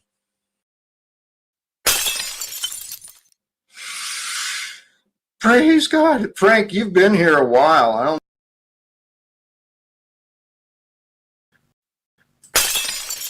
What are your thoughts on El Diablo Radio International Channel? Have you seen his work? No, I haven't seen. I'm going to write that down. El Diablo Radio. Let me type that down so I don't miss it.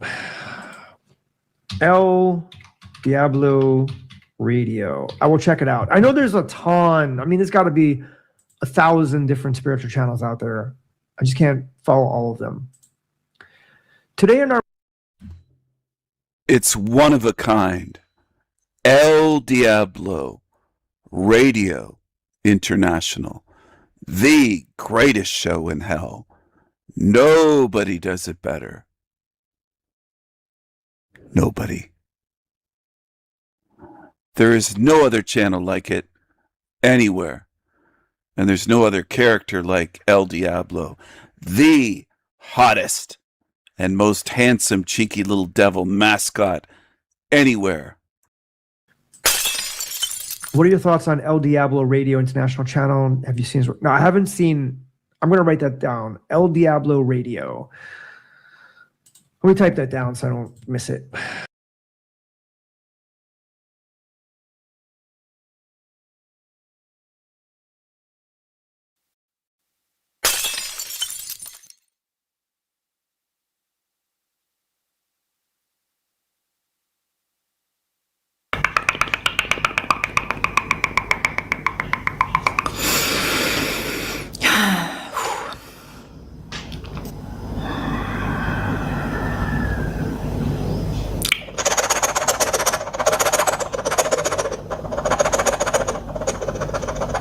He doesn't want to be there.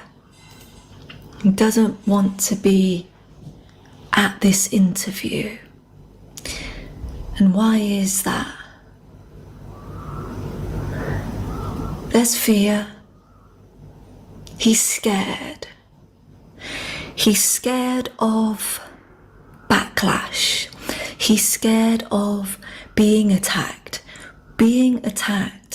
for who he is and how he chooses to live his life.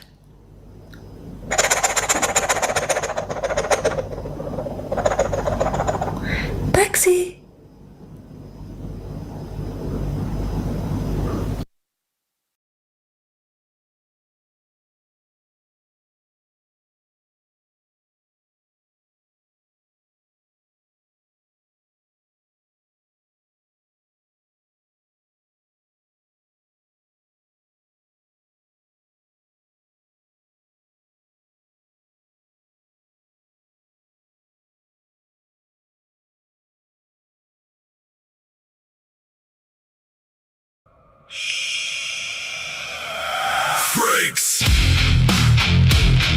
degenerate demons, denizens of hell, freaks. They hiss and moan, they cry and copy, they mimic and mirror, freaks. They can't create, they leech and leech, thieves, petty little thieves, freaks. Begging for cash apps, begging for PayPal, freaky freaks. They leech, degenerate, lazy, stinky bum demons. They're crass and rude, gross and lewd. They have no class, crass ass, degenerate, demon, freaks. Freaks. They sit around playing video games, live streaming all day. They leech and leech. Their voices are nasally, hey, straight out of Tel Aviv. They lie and lie, they hide who they are. Freaks, leeches, Degenerate demon, lying ass losers, loser, and freaks, leeches, and geeks, lazy, lazy, stinky bum, degenerate demons, demons, roast in the fire, dirty ass liar, lazy ass loser. Stay In hell, and burn, degenerate denizens of hell, stay and burn.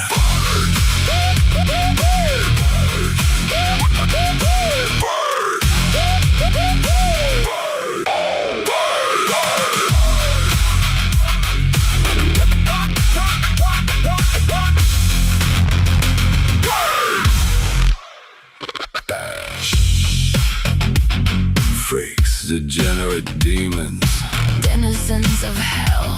freaks. They hiss and moan, they cry and copy, They mimic and mirror, freaks. They can't create, they leech and leech, thieves, petty little thieves.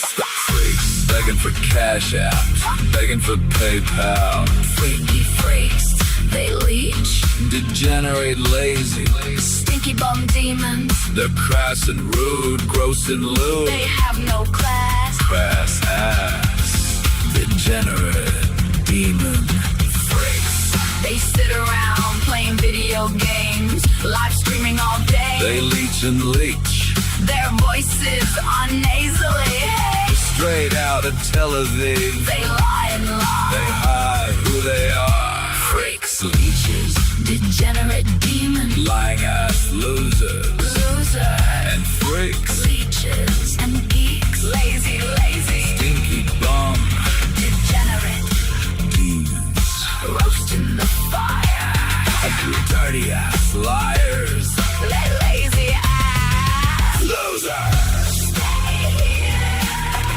in hell and burn. degenerate denizens of hell. Stay here and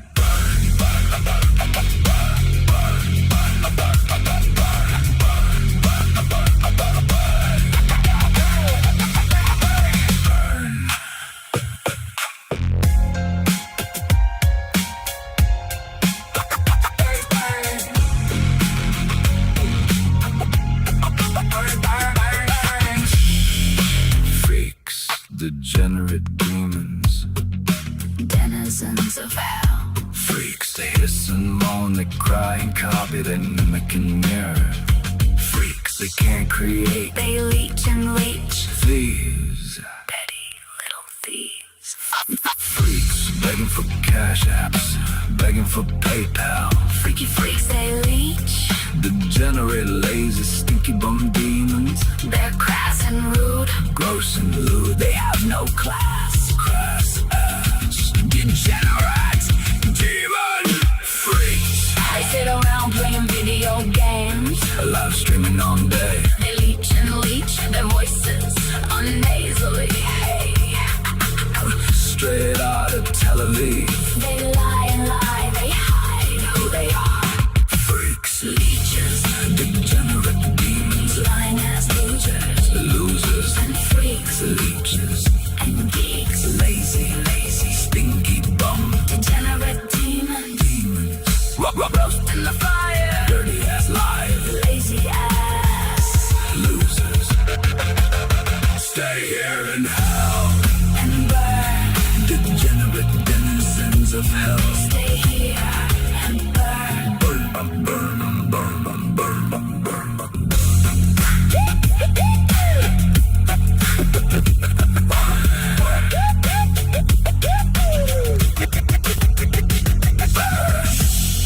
Freaks, Degenerate demons. denizens of hell. Freaks. They hiss and moan. They cry and copy. They mimic and mirror. Freaks. They can't create. They leech and leech. Thieves. Petty little thieves. Freaks begging for cash apps, begging for PayPal. Freaky freaks. They leech. Degenerate lazy.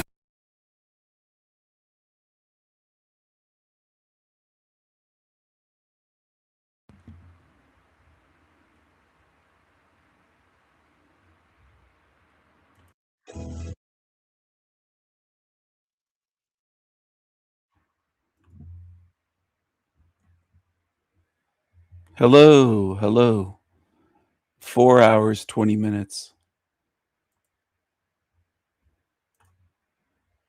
If you truly loved your kids, you'd love them if they were transgender. No such thing as a transgender child. Fuck you. Why don't you come and talk about it? Nah, you got nothing. You know what? Why don't you come and talk about it? No, they didn't really want to talk because they just had a swear for you. How do you? I mean, I guess that abuse just washes off you. I guess you're numb to it now, or Yeah. maybe maybe it's a good sign that someone has some passion but not some knowledge. I don't know. What do you think of that? Yeah, I always appreciate the passion, but no, I'm totally numb to all the abuse. It doesn't mean anything to me. I just use these as an opportunity to help educate others. And that one spot I was standing there on Michigan Avenue, there's a lot of tourists there. There are a lot of locals as well. But I was getting nonstop support, Ezra, which I also like to show people. Right. Because we've been scared into believing that we're not allowed to talk about this. But 90% of the population supports us on this. Of course, if you go to university campuses or some of these liberal areas, you're going to get a lot more abuse. But most of the people agree.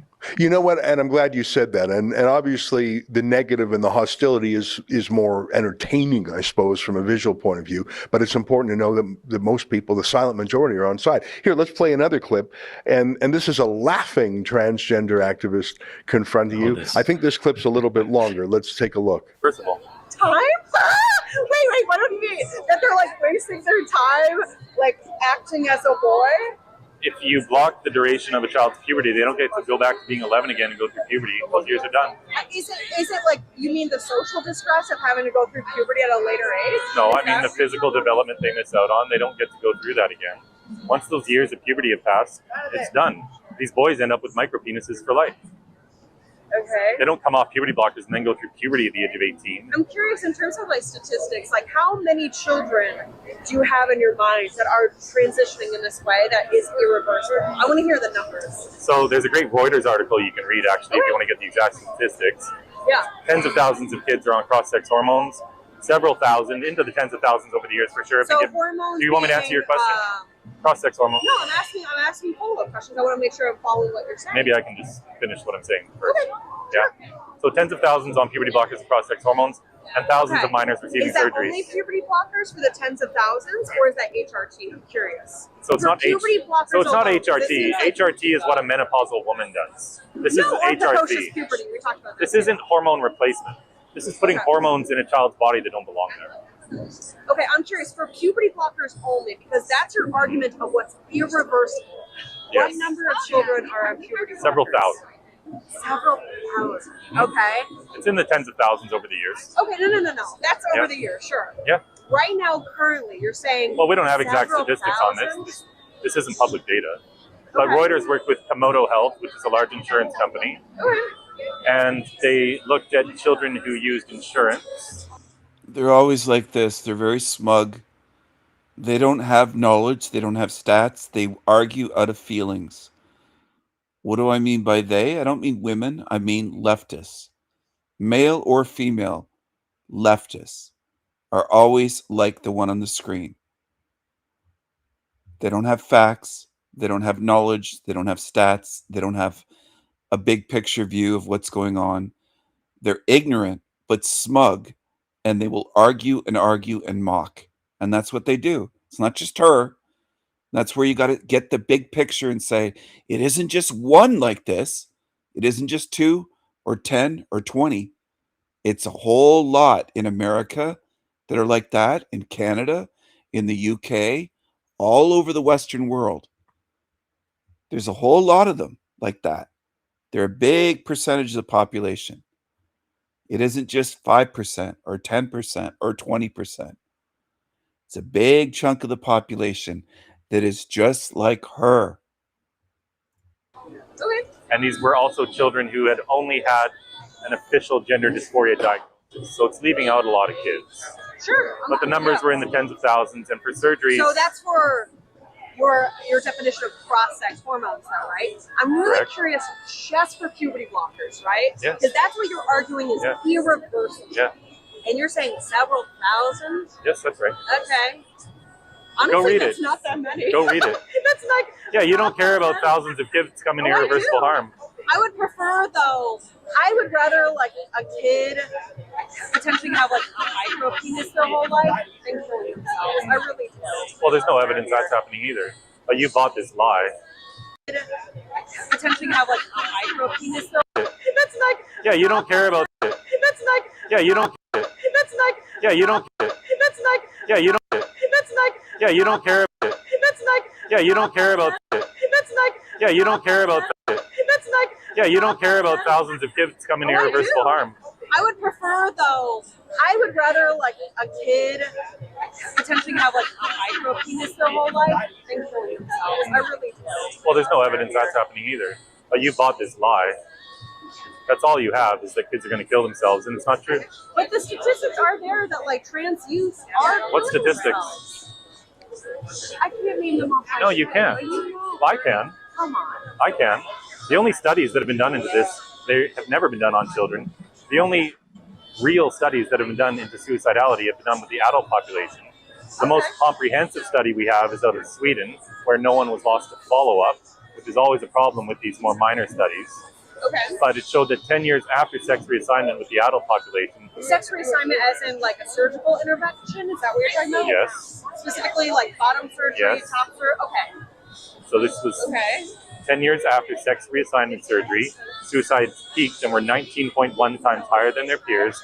That's after accounting for mental health comorbidities, so equating apples to apples.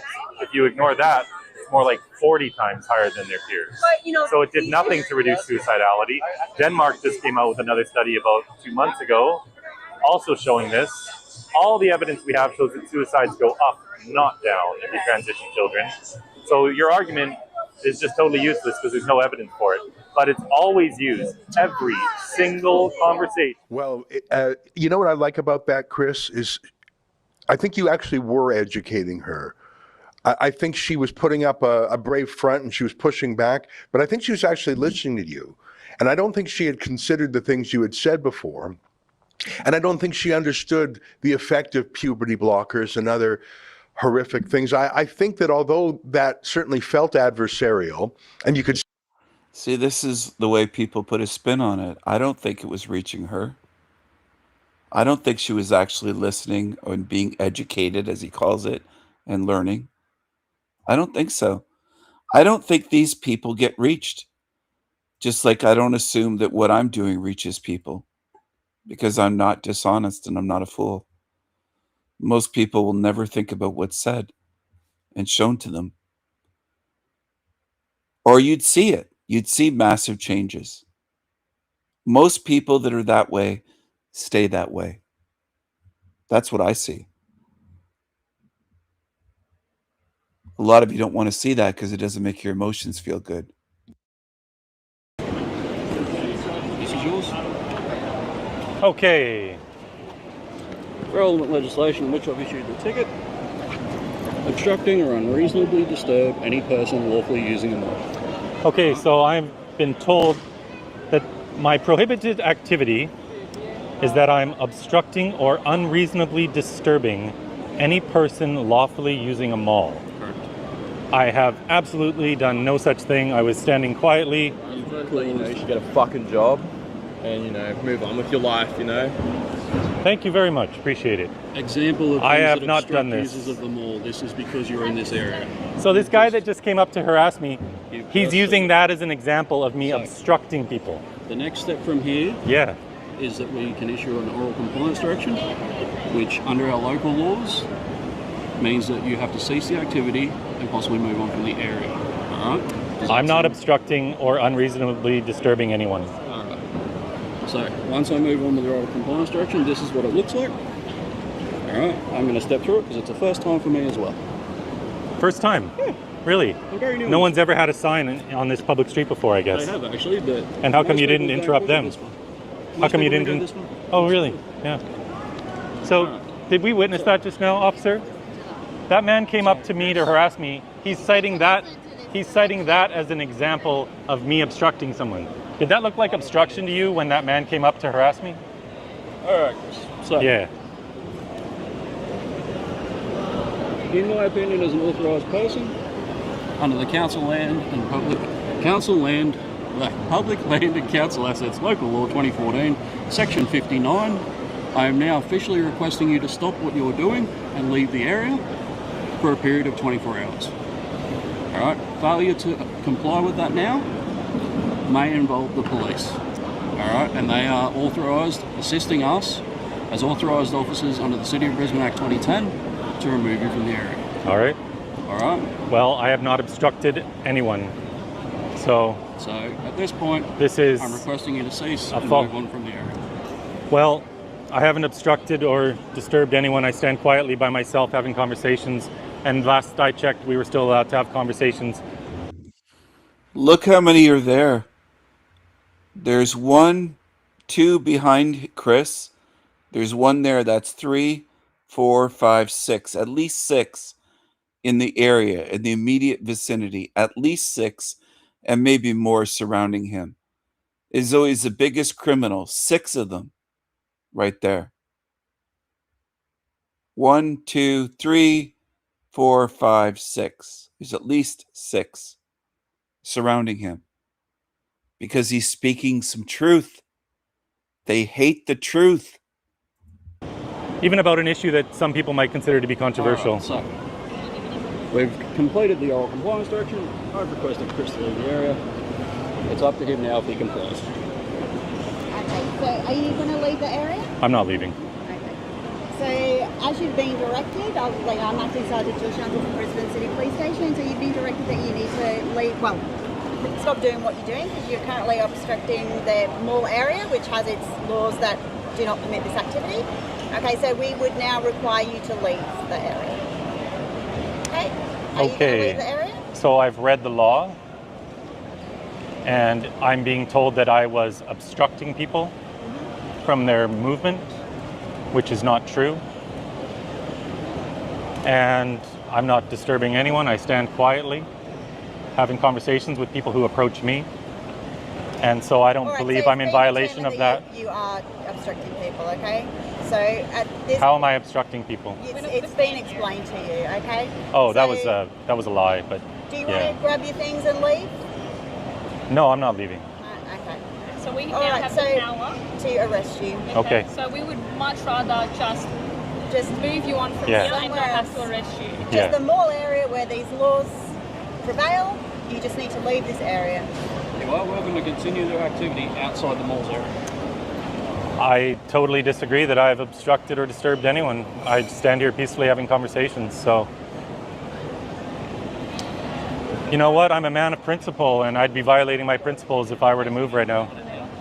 I appreciate that you have a difficult job.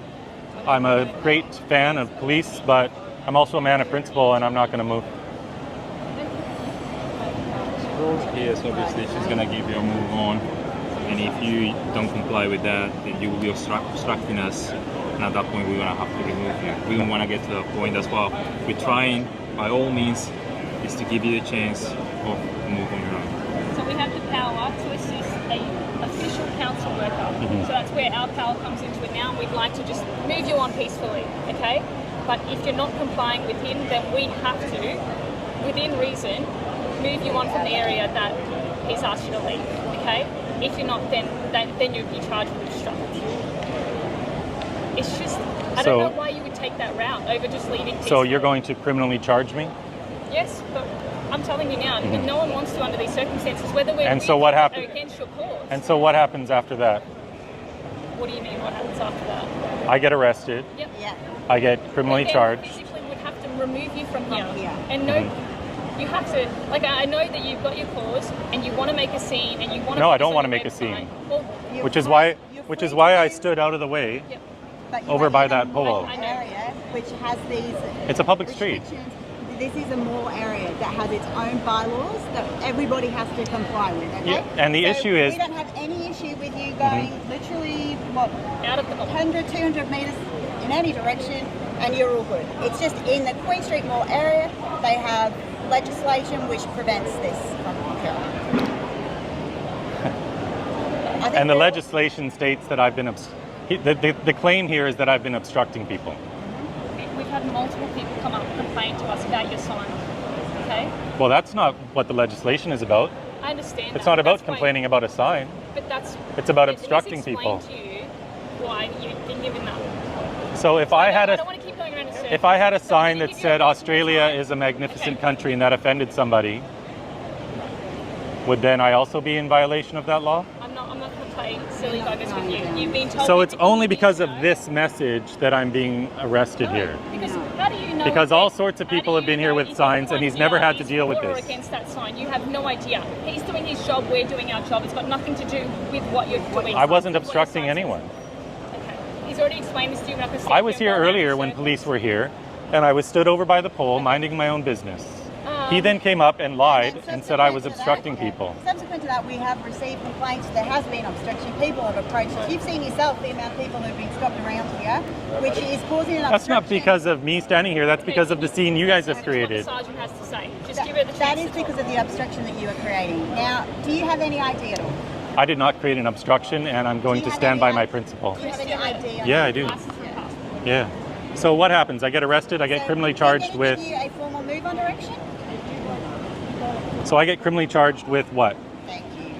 What's the actual charge? So, as the sergeant said, she's going to give you an official move on direction, Mhm. okay, which will be for the mall. If you don't comply with that move on direction, then you'll be charged with contravening that direction. Okay, so that will be the charge. Is that a criminal charge? What do you mean by a criminal charge? Does this carry a criminal record with it? Yeah, Like, that's is this- not- That's you go through Or is this court. just some municipal fine thing? You go through court, and whatever the magistrate decides to do with that Mhm. matter is up to the magistrate. Mhm. Okay, so Acting Sergeant Jill Shantle, Brisbane And City and Police what happens? Do Station. I get taken to jail? Mr. Elston, I'm providing you with a move on direction due to your behaviour causing an obstruction to people and interfering with people's business in their area and members of the public wanting to peacefully pass through here. Okay, so I now require you to immediately leave the area, well, I now direct you to immediately leave the area for a period of, say, about 6 hours from now, by which time most of the businesses around here are closed and your conduct is unlikely to cause an obstruction as far as police are concerned for us moving you on. Okay? There's your ID back. And so what happens if I don't move? I go to jail? So if you fail to comply with that move on direction, you may be arrested for contravening that direction. And does that involve jail? Because I have a lawsuit against your government next week. I need to be I just need you to move outside of the Queen Street Mall area, which is bounded by, so Adelaide Street is the next main street down there, Edward Street is the next street down that way, Elizabeth Street is this street here, and George Street is the street at the top of the mall. Okay, and that's for a period of 6 hours. Do you have any questions in relation to that move on direction?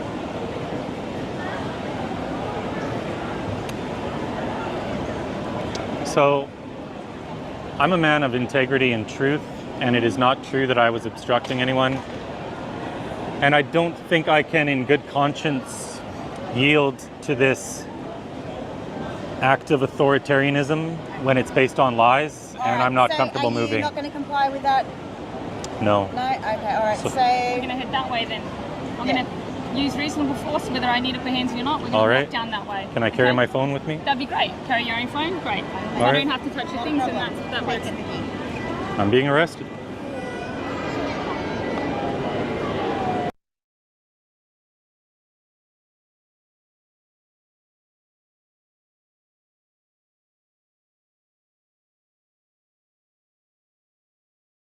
The girl that flashed Charlie Kirk is going viral again. She got fat. She got fat? Really?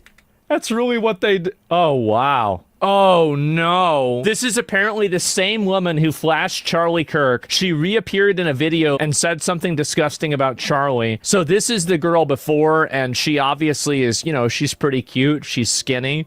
And this is, I mean, she just porked out. She blimped out. She went hog wild. God damn. Like, don't you get afraid to get married? Like, what happens if you get married to this girl and then this is what happens? So this is the original clip. Do you feel proud of yourself for debating college kids who are unprepared to speak in front of an audience like yourself? You're 30 years old. Do you think that's a little bit silly? Are you a voter? I am a voter. I'm a so registered voter. I vote and you vote. So I'm talking to voters of this country that will determine the future of Western civilization. Who are you? Well, important enough for you to come up to a microphone. Oh, man, that's bad. Well, no, you can see. Look how popular Trump is on your campus. How does that make you feel? That is a 5-alarm fire for Kamala Harris because she's probably going to lose Pennsylvania.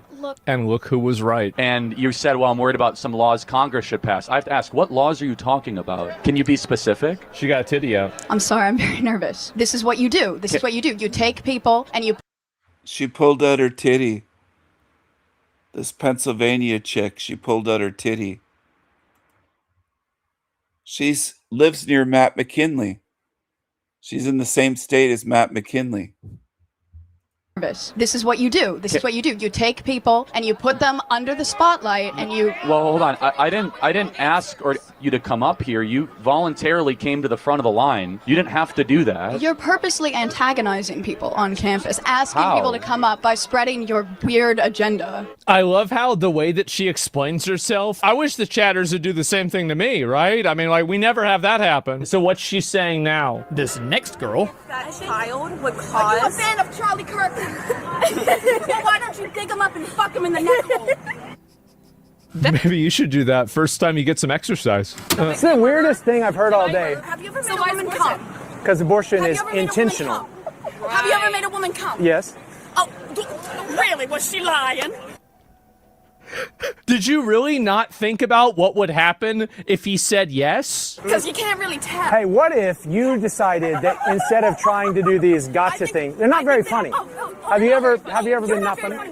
I'm not out here to be funny. Man, bro, and right. You are going here to talk to children. And we were having a conversation, and then you came up and started asking me if I've ever made a woman come. Oh my God. Different than others, but we all do it in different ways. Okay. But see, Christ came to forgive sinners, even sinners like... I wonder how many abortions she's had. That trashy mess demon. you.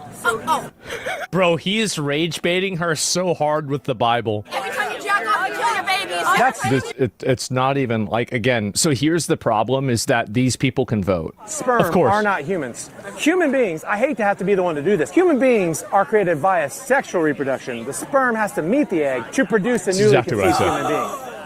You are so smart. Well, you were your brain is so huge. It's millennial. That These are Gen Z. Jacking off was murder. So that's... Hi, camera. Love. Who are you, Diddy? You're Diddy? Who are you, Diddy? Mr. Love? No. Mr. Love? No, not that kind of love. Loving your neighbor as yourself. Because I want justice and I want equality. So much. Yes. While choosing to act really cringy and weird is certainly a tactic, this was yet It is an affront to my freedoms that these people have any. My boy Charlie cursed her and turned her into a land whale from beyond the grave. Oh my God.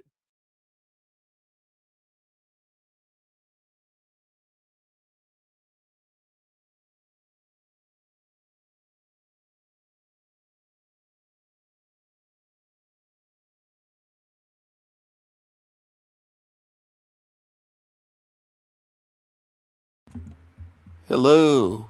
Hello. Hello, hello. I don't know why you say goodbye. I say hello.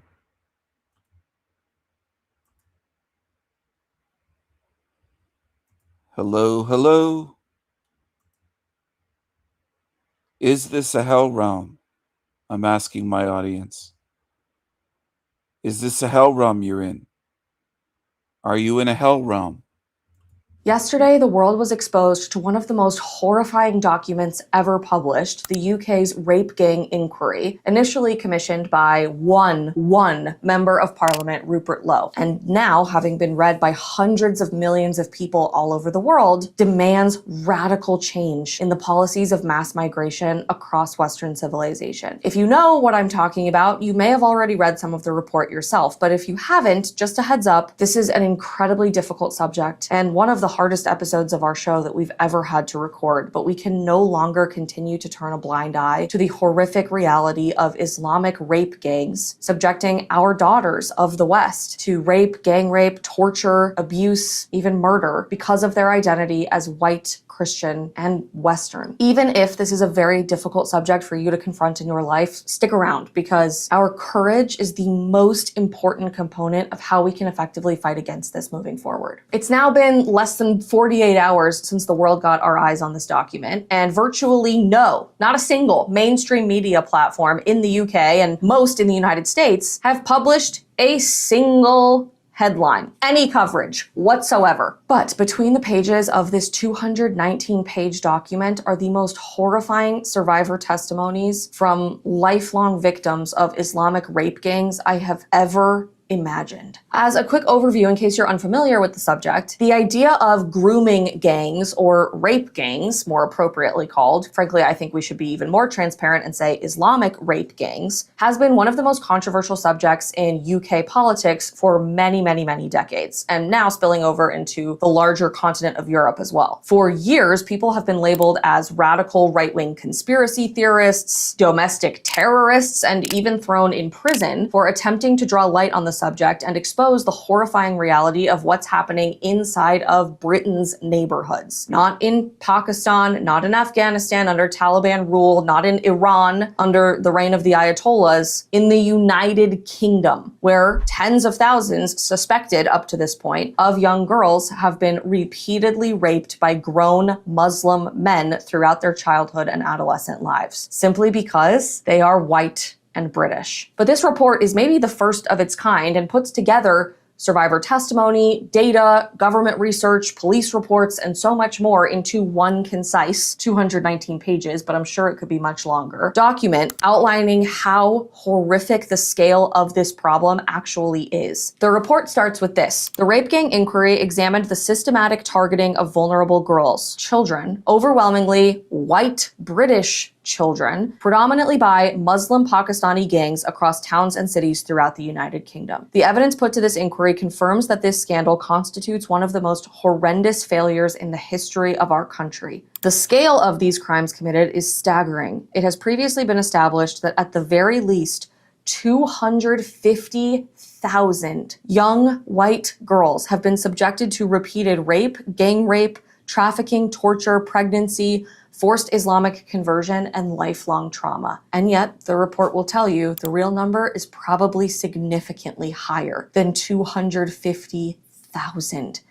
innocent girls. That's an entire generation of young British children subjected to this terror, this torture. And here's the crazy part, the quiet part out loud, that up to this point, you have been the crazy person for saying, but is right here in black and white. When the rapists, the people participating in this gang rape, grooming gang situation, have been convicted, which is shockingly rare, 87% of the time, those convicted bore distinctively Muslim names. A leading imam in the UK actually believes that that number is significantly higher in practice rather than in actual conviction rates. The report says Dr. Taj Harji, an imam with the Oxford Islamic Congregation, believes the true proportion of gang members who are Muslims to be about 95%.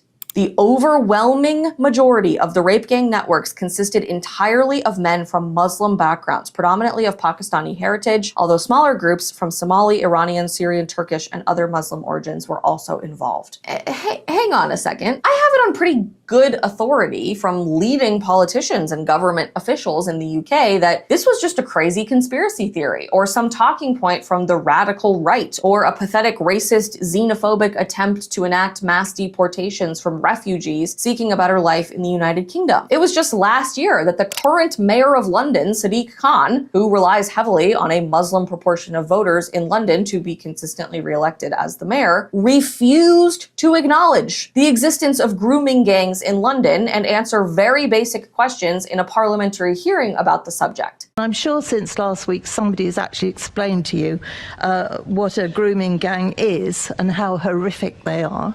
So since somebody now must have told you exactly what they are you going to ask that some money is ring-fenced to actually look into that in London, so the next time I ask you about grooming gangs, you can tell me what the Metropolitan Police are doing about them? Well, firstly, it's really important when you have a conversation of this nature, you think about the victims of child sexual exploitation. I'm on a clock. Can you just give the answer? Will you? Will you make sure some money is ring-fenced to look at this grooming gang problem we have? Yes or no?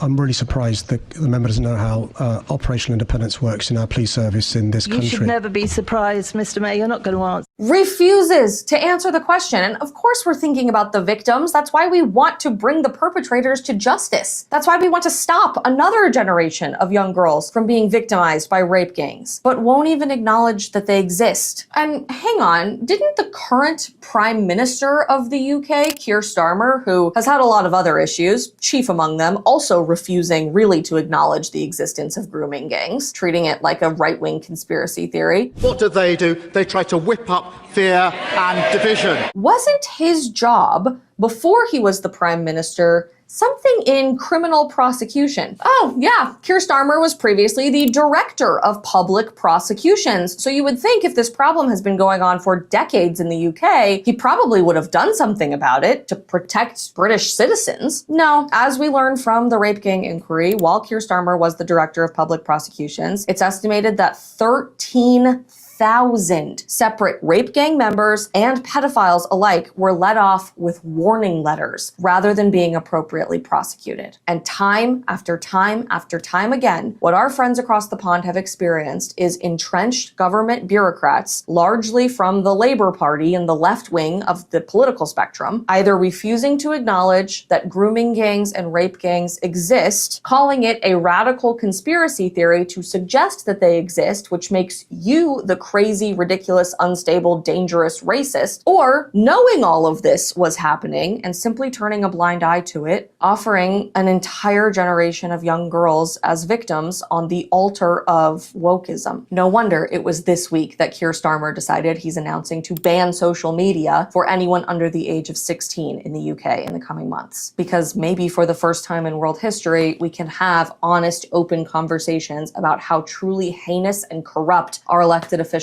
actually are and have the courage to make a change. But how dare you be appropriately influenced by the real conversations about rape gangs that state-sponsored media and politicians are having in Parliament. Frankly, they're not even having those conversations and instead get real information from social media. One of the most important components to the response that we're seeing from the rape gang inquiry is how much fathers are standing up for their children. And this has been a movement across the UK that I've been really inspired by the last few years. But the truth is, we need to see dads standing up for kids all across the board, not just in this one area of policy. Also in the realm of fighting against the horrors of abortion. When moms are facing an unexpected pregnancy, it's so easy for us to hone in only on the mom's experience, which is wildly important, don't get me wrong. But we often leave the dad completely out of the equation, who is being targeted with extreme propaganda from the abortion industry too. And that's exactly where our friends at Preborn come into the picture. Preborn is working to give moms and dads facing unexpected pregnancies a free ultrasound every single day across the country because it is the most effective way for parents to get to meet their babies face to face and courageously choose life. I'll never forget meeting my daughter on an ultrasound for the first time. And even though I've always been pro-life, just knowing that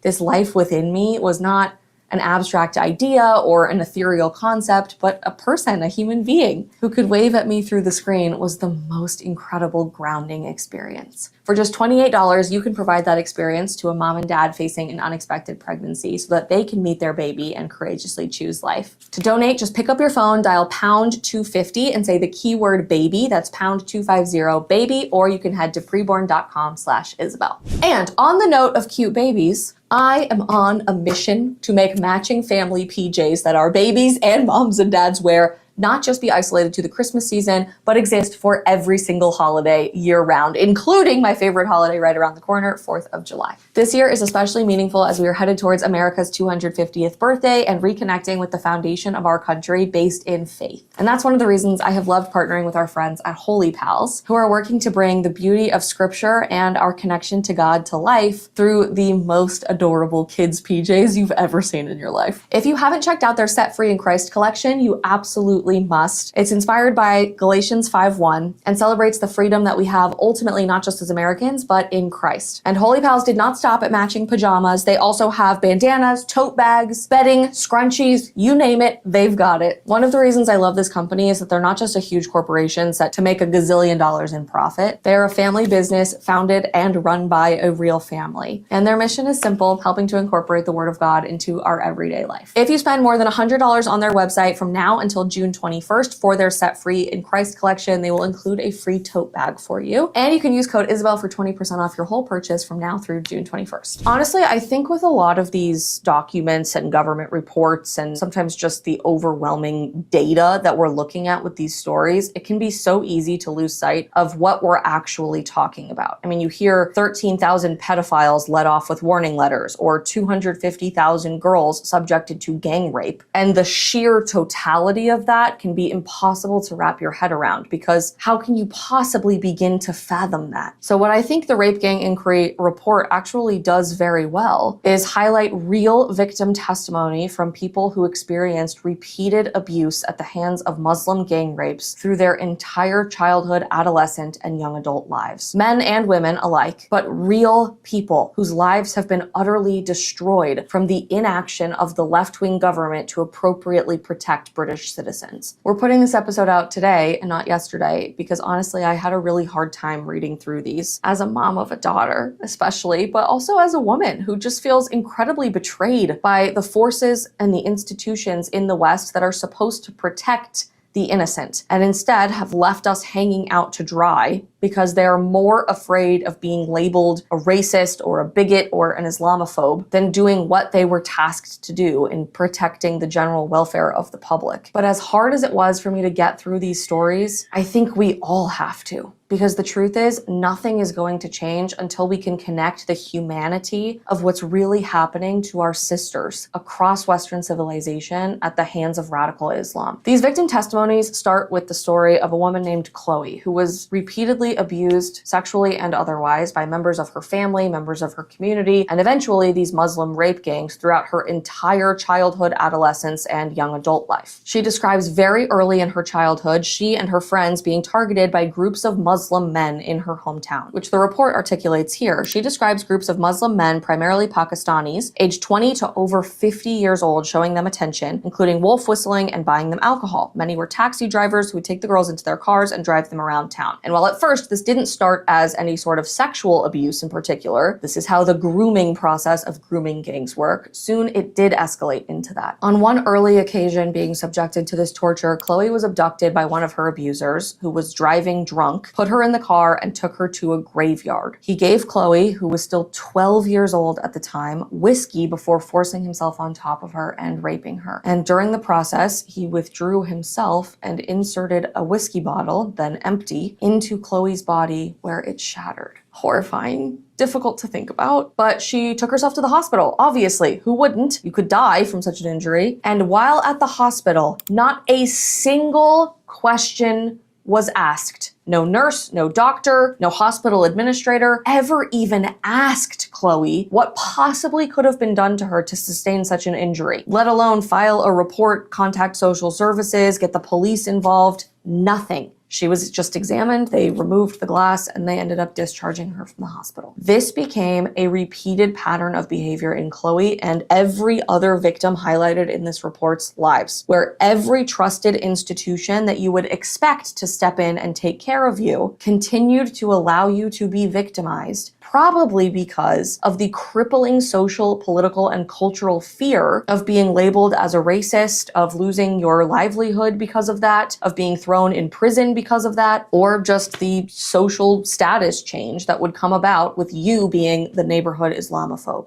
The police questioned Chloe on a number of occasions, labeling her as a prostitute and a vagrant child whose behavior was just completely out of control, instead of a child at 12 years old who obviously could not consent to sexual behavior. Every time the police asked her questions about where she had been and who she had been with, she replied she had been having sex with adult males in their cars at 12. Rather than opening an investigation and pursuing her abusers, the police dismissed Chloe as a prostitute. They asked her whether she was consenting to the sexual activity, and despite Chloe telling them that she didn't even know the definition of the word consent, they reported that she had been. On multiple occasions, the police found Chloe and other missing children in her area in cars with known rape gang members, but let the gang members go without so much as asking them a single question. By the time Chloe turned 13, she decided to take matters into her own hands and disclose to local social services agents, you know, the people who you would expect to help a child in this situation, that she was being regularly sexually abused by gangs of Muslim men. Horrifyingly, in response, social services never intervened, but instead decided to talk to Chloe about contraception and sexual health. One particular social worker in her life ended up taking Chloe repeatedly to sexual health clinics, where Chloe was diagnosed with chlamydia in both her throat and her vagina, with gonorrhea, with genital warts, and with pelvic inflammatory disease. At 13 years old, none of the social workers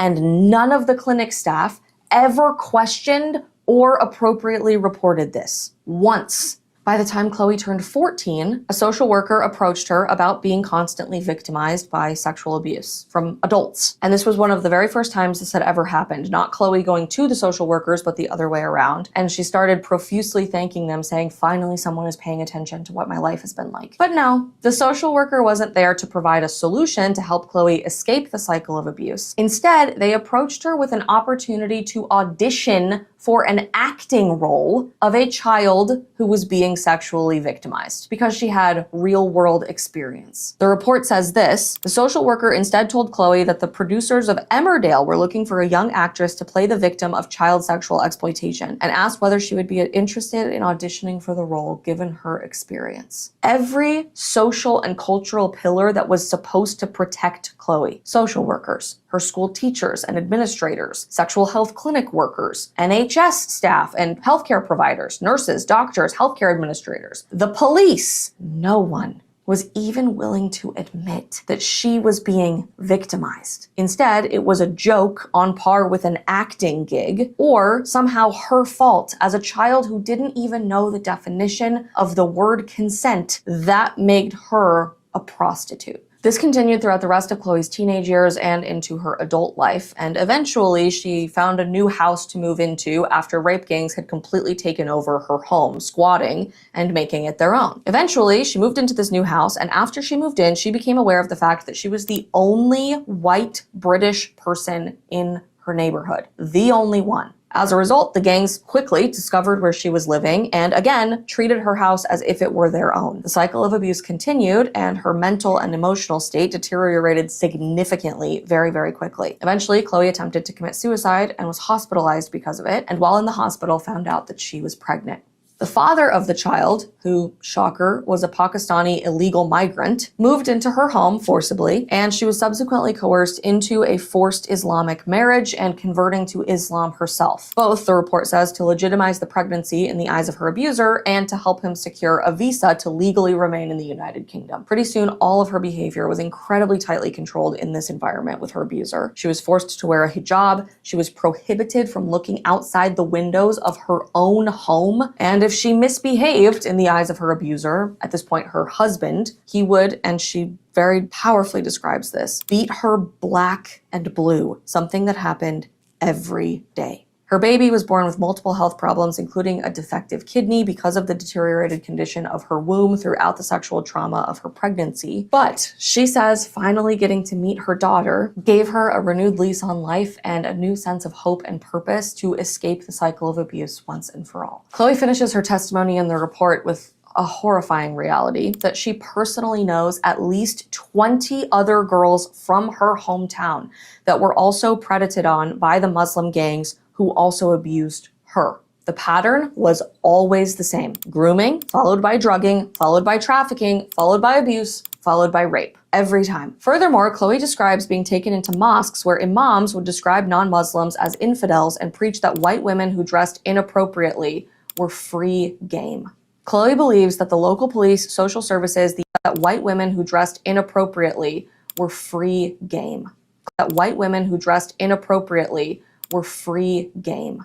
Chloe believes that the local police, social services, the NHS, and the government were all fully aware of what was happening, including the radicalized nature of the crimes, but they did not intervene for two reasons. One, because they could not be bothered with the paperwork, and two, because they did not want to be seen as racist. And herein lies the terrifying reality of what else falls between the 219 pages of this inquiry. That it wasn't just Chloe, it was an entire generation, and could still be if we choose to do nothing, which the media seems to suggest is their approach, subjected to the most barbaric torture and sexual exploitation on the planet because of our fear of being called racist. Are we serious? Are we really going to keep doing this? Anna, another victim whose testimony is included in the report, describes being targeted throughout her childhood by two Muslim brothers who repeatedly abused her verbally, physically, and sexually, until which point she decided to officially press charges and take them to trial, which of course involved a 4-year waiting period before the trial was ever allowed to commence, because of COVID and public safety. And the perpetrators, according to the report, used this time to spread rumors portraying the abuse as consensual, to brag about having abused and assaulted her repeatedly to their community. And during the trial itself, they made funny faces at her, they pointed and laughed at her, they made rude remarks about her appearance. Never was this behavior addressed by the court, ever. One of the brothers was eventually convicted of sexual assault, and while he was being drug out of the courtroom, shouted, you can't make this up, Allahu Akbar. And during the sentencing hearing and after the fact, those two brothers' sister also continued to torment Anna by screaming Allahu Akbar in her face repeatedly. Taylor describes the horrifying experience of being repeatedly gang raped by groups of adult Muslim men, saying this: before they raped me, they would chant Bismillahir Rahmanir Rahim, which translates to, in the name of Allah, the most gracious and the most merciful.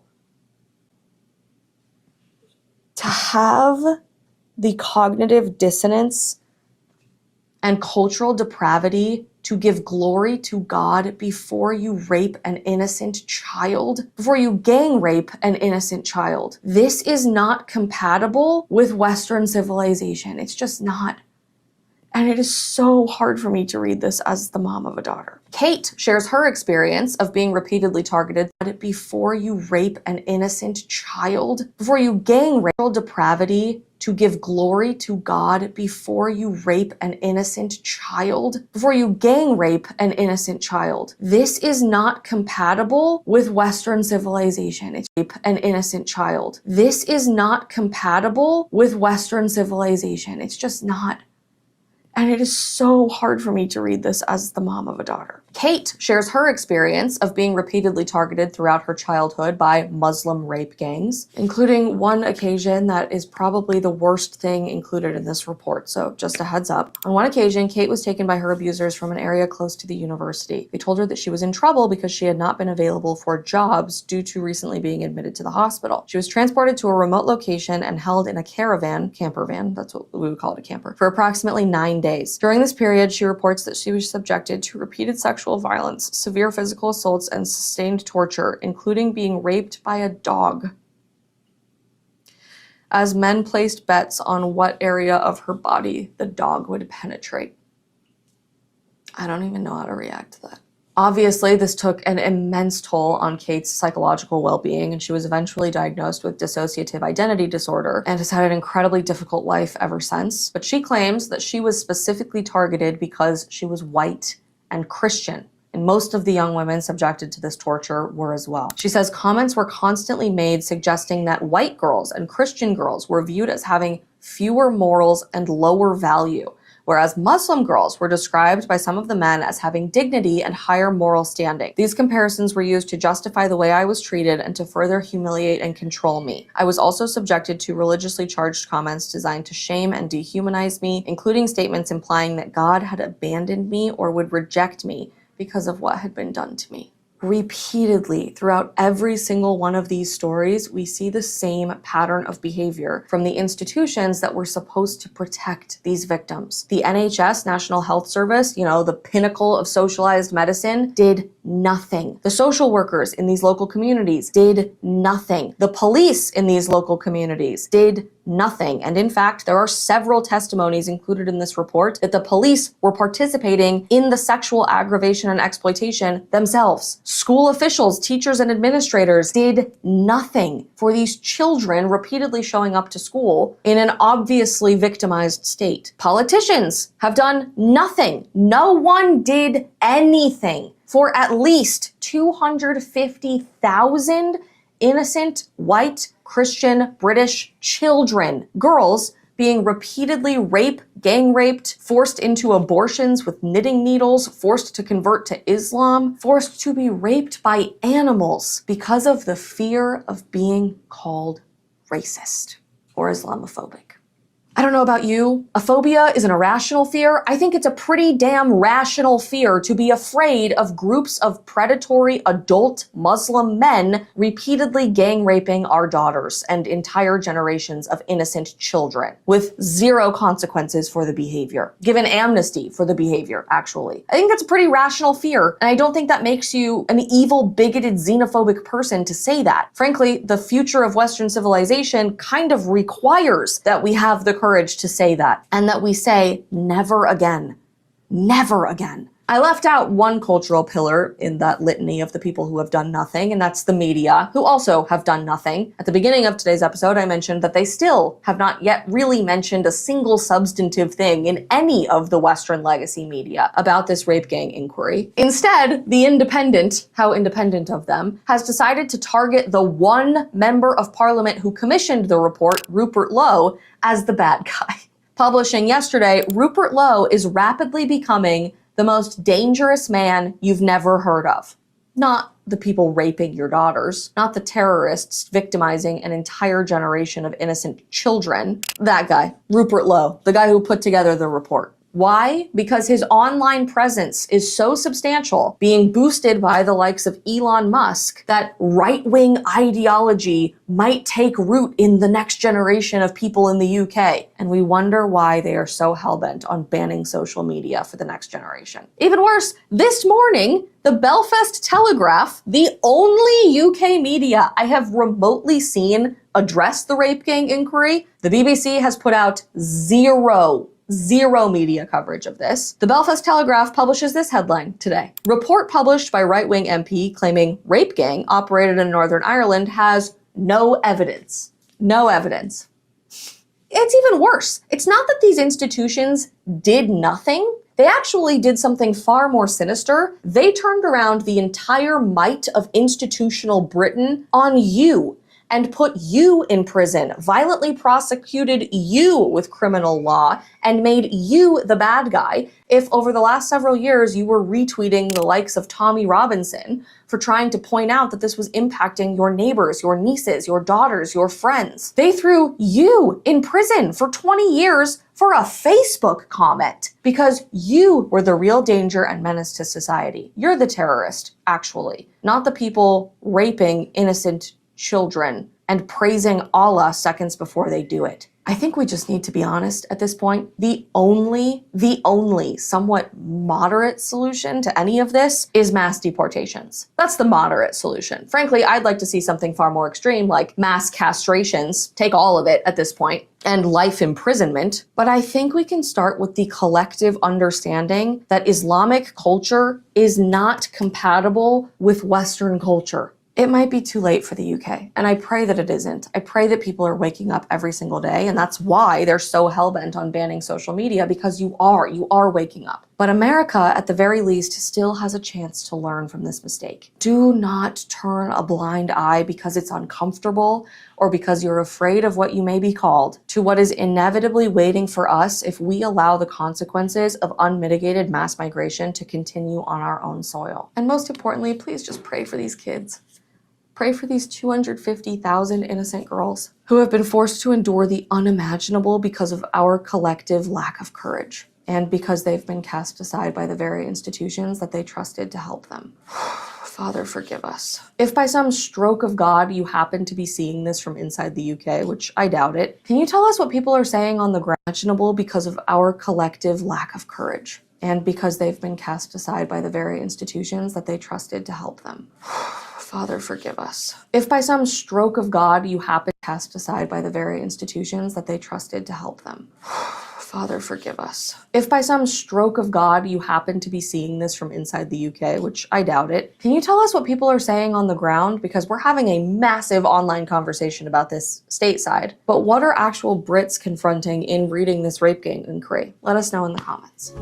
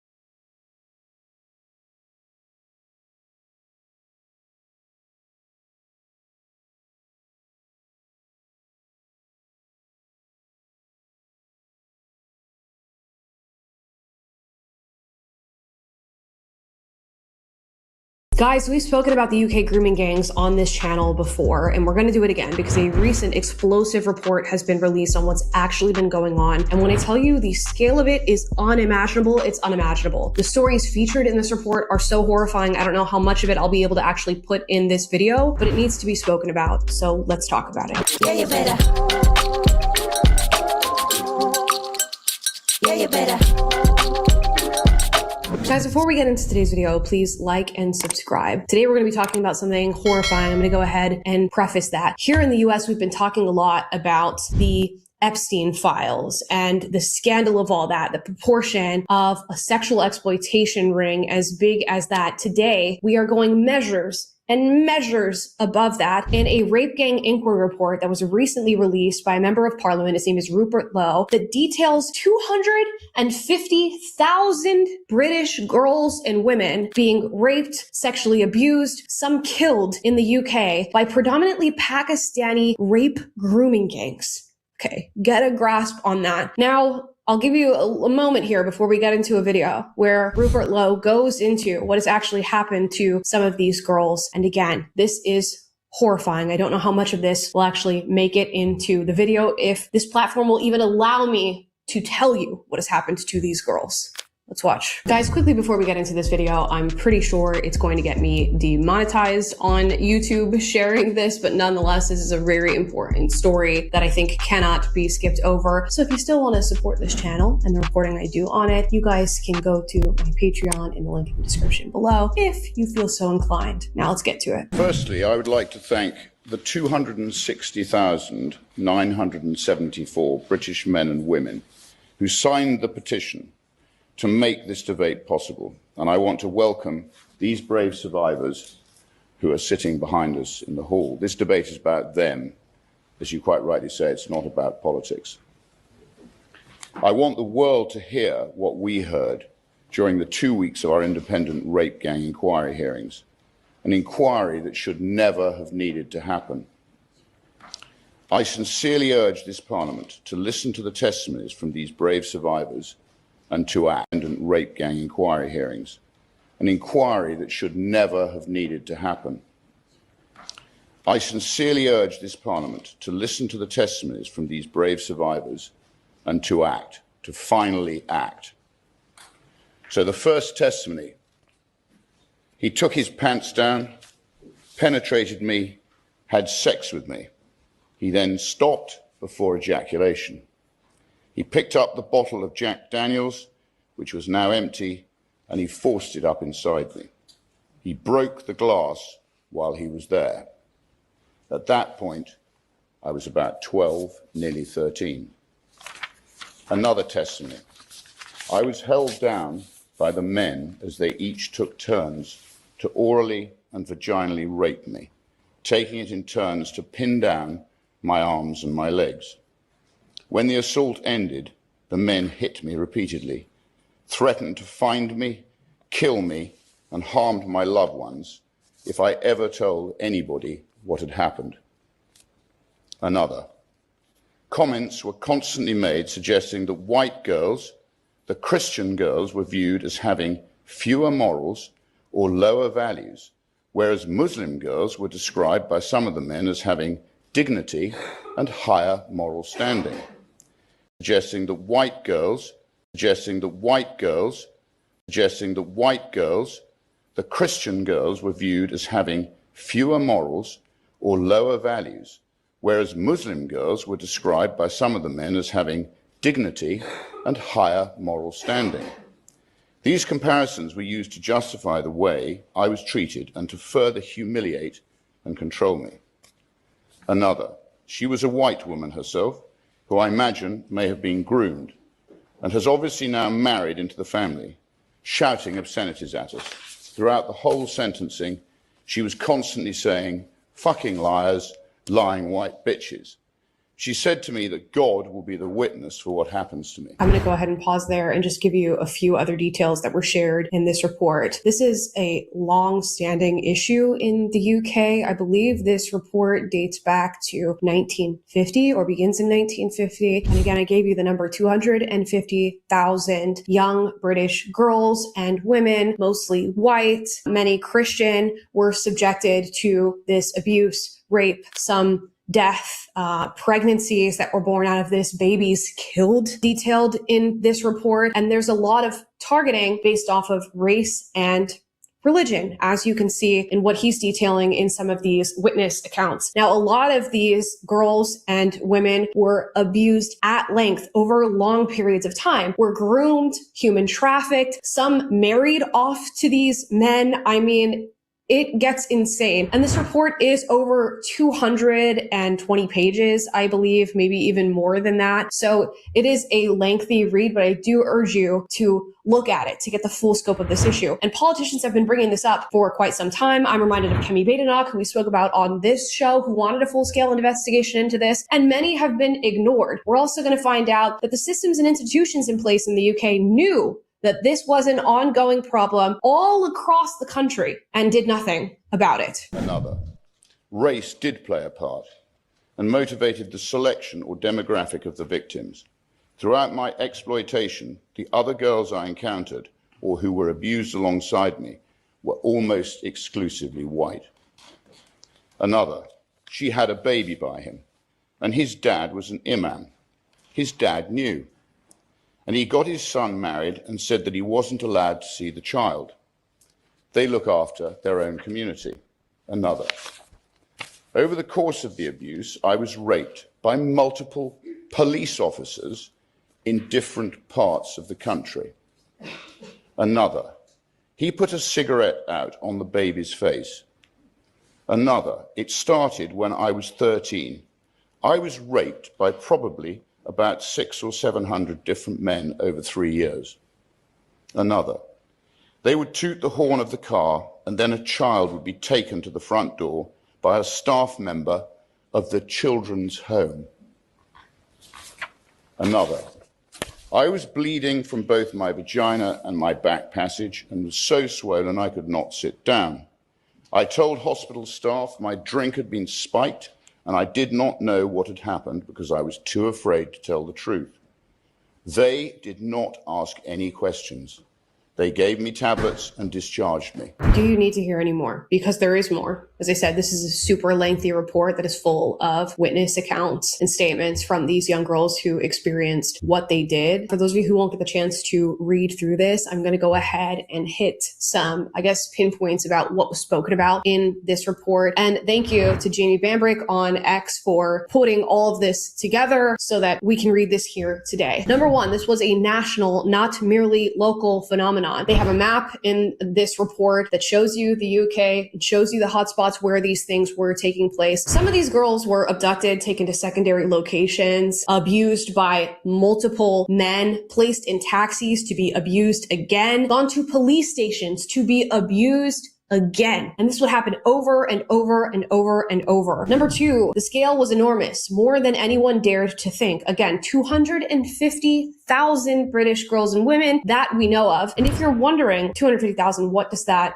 even look like? Here is an image. 250,000 women in 4 stadiums, just to help sort of give you the proportions of this. And still, it does no good. Like, my mind cannot fathom this many young girls and women experiencing what they did. Some, I believe, as young as 10 or 11 years old in this particular report. Number three, it has been reported the vast majority of perpetrators were Pakistani Muslims, which we knew. And as people who were becoming aware of this issue tried to bring it up, let's say in Parliament, at the different debates that were taking place, they weren't offended by the number of young girls who were being assaulted and sexually abused, some killed. They were offended by the fact that these politicians and leaders were pointing out that the perpetrators were predominantly Pakistani Muslims. That's where you hear the uproar in the crowd, because I guess the UK is all about multiculturalism and acceptance of everybody and all cultures, even when those cultures include the abuse of their young women and girls. That's the sacrifice that many are willing to make, and that's why this has gone under the radar. And you can find out here in this that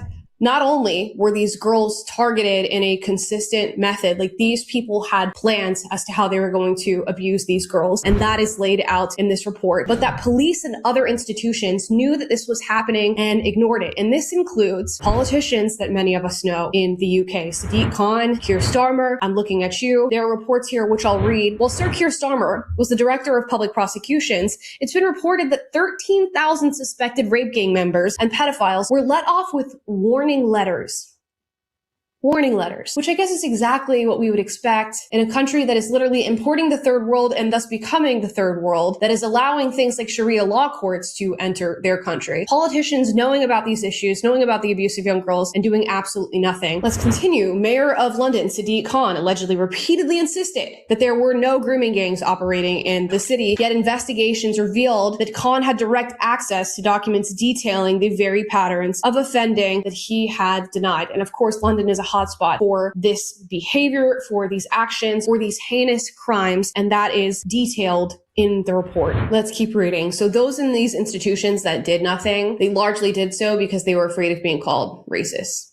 They're just scared to actually pinpoint the problem and say that there's a particular demographic of people who are committing these heinous crimes against young problem, and say that there's a particular demographic of people who say that there's a particular demographic of people who are committing these heinous crimes against young women. That's what they're scared of. They're scared of the response, not that these crimes are even happening in the first place. Next, parts of the foster and orphan care systems became exploitation hotspots. So many of these victims were going through the foster care system, were living in orphanages, or were orphaned. And when you think about how many girls this was happening to in all of their different situations, it's so heartbreaking to hear from them, and then to think about those who went through this and actually didn't survive. And there are many stories detailed of those who didn't make it in this report as well. 8, multiple offenders explicitly link their treatment of these girls with their own religious and cultural beliefs and the girls' white ethnicity. And I'm going to show you a clip here of a man who was the father of a Pakistani gang rapist.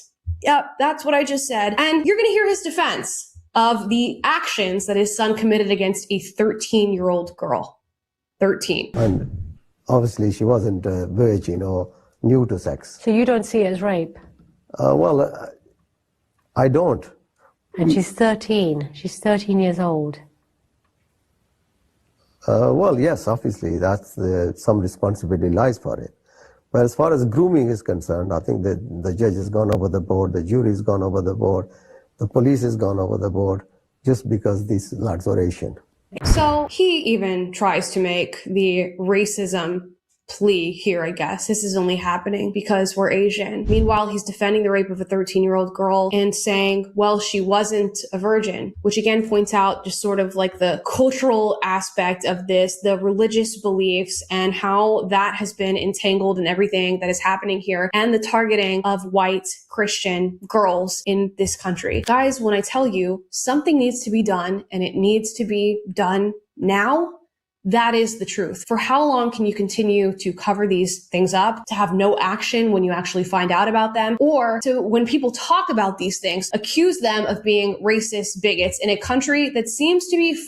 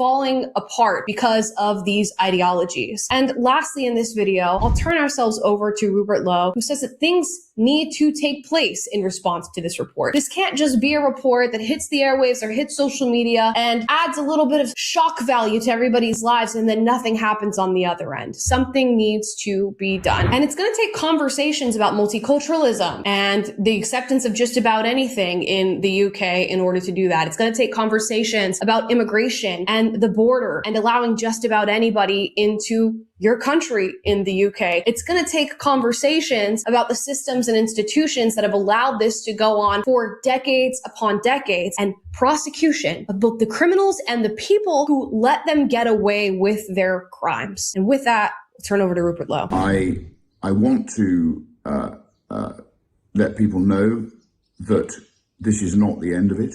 We will be pursuing those people who have failed us.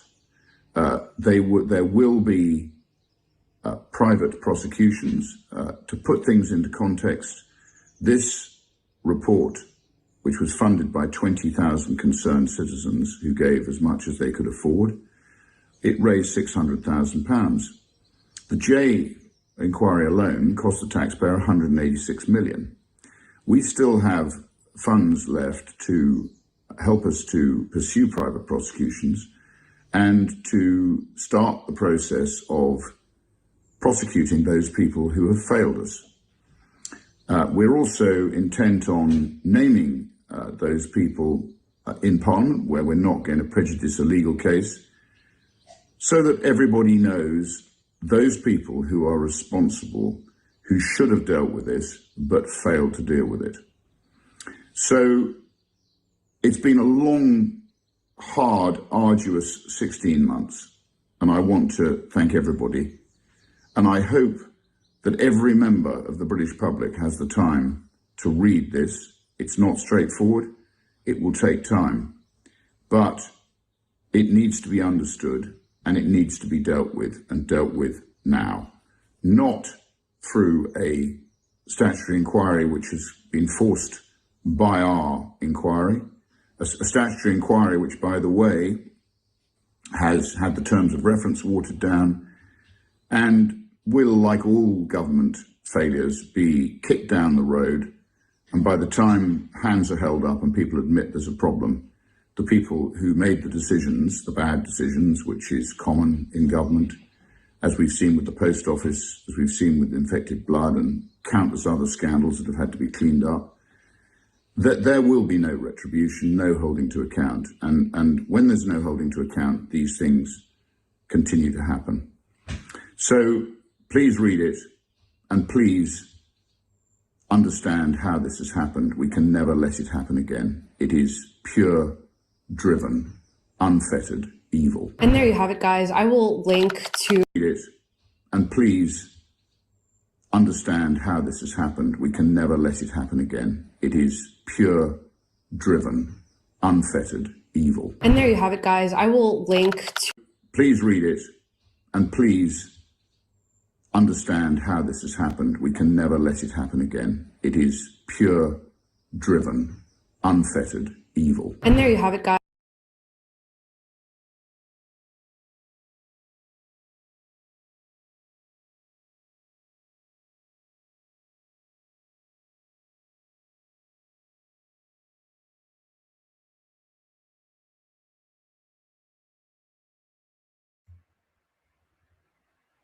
It's pure, driven, unfettered evil. And most people will deny that there's evil in this realm. Most are demonic. They deny the truth. They gaslight truth speakers. They attack, they insult, they insult, they insult. They'll insult for hours. They'll leave hours of insults and say that I'm a narcissist and things like that. They demonstrate it. You saw a vegan demonstrate that earlier. They will do the same thing with child grooming. They'll lie, they deny, they gaslight, they lie, they deny. That's what they do in this realm. I've proven to you that you're in a realm of evil, but it's up to you to even see where you are. All the proof in the world won't matter if you don't want to see. And I've tried for years and years. It shouldn't take years to get through to you. It's one of the reasons why I know something's wrong. I already knew there was something wrong in the realm before I started making any YouTube videos. I'm kind of chuckling about that because I've known my whole fucking time here. It shouldn't take this long to reach people. There's something wrong. And I don't hear other people saying that, how wrong it is that it doesn't get through. And I wish I could disagree with Salty, but I have to agree. It might be as low as 10 people, 10 beings out of the whole place that have any real care. Because for most people, it's performative. They pretend to care. They pretend to care. And then they move along to something else. And if it doesn't affect them directly, they don't give a shit. If their neighborhood isn't so dangerous that they can't go out, they don't care. They'll just say, well, it's okay. Let all the tiggas in. Let them all in. Let them all in. That's what they do. All the proof I keep providing, massive proof. Truth with proof, with evidence.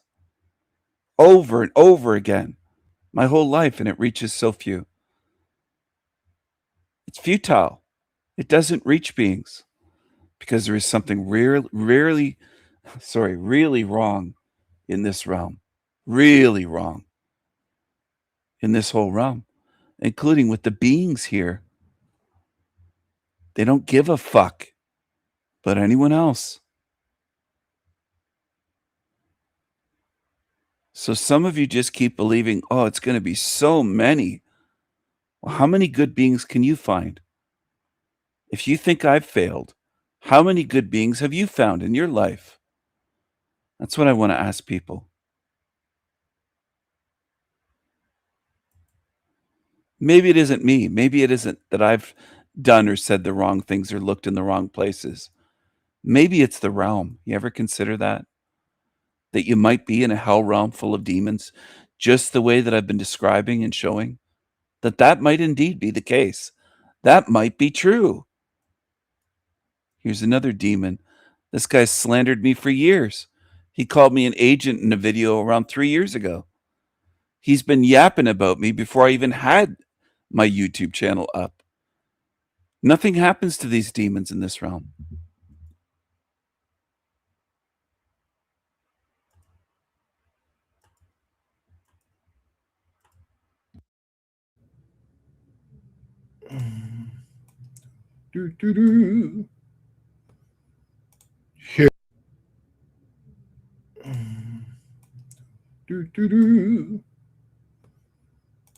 Hello, everybody. My room's a motherfucking mess, bet's not made. What the hell are those strings from? Oh, there's my pants on my gym pants. Anyways. So, oh yeah, this video ain't got no subject. There's nothing new to talk. So, oh yeah, this video ain't got everybody. My room's a motherfucking mess, bet's not made. What the hell are those strings from? Oh, there's my pants on my gym pants. Anyways. So, oh yeah, this video ain't got no. Big tongue flick in the first 20 seconds of his video. That's why I rewinded it. To show you the tongue flick. Big tongue flick. They can't even go 20 seconds into a live stream without doing a great, big, obvious tongue flick. Again, though, it doesn't matter because it's never enough for most of you. No matter what I show how abnormal these creatures are. People, you don't want to see. Most of you. And you don't care about the truth. Mess, bet's not made. What the hell are those strings from? Get ready. Here it comes. There's my pants on my gym pants. Anyways. So,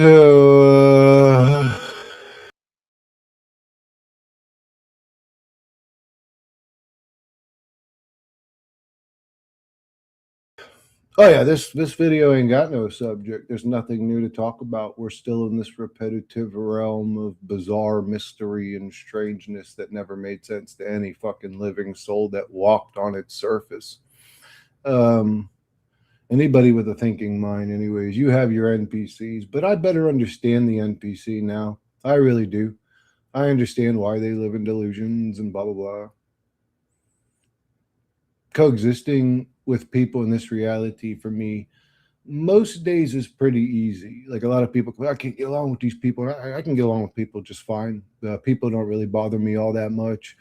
The closest people to me in reality don't, and personally, don't talk about these kind of subjects. Matter of fact, these subjects are weird or crazy to them, and it's always strange to me because I feel like I don't feel like I have a lesser intelligence than these people. But I could put on my little retard role and acquiesce and be ignorant and just be a character in the simulation every day and get by until the day I leave this bizarre fucking reality. But I don't like it here. This place is weird. It suffers people for no reason. People are struggling. People are depressed. People commit suicide. People commit murder and rape in this place. Some creatures rip other creatures' guts out while they're screaming and bleeding. And some children have brain tumors and experience ridiculous amounts of pain. If you ever worked or been in a pediatric hospital, you'll see babies with third-degree burns from head to toe, screaming in agonizing pain until they die. You'll see kids with brain tumors who are full of love and life and happiness, and they just want to laugh and be happy. You'll see them die. And it'll eat your soul slowly. This realm is so dark that it eats your soul slowly, and there's no way around that.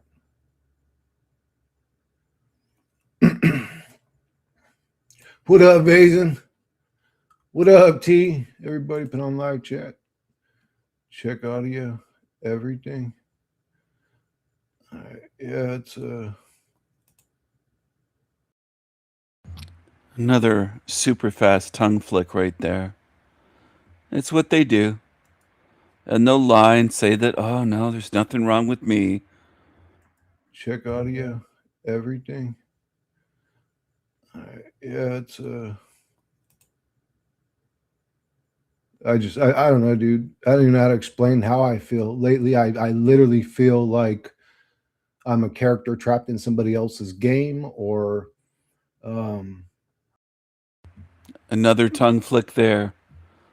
Just 5 or 6 seconds after the other one. One after another after another.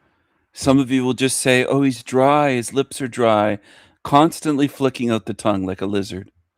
I never said he's a lizard. He'll lie and say, he calls me a lizard. Never called you a lizard, but you flick your tongue out like one. How about that? They lie and lie and lie, these creatures. And they are creatures. I call them creatures. I call them demons. You can deny what I'm sharing here and showing into your grave at your own peril. Go ahead and deny it. Doesn't hurt me. Your denial will just keep you here, geniuses, the ones that think they're so smug, denying it. Go ahead. See where it leads you. I just feel strange. What I've done, so I just feel strange lately. I feel strange. I'm in a strange reality, so I feel strange. I just feel strange most of the time. Strange is a feeling, believe me.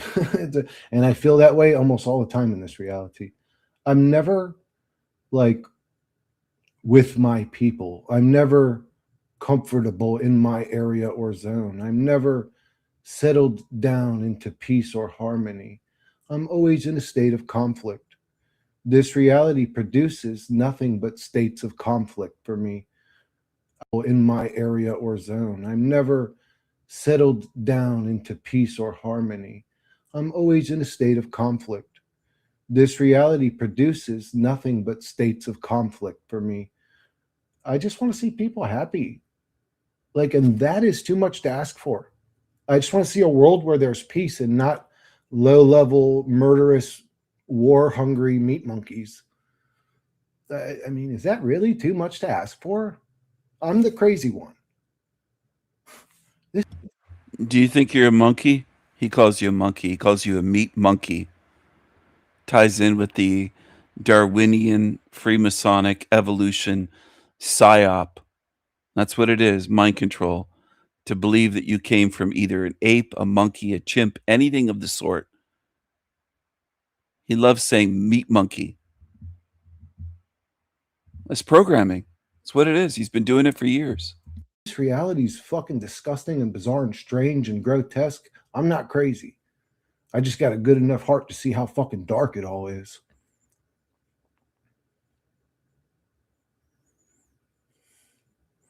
Seriously, I thought 4 minutes ago my bro Chris didn't come live for a while. And boom.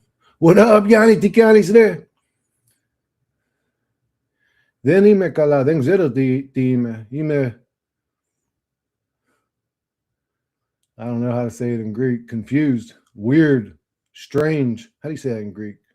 Ime fucking trelos ime. Trelos den zero dime. Every night I feel despair, realizing that no one has an answer to this endless hell. An answer to this endless hell. Strange. How do you say that in Greek? Ime fucking trelos ime. Trelos den zero dime. Every night I feel despair, realizing that no one has an answer to this. How many tongue flicks in the first 4 minutes, 45 seconds? 8, 10, 12? Who does that? Who flicks their tongue so much? Hell. Yep, nobody has the answer. I always like to yell, I'm not crazy. All of you are fucking crazy. Well, I think every one of us is crazy, but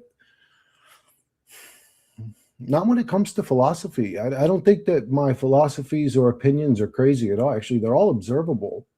They're all observable, and they shine lights on. Like when I say like they're all observable, and they shine lights on. Like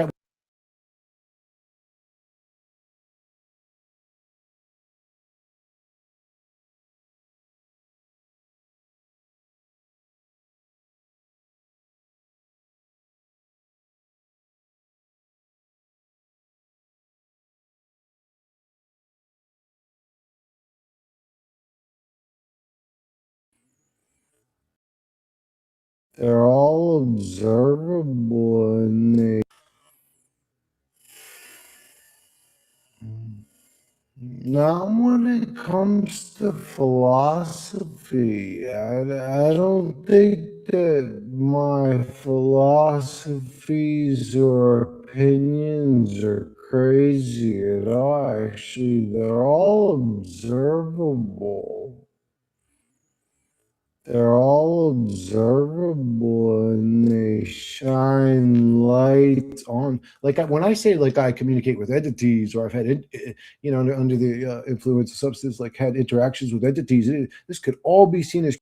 They're all observable, and they shine lights on. Like when I say like I communicate with entities, or I've had under the influence of substance, like had interactions with entities, this could all be seen as crazy. And that's why I always say take everything I say under these influence with a grain of salt. Like this could be delusion, random hallucination. But outside of that shit, I'm pretty spot on. Like I can't prove the entities, but I can prove that they're suffering, misery, depression. This is the suicide rate. Everybody has like had interactions with entities. This could all be seen as crazy, and that's why I always say take everything I say under these influence with a grain of salt. Like this could be delusion, random hallucination. But outside of that shit, I'm pretty spot on. Like I can't prove the entities, but I can prove that they're suffering, misery, depression. This is the suicide rate. Everybody hates this place. There's war. There's like, I'm not talking about some shit that we can't talk about. You know what I'm saying? Every night I feel despair. Yeah, me too. This place isn't reality. This is the suicide rate. Everybody hates this place. There's war. There's like, I'm not talking about some shit that we can't talk about. You know what I'm saying? Every night I feel despair. Yeah, me too. This place isn't reality. Every day I feel despair. I have moments of happiness, and then it's right back to despair again.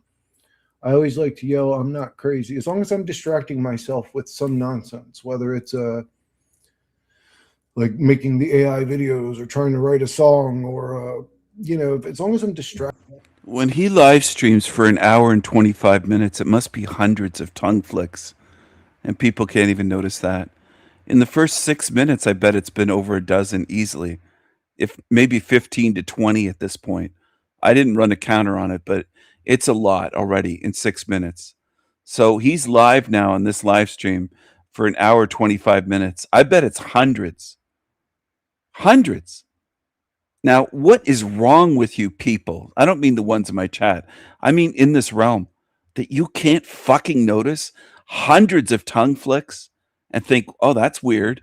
At a minimum, think it's weird, if not demonic, and go further than just weird.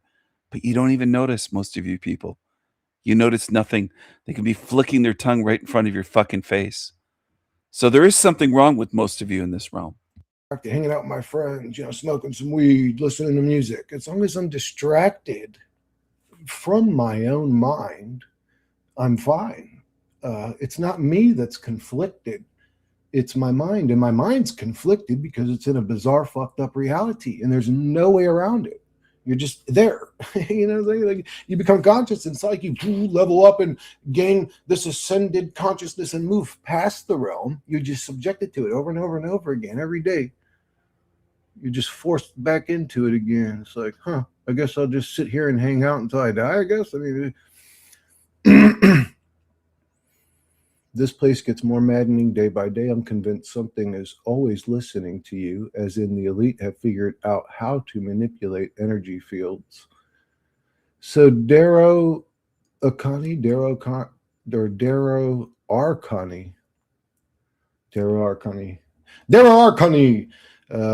what up, dude? But this is gonna sound paranoid, but everybody around me ends up sick with stomach issues. And if they were sick, their sickness gets worse. Everybody around me. I'm constantly dealing with fatigue. I hear like these electrical pops in the fucking air. I feel waves. So I think I get attacked by these things constantly as well. I just keep living life because what can I do? How do you fist fight a fucking cell tower, Hey, Chris, you like that Sega channel? Yeah, I do. Young, that was that was the best part of my. You like that Sega channel? Yeah, I do. Dealing with fatigue. I feel waves. So I think I get attacked by these things constantly as well. I just keep living life because what can I do? How do you fist fight a fucking cell tower, Hey, Chris, you like that Sega channel? Yeah, I do as well. I just keep living life because what can I do? How do you fist fight a fucking cell tower, Hey, Chris, you like that Sega channel? Yeah, I do. Young, that was that was the best part of my life as a child growing up. Excuse me. We had it for about excuse me. Man, I'm struggling to breathe. I need a cigarette or something. I quit for 2 days. Smoked another one earlier. I'm about excuse me. Man, I'm struggling to breathe. I need a cigarette or something. I quit for 2 days. Smoked another one earlier. I'm about to smoke one again, whatever. But yeah, like I said, Kim, we were kind of like broke growing up. So my mom coming up with $5 to go and like rent a video game was a big deal, when you're poor. And when she heard that shit, when I told her, Ma, it's $15 a month, but we get 50 games. She was like, what? That's not true. And then she looked into it. When she seen, wait a sec, I could entertain these little bastards for $15 a month. Cha-ching. Thank you, Mom. Sega channel, baby. I was on that bitch. I was on that bitch all day, bro. Are you kidding me? I used to play that shit all day. Normies are going, dude, Sonic Pinball's a great game. Sega channel, baby. I was on that bitch. I was on that bitch all day, bro. Are you kidding me? I used to play that shit all day. Normies are going, dude, Sonic Pinball's a great game. I remember me and my brother Dean playing that shit for hours. Even my dad, like, he would watch it while we were playing. Normies are going, he'd like cheer and shit. Like, he'd start kicking his leg. He'd be like, yeah, motherfucker. And like, if he got like a good score or something, he'd be like cursing. Normies are going full simulacra theory now. It's weird. Isn't that weird inside? It's either as if the reality molds to our beliefs, or reality is getting very weird or interesting. Yeah. It's funny because my buddy, he said that, Chris, you're pretty normal, but the craziest thing about you is that simulation shit. That's what he says to me. And it's like, that's not even crazy no more, bro. I mean, I've been saying it for years, so it seems crazy, but everybody's saying that shit now. There's scientists saying it. There's MIT guys saying it. There's fucking, I don't know, everybody's saying it. And that makes me uncomfortable in a weird way, because the reality I grew up in, when everybody starts saying it, you know that shit ain't real. So that makes me uncomfortable. It's like, wait, am I wrong about the simulation theory? I mean, everything adds up to it, but yeah, that's a weird reality. You got to wonder if the sim would ever let anybody get close to the actual fuck is going on. No. I think the sim. So the game, the point of the game, well, this is what I think, Dad. The point of the game for the gamers is to contain artificial intelligence. And if you give artificial intelligence, that's us, we're the characters in the game, like that level of intelligence, it's going to start questioning its reality. So the game molds or bends or shapes, you know, it's all AI probably done. It pays attention to everything, but it molds. He doesn't know what AI is. Do you think you're living in a video game? This creature wants you to believe that you're living in a video game, in a simulation video game, but at the same time, he calls you stupid meat monkeys. Nothing he says adds up. Nothing. Which is why people believe him. I don't think that most beings in this realm want a comprehensive, cohesive theory that adds up. I don't think most do.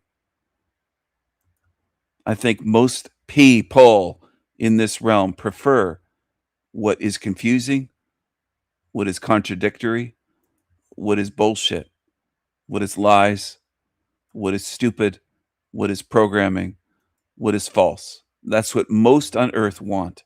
They don't want truth that adds up, that's coherent, cohesive, pieces fit in the puzzle, it forms a picture, and it makes sense. They don't want that.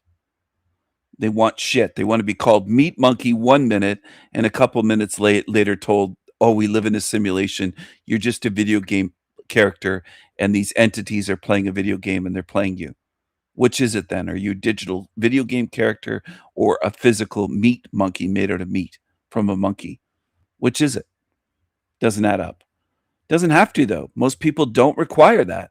Most of you people on earth don't want truth. You want shit. You love shit. And it's undeniable.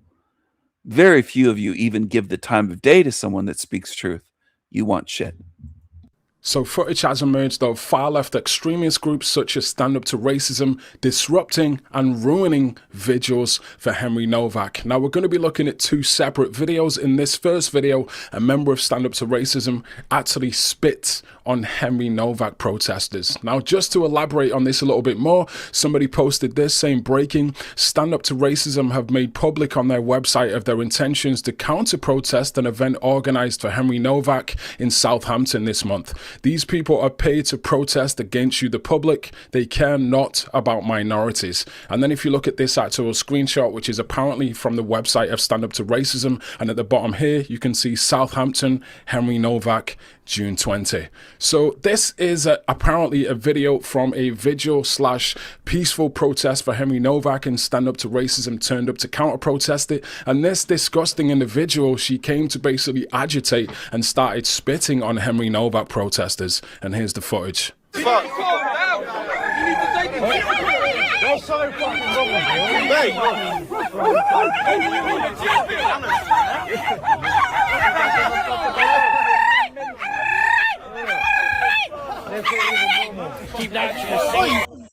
Tell me that they're not demonic.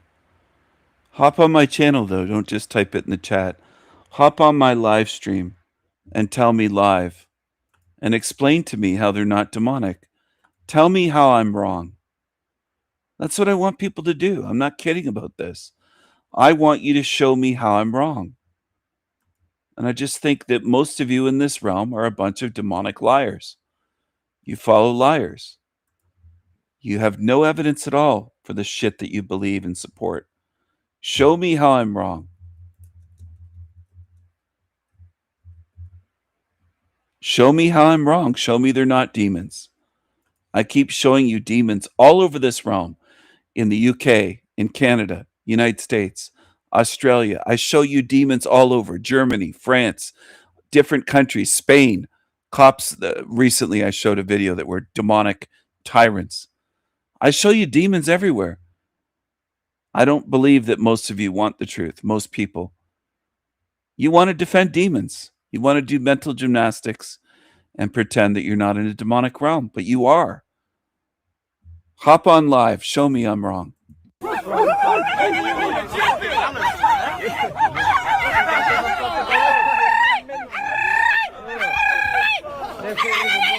Keep that shit. Oh, you fucking dirty slut. Fucking slut. Assault. Fucking assault. Dude, you're fucking magnets, you fucking. Barking, screaming, nose ring pierced, there's the septum ring. These creatures are demons. I don't care if you don't believe me. That's another part of it. Some of you think, well, Stephen relies on our belief. No, I don't. If you don't believe me, you don't get what I'm saying, just stay the fuck away from me. Either join live and show me I'm wrong, or just go away. Go with these creatures. Go with the nose ringers. Go with the fucking nose ring, pig ringed demons. Why'd you spit on him? Why'd you spit on him? Why the fuck you spit on him? Don't fucking come in my face. You want to go take some more fucking drugs, you silly cunt? Look at him. Why'd you spit on someone? You're vile. Look at this. Mate. You are fucking from the circus, you silly cunt. Look at this. You're mate. Don't touch my fucking phone. Don't touch my phone. Sorry, bro. Don't touch my phone. Look at her. She's barking like a fucking dog. Don't start there, mate. I must have asked for this dozens, maybe hundreds of times on my channel. Where's the counter evidence to prove me wrong? Where's the big amount of evidence by others saying Stephen's wrong, here's the evidence? Where is it? Don't fucking start that, man. Spitting. You're disgusting. You're disgusting. Support immigration. Thank Men you. coming in, raping our women and children. Yeah, that's right. Look at you. Are you even a woman? This is what we've got to put up with. No, they pick you up. Mate, this is what we've got to put up with. Like, seriously, sort her out. Sort her out. Sort her out. This is what you've got trying to stick up for your calls. Spitting on people. Nah, you're vile. You're vile. You're vile. Don't tell me to shut the fuck up. You must be on his side. You're not the right, you're just trying to call shit. That's what you're trying to do. We're getting them He's on your side. We're getting them rowdy here, so let's come down a bit, okay? Yeah, we're not here to get ready. You sorting them out, right? He's saying. Don't get scared now. Why? Why? Don't get scared. Why Why are you spitting on people? That's assault. Get scared now, boys. That's assault. She spat on someone just then. You spitting on people. I saw you spitting I didn't spit. Where did you see me spit? So you're lying. Take your mask down, you silly cunt. So as you can see, absolutely disgusting behavior there. And as you can see on her face there, she actually has a little bit of regret there because she kind of realizes, oh shit, I've just spat on someone on camera. And I'm actually acting like a dickhead right now. And I maybe should just shut my mouth and stop being an absolute wanker. These stand up to racism, you can see Antifa in the background there. These are... You must be seeing things, dude. I don't see regret on her face. I don't see regret. I don't know what you're looking at. I don't know what you're looking at. It might be a tinge of worry that they might get busted and not regret for their actions, though. I don't believe that at all. So many mental gymnastics in this realm. Just constant. People's first instinct in this realm seems to be to lie and to defend liars and demons. Always. You won't believe this, but something incredible happened when it comes to stopping the scourge of mass migration. Yeah, I know. Actual good news. And unbelievably, it happened in the EU Parliament. Adopted. The first reading of Parliament. It looks like either Demon Slayer or Nolan is here. I suspect it's probably Demon Slayer. typing backstage like a loser.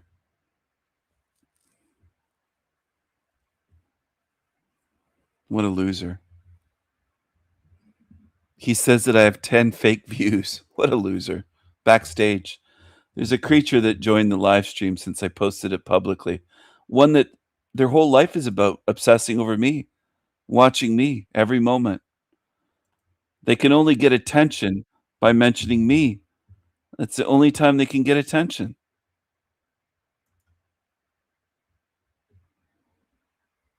It's the only time they can get attention.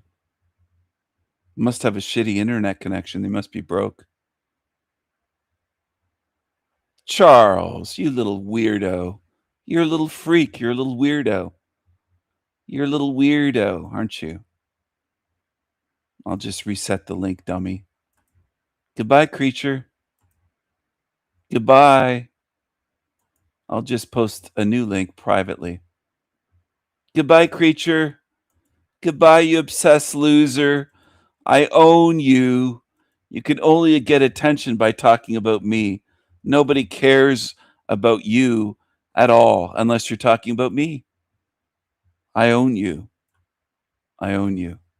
You won't believe this, but something incredible happened when it comes to stopping the scourge of mass migration. Yeah, I know. Actual good news. And unbelievably, it happened in the EU Parliament. Adopted. The first reading of Parliament is closed. Okay, we move to the next item. Why are they celebrating? Because they just passed what's being described as the strictest mass deportations policy in European history. Asylum seekers who get their appeals rejected will almost immediately be deported to detention centres abroad outside of Europe. And on current figures, that's about 70% of them who arrive in Europe. This will disincentivise many of them from even attempting to make the journey in the first place. They've also beefed up powers to identify and deport illegals once their claims have been rejected, which will massively increase the return rate. Irate leftists responded by wailing, "Shame on you!" We move to the... It's adopted. But the reaction was so much more vehement.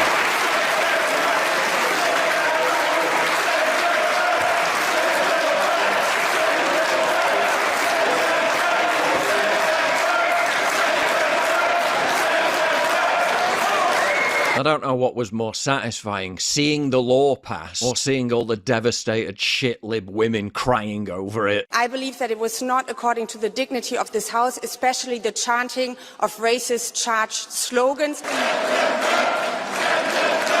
I have never felt as unsafe in this Parliament as after the voting about the return. So this is women in politics. This is women in politics yet again, of course. Regulation.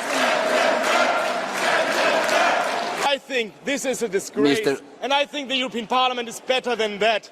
Mr. Schipper. Maybe we can take this. Mr. Schipper, this is not a point of order. Again. By the plenary reforms that were implemented. Mr. Schipper, use a point of order to lecture your colleagues when you are not doing a point of order is not the best way to send a message. Thank you very much.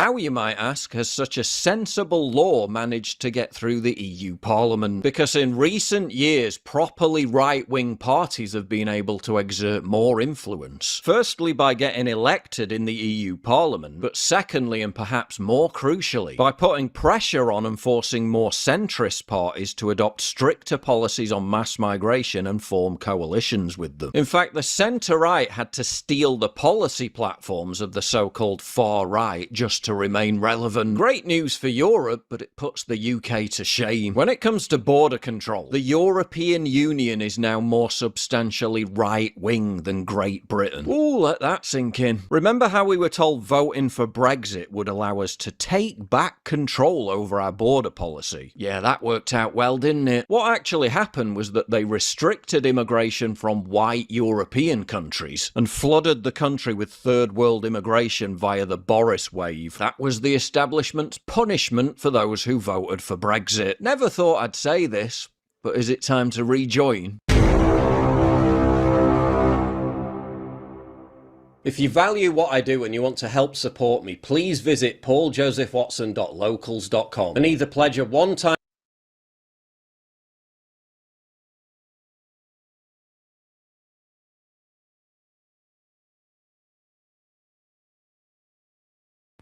Oh, there he is. There's Charles, Demon Slayer, he calls himself.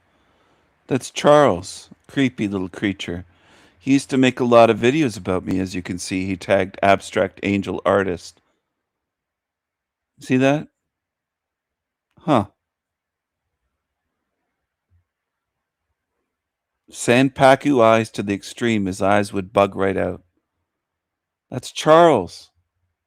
That's the little creepy clown, Charles.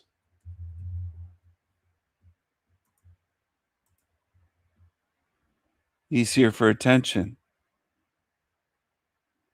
That's Demon Slayer, Charles. Here he is. Or she. Dressed in drag.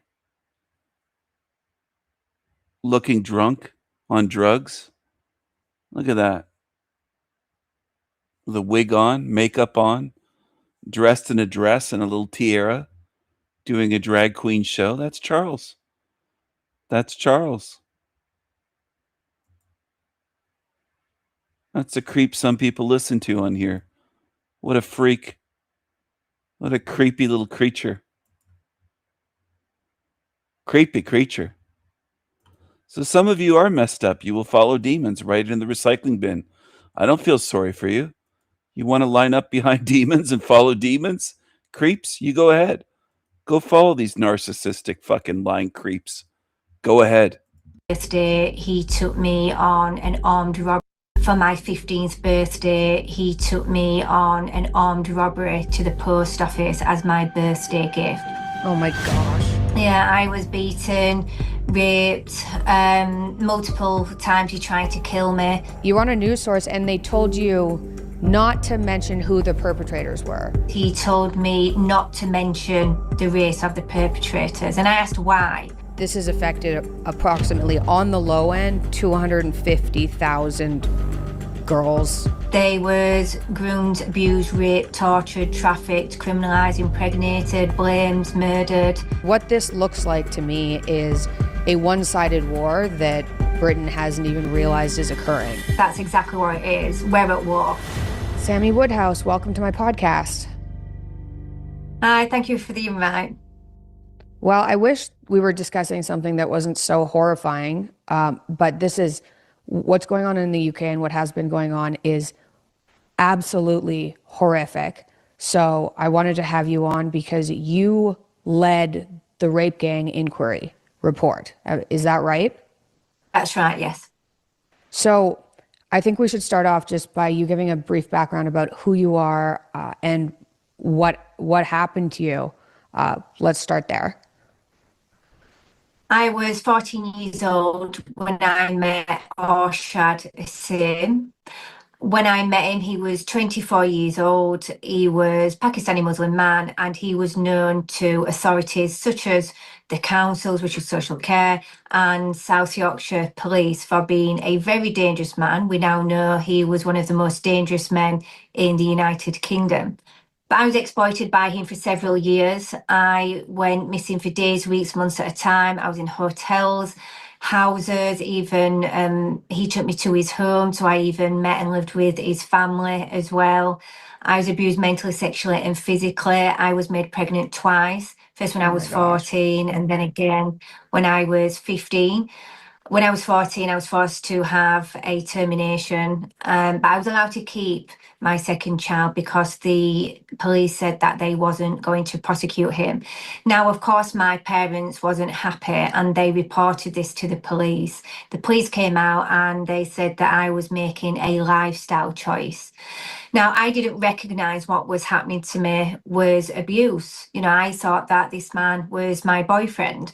I wasn't the first he was abusing. I certainly weren't, the last. There was all my friends was also, dating older men. Of course, it took us a very long time to recognise that, we was actually being abused. But I was also coerced into committing crimes as well. So, for example, for my 15th birthday, he took me on an armed robbery to the post office as my birthday gift. But I was beaten. Gosh. Yeah, I was beaten, raped, multiple times he tried to kill me. So, for example, on one occasion, he dragged me into the car. He was driving very fast through two cars and into a church. There was another occasion when he said he was going to drive off a hilltop because if he could have me, then no one could. So he was speeding really fast towards the edge of the hill. He slammed on the brakes. I got out of the car and I was physically sick. He took me to the edge and said he was going to throw me off. And at that moment, I thought my life was going to end. I was that scared, I actually wet myself. He placed me into the back of the car and raped me. And I just remember being laid there and I was crying and I felt like a dead body on a slab in the morgue. And I just started to change as a child, and I was no longer this happy, bubbly, confident child. I was breaking down, and the professionals that was paid to protect wasn't protecting me. I saw police officers buying drugs from him, passing on information. In my case, they even made a no prosecution deal with him. So what that meant was, on one occasion when I was abducted, they said to him, if you drop her off at a petrol station, you won't be prosecuted. Now, that deal was actually how I exposed the Rotherham child abuse scandal, which showed that there was 1,400 children in my hometown. So I'm not talking across the country, I'm just talking about my small hometown. They was groomed, abused, raped, tortured, trafficked, criminalised, impregnated, blamed, murdered. And I named the Labour politician involved, Jahangir Akhtar, who's actually one of his relatives, and a police officer called PC Hassan Ali. In fact, when he got told he was going to be investigated, just hours later, he was killed. So that is how the scandal kind of came to light. And I originally went to the police. Now I'm going back, I was about 27 years old at this point, so we're going back to 2012, 2013. But I went to the police and I said, I want you to investigate this. I want him to go to prison. So they went away and come back and they said, we've only got one piece of evidence, and that was a missing persons report. And I said, well, I've got DNA from my son. That will prove that, he abused me when I was a child and he was an adult. I said, I can name the police officers involved. And there was just this brick wall that I was hitting all the time. They refused to take my son's DNA. They said the police officers weren't going to come forward because they'd lose their jobs for me. Now, what they didn't know is that I was recording them on my mobile phone. And thank God that I did.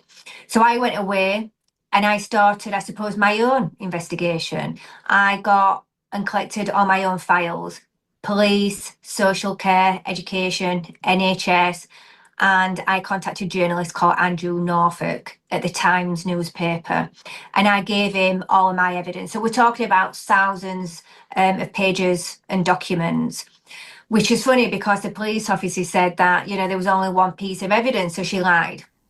So yeah.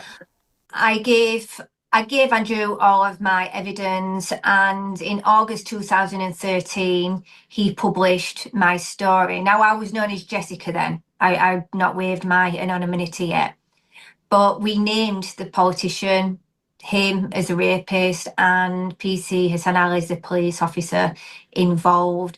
And it commissioned the Electric J report, what I've just been talking about, what showed the 1,400 children, but it also opened the criminal investigation. So I was the first to go on record. The National Crime Agency took that over. It's actually still now ongoing, but it's now known as the biggest investigation in history in regards to child abuse. But my rapist went on to be sentenced to 35 years. He's still in prison now. So I've been an activist ever since. So that's 14 years ago. And I've just tried everything in my power to expose this. So I've done lots of different government exposures. In 2018, I exposed that the family courts were allowing these rapists contact and custody to our children. I fought that to change a law, which has been successful. It doesn't protect all children, so I am still fighting that. But they have started to bring that in, and I wanted to give children born of rape a voice, you know, for people like my son, because what I was seeing is that they had no rights. You know, they had absolutely no support whatsoever. But so yeah, I've been working to change policies, laws, secure funding, as I say, absolutely anything I can to, you know, try and make a difference in the country, because what's been happening isn't something of the past. It's something that is happening right now. And it's not just in my hometown. It is all over the United Kingdom, as the report shows. But through my activism, I met a politician called MP Rupert Lowe. Now, this was probably about 16, 18 months ago. And I got to know Rupert, and he phoned me up and he said, "Okay, what do I need to know about what's been happening?" And he walked straight into Parliament and he raised it in the House of Commons. And I suppose all hell broke loose of the things that he was saying. But he's been relentless in his fight ever since, and that's why I've got so much respect for him. So he launched the inquiry because our government didn't want to do an inquiry. Now, you probably heard of Elon Musk. He's been very vocal about what's been happening in our country and about our work on the inquiry. And, you know, when people like Elon, with such a huge platform, have put so much pressure on the government, they caved. They're now doing a national inquiry. But our inquiry has been funded by about 20,000 people. We've secured about £600,000-700,000 now. We've only got a small team, but we are trying to do what we can. We've now published our report back in February. We had 2 weeks of hearings where we heard testimony from survivors, families, whistleblowers. The next stage is we are going to be naming people in Parliament, and we are going to be doing private prosecutions. Now, we've already started criminal investigations from the inquiry. We've also started legal action against services such as the NHS and police and social care to ensure that survivors have got compensation, you know, to try and cover some of the trauma, what they've been through. We're helping. I shared the link in the chat.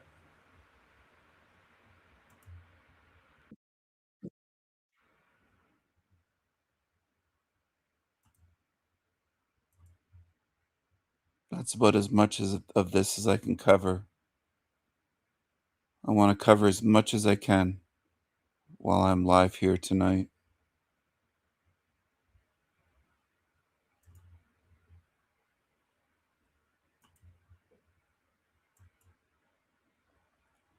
This is El Diablo Radio International, the greatest show in hell.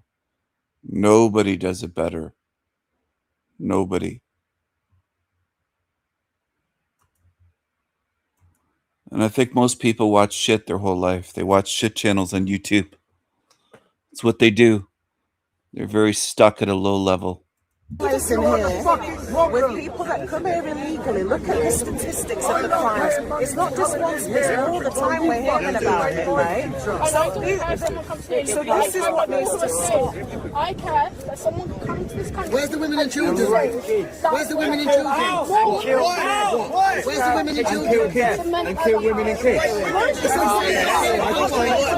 Do you condemn what happened to the guy in Belfast yesterday? Do you condemn it? Do you condemn what happened to Henry Novak? Yeah. So just on that, listen, do you condemn the illegal immigrants that rape innocent kids in this nation? Do you condemn that? Right, okay. So because you condemn that, you should be here joining, not opposing. That's what I believe. I condemn who will tell other people I do not stand by someone who tells the most vulnerable people in our society. They're not the most vulnerable people. They are. Honest question. The most vulnerable people are women and children that are getting raped by people that shouldn't be in the nation. They're the most vulnerable people who have lives. Like yesterday that nearly had his head cut off. There's somebody that shouldn't be in the nation. They're the most vulnerable, not the people coming in on small boats. Do you condemn that? No, you do not. Listen, I condemn this. I condemn people coming on small boats that are raping innocent women and children. I condemn people that come in the nation and try and protect people in the street. That's what I condemn. I condemn that. And you said you condemn it, so you should be joining in, bowing the knee, joining in with the protests, and not opposing it. That's what you should be doing, but you're here to oppose something that you're saying you condemn. Doesn't make sense. Well, you should be opposing people that are trying to behead people in the street for no reason. That's what you should be opposing. Listen, your agenda has brainwashed you. Your narrative is completely blinded you to what is really happening. You're blinded by your narrative. You're blinded by your agenda. That's what I've got to say. You're blinded by it. Yeah? Open your eyes. Just really deep down. I know you condemn what happened yesterday in Belfast, yeah? But your agenda has blinded you so much that you would rather come and oppose and stand Free Palestine and all your agenda, right?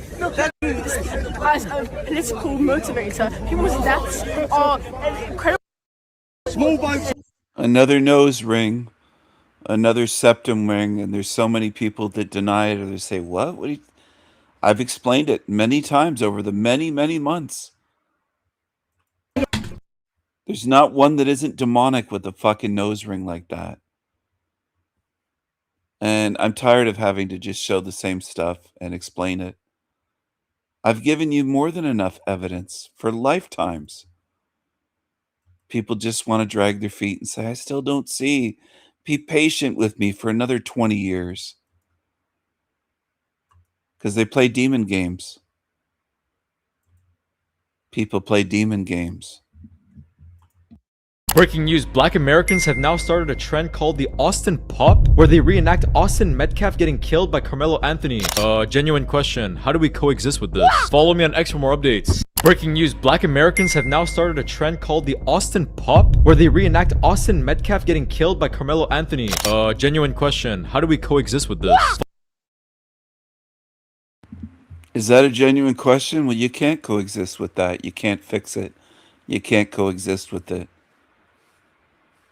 They're savage. They celebrate murder. They celebrate anti-white murder. You can't coexist with that. That's the simple answer. A lot of you white people would like to, though. You want to coexist with them.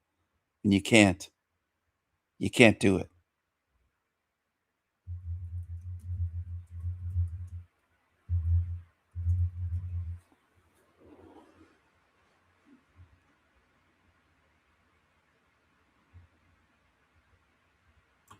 Are you going to catch on? Are you going to face what's going on? Or are you going to live in denial into your grave and get recycled?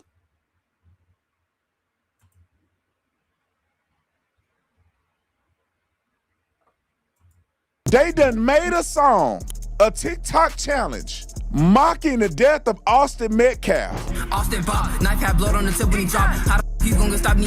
It's going out back Marlo out the box. Austin Bob, knife had blood on the tip when he dropped. How the fuck you gonna stop me? It's going out back Marlo out the box. And black folks wonder why people don't like them. Before we get back to the show, I want to tell you guys about Shenergy. If you're tired of energy drinks that spike you up, make you jittery, and then crash you later, Shenergy's better rhythm. All right, let's get to the next topic, which is crazy. I think this is, now Charlie's murder was crazy, but I think this was just as crazy as the mockery that we see from the nut jobs and the Charlie thing and we see in Austin Metcalf. This is gonna blow your socks off.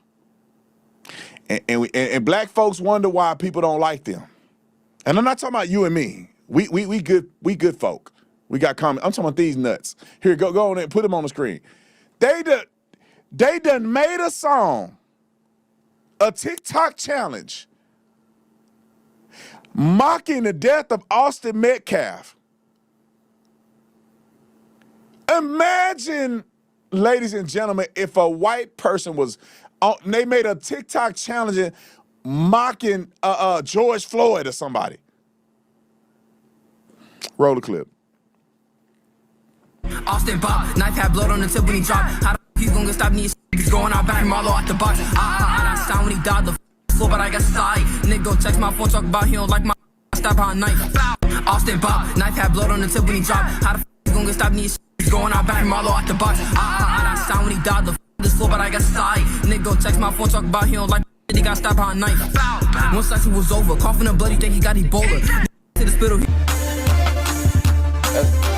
Hell, the Drake for like I can fly fast, get behind us and waving about. How you leaving? Austin Bob, knife had blood on the tip when he dropped. How the you gonna stop me? It's going out back Marlo out the box. That sound when he died the with his floor, but I got side. Nigga text my phone, talk about he don't like my got stabbed on knife. Once that shit was over, coughing and bloody, think he got Ebola. To the spittle, he couldn't wake up. Austin Bob. That girl, I don't know what that was. It looked like it was at a doctor's office. Are you at a doctor's office and doing that in the? Keep going. Got Ebola. To the spittle, he couldn't wake up. Austin Bob, knife had blood on the tip when he dropped. How the fuck you gonna stop me? It's going out back Marlo out the box. That sound when he died the with his floor, but I got side. Nigga text my phone, talk about he don't like my got stabbed on knife. Once that shit was over, coughing and bloody, think he got Ebola. Nigga to the spittle, Austin Bob, knife had blood on the tip when he dropped. How the fuck you gonna stop me? It's going out back Marlo out the box. I can't watch no more than these ignorant folk. I want to play one more clip because I want their employers to get a good look at who on this thing doing this stupid dance. Well, matter of fact, none of them probably got a job. So let me not say that. Let's see the future jail that they're going to end up going to. I want them to know that this is what they're doing on their spare time. So when the judge catch them doing something and stabbing and thugging and doing it, I want y'all to see the little bop bop. They online being thugging. And then they going to get in there and say, my son didn't even do nothing. He was a good kid. He just was graduating with straight A's. Nah, this what they really doing online. Go and play it. Austin Bob, knife had blood on the tip when he dropped. How the fuck you gonna stop me? It's going out back Marlo out the box. The dance is weak and stupid anyway. But this, I just wanted to put it out there. This is what they do. Look at the cover art. If they go and say, it wasn't about Austin Metcalf. This was just this is what they did. It's called Austin Bop, and they put his picture up there. And I'm hoping to God that Spotify took this down because they would not dare let you put a black person in and mock them like that.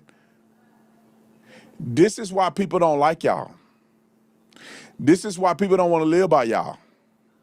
And I'm not just saying white people, black people don't want to live by y'all. I don't want to live by these fools. Man, let me say this, and I know people going to get mad at me, and I got a lot of black celebrity friends, and I love y'all. If you're a good person, I love you. But, like, I'm black, and it made me not like black people. Yeah, like I can't find, everywhere I go, I don't want to be around too many black people. Everything, too many black people in one spot, it get crazy. Maybe there's one or two places on planet Earth that you could do this at, but most of the time, you go to a city with a whole bunch of black, it's always some drama going on. And y'all keep lying to yourself if you want. We had a super chat. I'm gonna get 2 more super chats real quick. Thank y'all for super chatting. I really appreciate it. It really helps the channel, man. I remember back in the day, Nick, remember, we used to have 40, 50 super chats. But I appreciate y'all for super chatting anything. Anything is a blessing. All right, super chat from, what is that, Smitty? From Smitty, absolutely disgusting behavior. What is that, Smitty? Back in the day, Nick, remember, we used to have 40, 50 super chats. Back in the day, Nick, remember, we used to have 40, 50 super chats.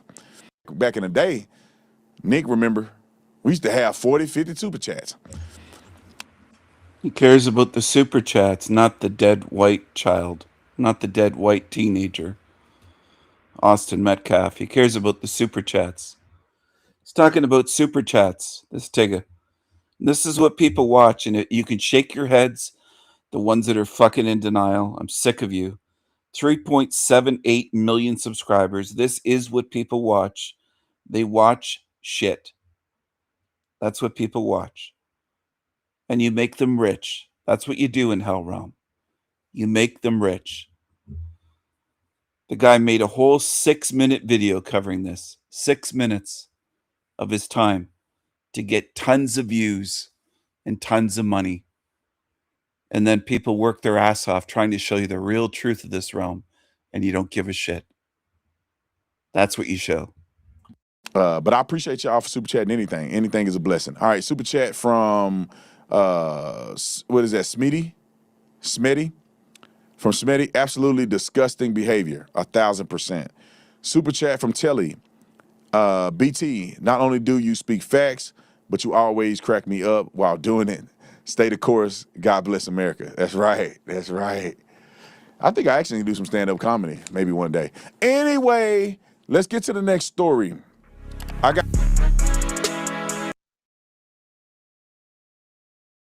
It's just for the next story, the next shekels. That's what it's about. They don't care. They don't give a shit. And that's too much for people to see. Most of you in this realm are just foobar. You can't see anything. I can't help you. I can't fix you. Can't help you. I can't see for the blind. Can't make you see. Gang. For years, much like in countries like India, I move on because this is a very, very serious issue that we're going to be talking about. This is a story about how Islam was weaponized and used to exploit women on an industrial scale by a massive grooming gang. For years, much like in countries like India, the British state looked away. Indeed, this is a story about what is being called the rape of Britain, which was covered up because the country was in the grip of appeasement politics. It might still be. What began as scattered reports from towns like Rotherham and Rochdale would eventually explode into one of the gravest child sexual exploitation scandals by mostly Pakistani origin men in modern British history. Tonight, CNN News 18 brings you an exclusive series based on survivor testimonies, parliamentary interventions, and official reports that reveal the scale of what is being called grooming jihad. The testimonies must be heard because the stories they tell are shockingly familiar to Indians. Child sexual offences in 2023. First major cases emerged in early 2000s. Abuse networks operated across dozens of UK towns and cities. Cases identified in Rotherham, Rochdale, Oldham, Telford, Oxford, Bristol and elsewhere. The numbers are staggering. The J report found 1,400 children were abused in Rotherham alone between 1997 and 2013. The J report estimated 1,400 children sexually exploited in Rotherham alone between 1997 and 2013. The victims were often girls, aged 11 to 16, many from care homes or troubled backgrounds, who were vulnerable. Rupert Lowe, who is a member of British Parliament, inquiry claims evidence of gang-based exploitation across 85 local authorities and cites estimates of up to 250,000 victims nationwide, though that figure remains disputed. Rupert Lowe's inquiry says it found evidence of gang-based exploitation in 85 local authorities. His report argues the problem was far more widespread than previously thought. Viewers, the numbers made for depressing reading. The UK Child Sexual Exploitation Task Force arrested more than 550 suspects in its first year. Authorities recorded 4,228 group-based child sexual offences in 2023 alone. But behind the statistics lie harrowing human stories. Stories that must be heard. And one such survivor joins us tonight. Her name is Samantha Woodhouse, who's an author. She's written a book which stirred the conscience of the United Kingdom. Thank you very much, Ms. Woodhouse. This is going to be a difficult conversation. I really appreciate your taking the time out to join us. This is not, of course, an exercise in voyeurism. I don't want people to think that we're trying to sort of make some sort of TRP, television rating points here on the back of someone's harrowing story. But this is a genuine attempt at bringing out these stories so that people know what is happening around them. Samantha Woodhouse, before Britain knew your name, before the inquiries and headlines, you were just a vulnerable child. I know this is difficult, but can you take us back to that time and tell us how the grooming began? And what really is grooming? Well, it started for me just after my 14th birthday. So I was born in Rotherham, which is a northern town in England. I was the youngest of three daughters. As a child, I was confident, bubbly, popular, good at school, had lots of friends. I always said there was nothing vulnerable about me, apart from the obvious. I was just a child. But I had a great future ahead of me. I met Arshad Hussain just after my 14th birthday, and the grooming process started instantly. And I always say that the grooming process is the most dangerous of crimes. He first of all came into my world. He found out everything there was to know about me. Who my friends, family were, what I enjoyed with music, movies, what school I went to. And then, he paid me compliments. He told me I was funny, I was beautiful. He bought me gifts. And then when he got all of that information, he then took me into his world, which of course was very different from mine. It was very dark, it was very violent. Once you was inside of it, it was very difficult to get out. Now, very, instantly I started Posting a new meme, no care, stay here with demons. A lot of you beings belong in this realm. I would say the vast majority have no care. And it could be that Salty Siren is correct with her estimate. There's very few in this realm that have any real care at all. It's a demonic hell realm.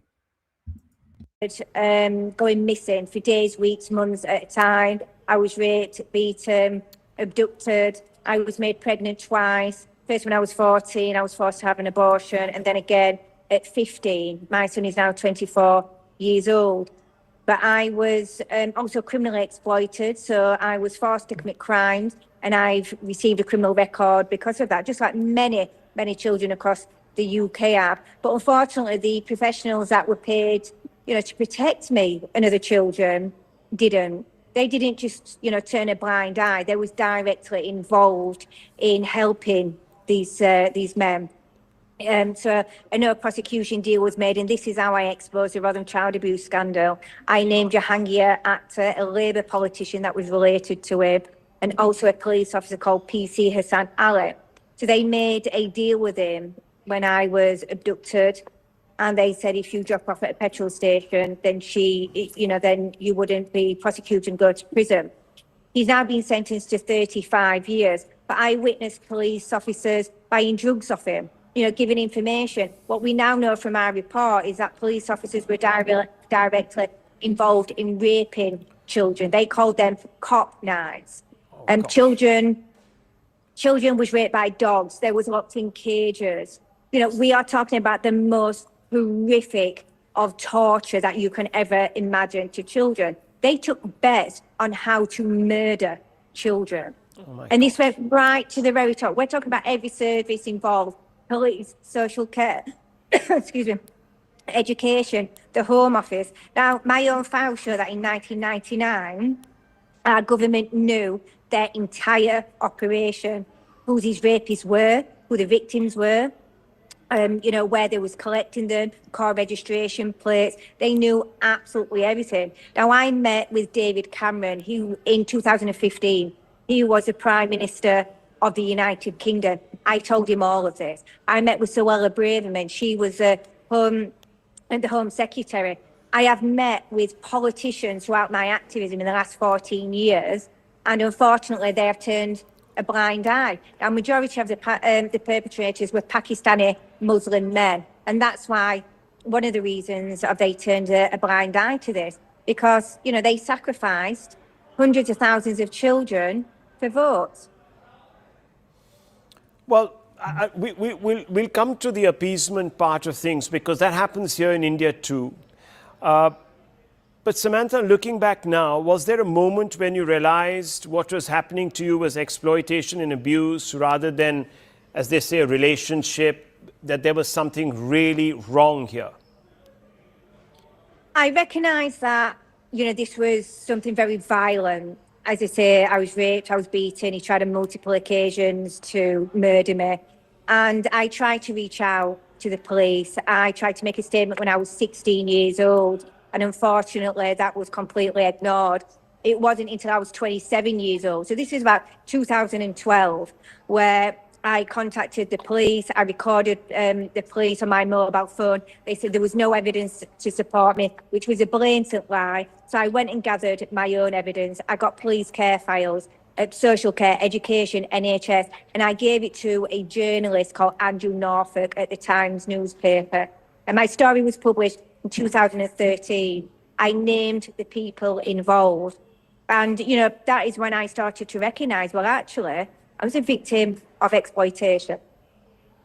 Now, many people have said that this was being done in the name of faith, in the name of religion. Is that what happened to you? Did you experience that? And do you know of others who have? And is this just a generalization being used to try and stigmatize a community, or is there more to this? Oh, no, this is evidenced. We was deliberately targeted because we was British children. We weren't Muslims.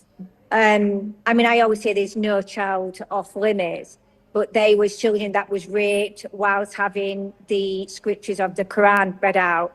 During Eid, the rapes would heighten because they were celebrating. And, there was comments made because they were non-believers. So it 100% played a role. So scriptures were being read, you said, when these horrible incidents were happening. Is it true that some of these incidents took place even inside places of worship? Yes, that's right. Imams were involved. Children was used as slaves. They was also married to the perpetrators, and they were also trafficked overseas. So, they weren't just trafficked around the United Kingdom. They was taken abroad. And this wasn't just about sexual, their sexual desire. This was about completely degrading and humiliating children. There was so much torture involved in this. I would honestly recommend every single person watching this to go and read our report. It's damning. Well, there have been cases in India, and they're being reported with unfortunate frequency. And one wonders now if that was also part of a widespread, planned grooming endeavor. You said that this is all very well thought through, planned. It's not isolated. It's happened across Britain. Is that? I've been reading some of your testimonials. Is this true, and how widespread is it? How many towns are involved? And are there a large number of victims or survivors such as you who are still awaiting justice and not being heard? Yes, absolutely. So this is throughout the entire United Kingdom. We've so far located 149 locations. It's been going back since as early as the 1950s. This has been happening to girls and to boys. Over 250,000. There will be plenty more. You know, the scale of this is just absolutely off the charts. We have to remember, a lot of people won't even come forward. And this isn't something of the past. This is something that is still happening today. We have to tackle this from every single angle if we're wanting to try and stop it. And unfortunately, our governments don't want to act. You know, they're trying to say we're exaggerating, we're racist, we're far-right, we're Islamophobic. It's absolute nonsense. Now, I work closely with the Sikh community. Sikh children were targeted. There was the Sikh men that came out, tried to protect their children. Some of them went to prison for doing that. So, you know, they are targeting different communities. Sammy Woodhouse, when this was happening to you, did you confide in your parents or in your significant other relatives? Did you take this up with your teachers? Who did you first flag this to? Well, everyone knew in my case, and my parents knew, the school, the police, the social workers, and I've got the evidence of that. You know, my evidence is damning against everyone. Now, my parents were reporting this to the police, and the police told my parents that that I was making a lifestyle choice. They didn't treat me as a victim. They treated me as somebody, you know, that was his mistress or somebody that was a part of his gang. We was blamed as children. We was criminalised. And I'd also like to mention, we had children that were born from, you know, these crimes that were committed against us, which is why I've been very vocal about giving children born of rape a voice, because they've never had one. But what the state was actually doing was inviting these rapists into our children's life to apply for contact and custody. I've campaigned, I'm changing laws around that to try and stop that to happen. But every single day feels like a fight and such a battle to try and protect the children of the United Kingdom. You said you were criminalized even though you were underage. Surely there are statutory rape laws in the UK. The police should have acted irrespective of the circumstance. These were children. Yeah, you'd think that we would be protected, but unfortunately we was blamed whilst they allowed the perpetrators to walk free. Now I've got another campaign to ensure that we as children, well now adults, are pardoned. That's called Sammy's Law. It's something I've been fighting for a long time. But as I say, this isn't something that's been happening in the past. There are still children here today that are being criminalised. So you're saying it continues, that this distasteful, dastardly grooming culture is still widespread and prevalent, and that your government is doing nothing because the politics prevents them, vote bank politics prevents them from taking action. That's what you're saying, is it? Yes, that is absolutely what I am saying. It's absolutely shocking. Absolutely shocking. Where is the activism now? How far have you got on the road to justice? Well, you know, we've been working tirelessly I've been an activist now for 14 years, but unfortunately, you know, the louder we get, the more they do to us to try and shut us down. I mean, they've made my life absolute hell, just like they have with other activists. They've tried to have me arrested. They've tried suing me. They've harassed me. I've been stalked. I've been told I've had to move home. They've targeted my children. It's absolutely relentless. You know, I've had death threats. It's just non-stop, but it's so important that we have to keep going. Now, you know, with this report coming out from the rape gang inquiry that MP Rupert Lowe set up, the reason why that was set up, because nobody else wanted to do anything. Well, we're going to keep pushing with that. Our next stage is we are going to name those people involved in Parliament. We are going to stop private prosecutions, because if the state won't act, then we will. So you're going to out all of those who collaborated in covering up? Well, Sammy Woodhouse, we're very thankful that you spoke to us, that you broke your silence. More power to you and others who have suffered. This is a terrible travesty, viewers. Thank you very much, Sammy Woodhouse. Thank you for taking the time out. Viewers, you heard, these testimonies are harrowing and make one question the very essence of what it is to be human. How can one human do these vile things to another? And did those that cover up in the name of political... Are they human or are they something else? Have you been deceived and programmed your whole life? Are you going to drop the programming and start seeing what is shown to you, what is shared with you, what is explained? Are you going to start seeing? It's your choice. It's your choice. A lot of people fight seeing. They don't want to see. They don't want the truth. I encounter that all the time in this realm. All the time. You won't believe what this new study found about nurses. I won't be surprised if they're psychotic. I won't be surprised if nurses, doctors, the whole healthcare system, as I've called it, and made videos exposing it, if it's psychotic. Because I know where I am. I know what this realm is. Hello, and welcome to this edition of the Jolly Heretic. Nurses and other people in caring professions are significantly elevated in psychopathy. I mean, let that sink in. I've just discovered a paper are significantly elevated in psychopathy. Hello, and welcome to this edition of the Jolly Heretic. Nurses and other people in caring professions are significantly elevated in psychopathy.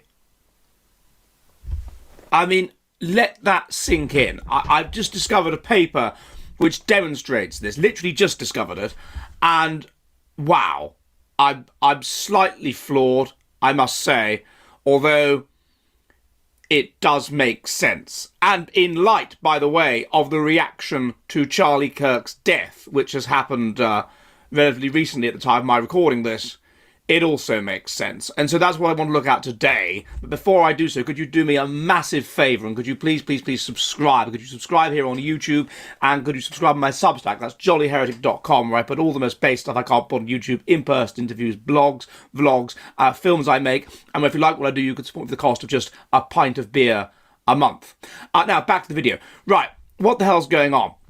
What we have seen with the death of Charlie Kirk is that it is the people who go on and on about how nice and how kind they are, who are often the nastiest people, i.e. woke people, left-wing people. Why is this? Well, being left-wing is associated with being mentally unstable, with feeling negative feelings strongly, with being a very unhappy person, a very resentful person, a very unpleasant person.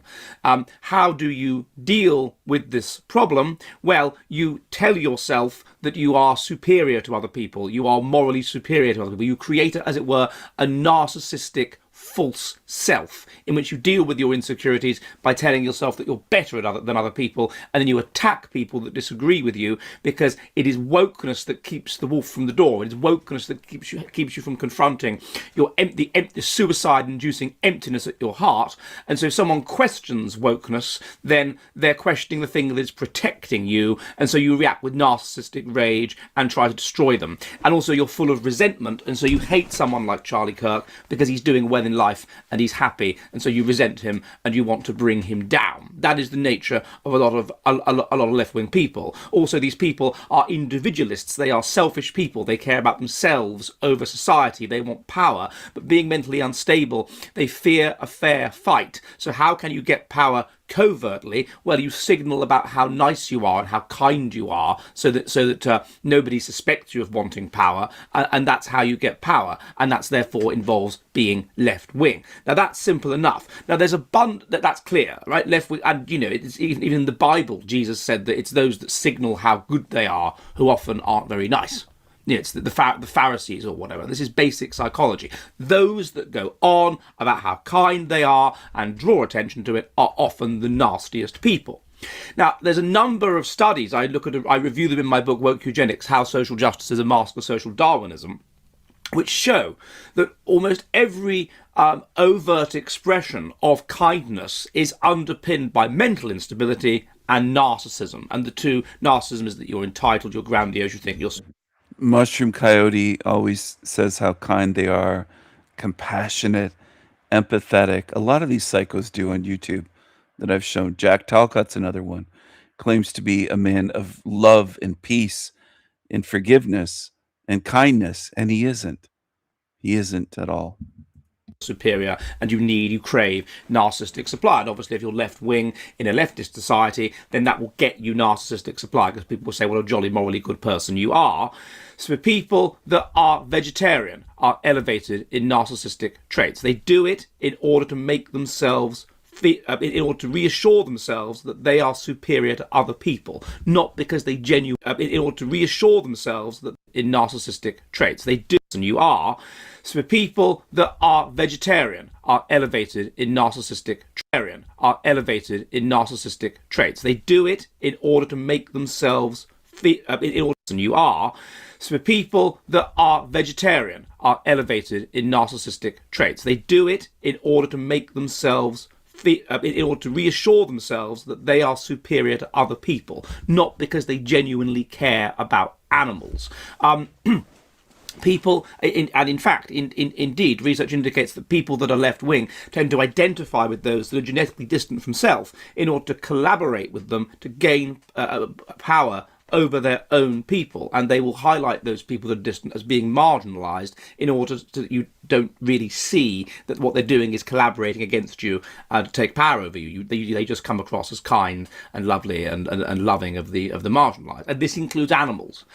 People that eat organic food. Again, there's evidence this is done in order to gain narcissistic supply, in order to reassure themselves that they're the best, that they're superior to other people. So if you think about it, it does make a bit of sense that a significant proportion of people who go into caring professions are going to do so in order to reassure themselves that they are superior to other people, i.e. because they're narcissistic. And narcissism is part of what's called the dark triad, and each of these traits, that's narcissism, psychopathy and Machiavellianism, and each of these traits cross over. And some studies indicate definitely that people that are left-wing are high in Machiavellianism, but also to some extent that they're high in aspects of psychopathy as well. So dark triad traits. So I'd like to thank the person that drew my attention to this study. And it's called The Effect of Gender and Age on the Dark Triad in Helping Professions, The Comparison with General Population, by Radka Chopkova of the Katedry Inżynierskiej Pedagogii at the Technical University of Kościuszko, which I infer is in the Czech Republic or possibly Slovakia. It's not very clear. And it says, helping professions represent professions in our society whose and this is published, by the way, in the Journal of Women's Entrepreneurship and Education. Helping professions represent professions in our society whose main aim is to help others. Yeah, that makes sense. Less attention is paid to the fact that, like every person, a helping profession has to some extent maladaptive personality traits too. The aim of the present study is to explore 3 aversive personality traits, Machiavellianism, narcissism, psychopathy, on a sample of helping professionals. 312 samples, it's all right, I suppose. And what they look at is pedagogical workers, i.e. I think this is primary school teachers, healthcare workers, this is nurses, rescue workers, social workers, and they compare this to the general population. And the study is, the people in this are substantially female, by the way. And it was a Slovak version of the short dark triad, ST3, was administered to them. The main result, the helping version scored significantly higher than the general population in psychopathy. The testing between So, that is the situation. Now, why would that be the case? Why would they be elevated in psychopathy? And one assume it's pretty clear that the answer is that people who are psychopathic are going to be attracted to status. These professions have a certain degree of status. It may be that people that are psychopathic are attracted to danger.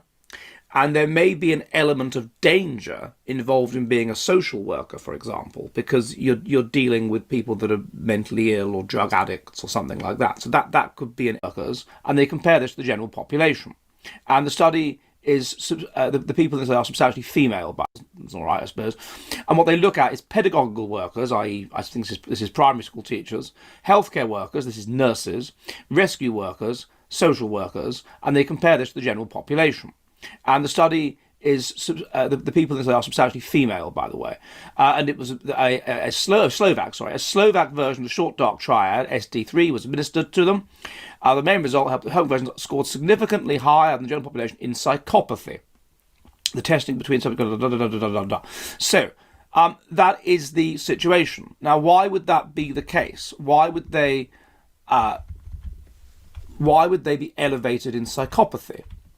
And one assume it's pretty clear that the answer is that people who are psychopathic are going to be attracted to status. These professions have a certain degree of status. It may be that people that are psychopathic are attracted to danger, and there may be an element of danger involved in being a social worker, for example, because you're dealing with people that are mentally ill or drug addicts or something like that. So that could be an element of it. But you're meant to be helping people in these professions. So it's meant to be that you'll be the kindest of the kind, the loveliest of the loveliest, but clearly you're not. And so this is consistent with everything else we have seen, that the reason you go into that profession is almost like a sort of a covert play for status. It's a way of reassuring yourself that you're kind and that you're morally superior and that you're morally superior to other people. And this gives you the narcissistic supply that you need in order to get through life. And we see this then, according to this study, even with nurses, and that it is strongly elevated with nurses. So they don't really care. And this is so true of people in general that go on and on about how caring they are. Why do they need to? The lady doth protest too much, methinks. Why do they need to stress how much they care and how caring they are? The answer is because they don't really care. The answer is because they're doing it in order to gain narcissistic supply, to cope with their own insecurities, in order to basically feel better about themselves and to feel superior.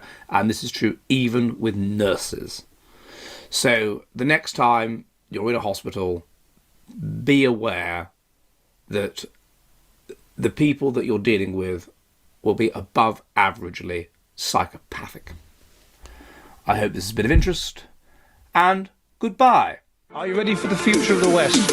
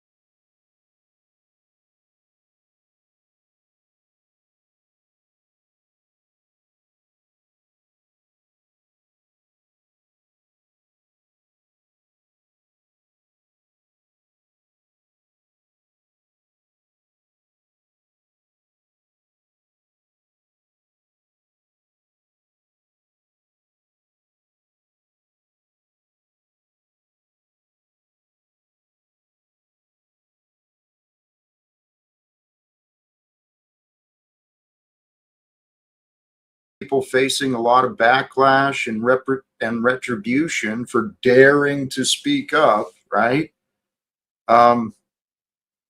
We've got to change the patterns of people, and I'm pretty sure that's what we're doing in this generation. We're going to change it all. We've got a couple more guests. One of them has been waiting a while. Kenny, welcome to you. How are you, brother? Good to see you. Are you there? Hi, Jack. How One are you? second while I plug my microphone in. All right. God bless. Stephen, welcome back. How are you today? Hello. I'm doing well. How are you, Jack? I've been away for a few days. I missed you. I missed your show. Okay. They're available. Thanks for returning. Have you been listening in? Getting any thoughts? That's my microphone on. Yes, And you Kenny, should be able to hear me now. We hear you. We loud. can hear you, Kenny. Kenny. Hello. Hello, the Raven King. Yes. You want to go first and speak to Jack? Oh, sure. Jack, I've missed your shows. I was sleeping, so I wasn't able to catch them. And then I was busy when I was awake. But I had a conversation with Alyssa and Crazy Guru on my show for about an hour, I think. It was very interesting. I think I understand the Crazy Guru a lot better now, aka Carl. So it was interesting. And you came up in conversation, in polite conversation. I wasn't bashing you. I was very respectful. Nice. Yeah, I was very respectful. Wow. I was trying my best. I wasn't bashing you the way you bash me when you talk about me with other people.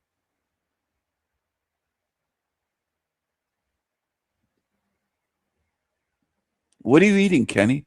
That looks good. I'm eating a pepperoni, black olives, mushrooms, and jalapeno pizza. Jalapenos. You know, Jack Talcott's part Jalapenos. Italian. He might like that. It's absolutely delicious. Oh, yeah. So with the idea of remembering heavenly love with Remembering heavenly love. Let's see. Remembering heavenly love. Does Jack Talcott demonstrate love or heavenly love or peace or kindness or forgiveness or anything of the sort? Or is he just a narcissistic psycho? An angry little narcissistic psycho? What is he? the divine? Does that bring up any thoughts, questions, feelings? Yeah, Jack, Remember- I had something that I wanted to warn you about, actually. That is, don't give too much credit to people who think that political violence against people that don't subscribe to their worldview is all right.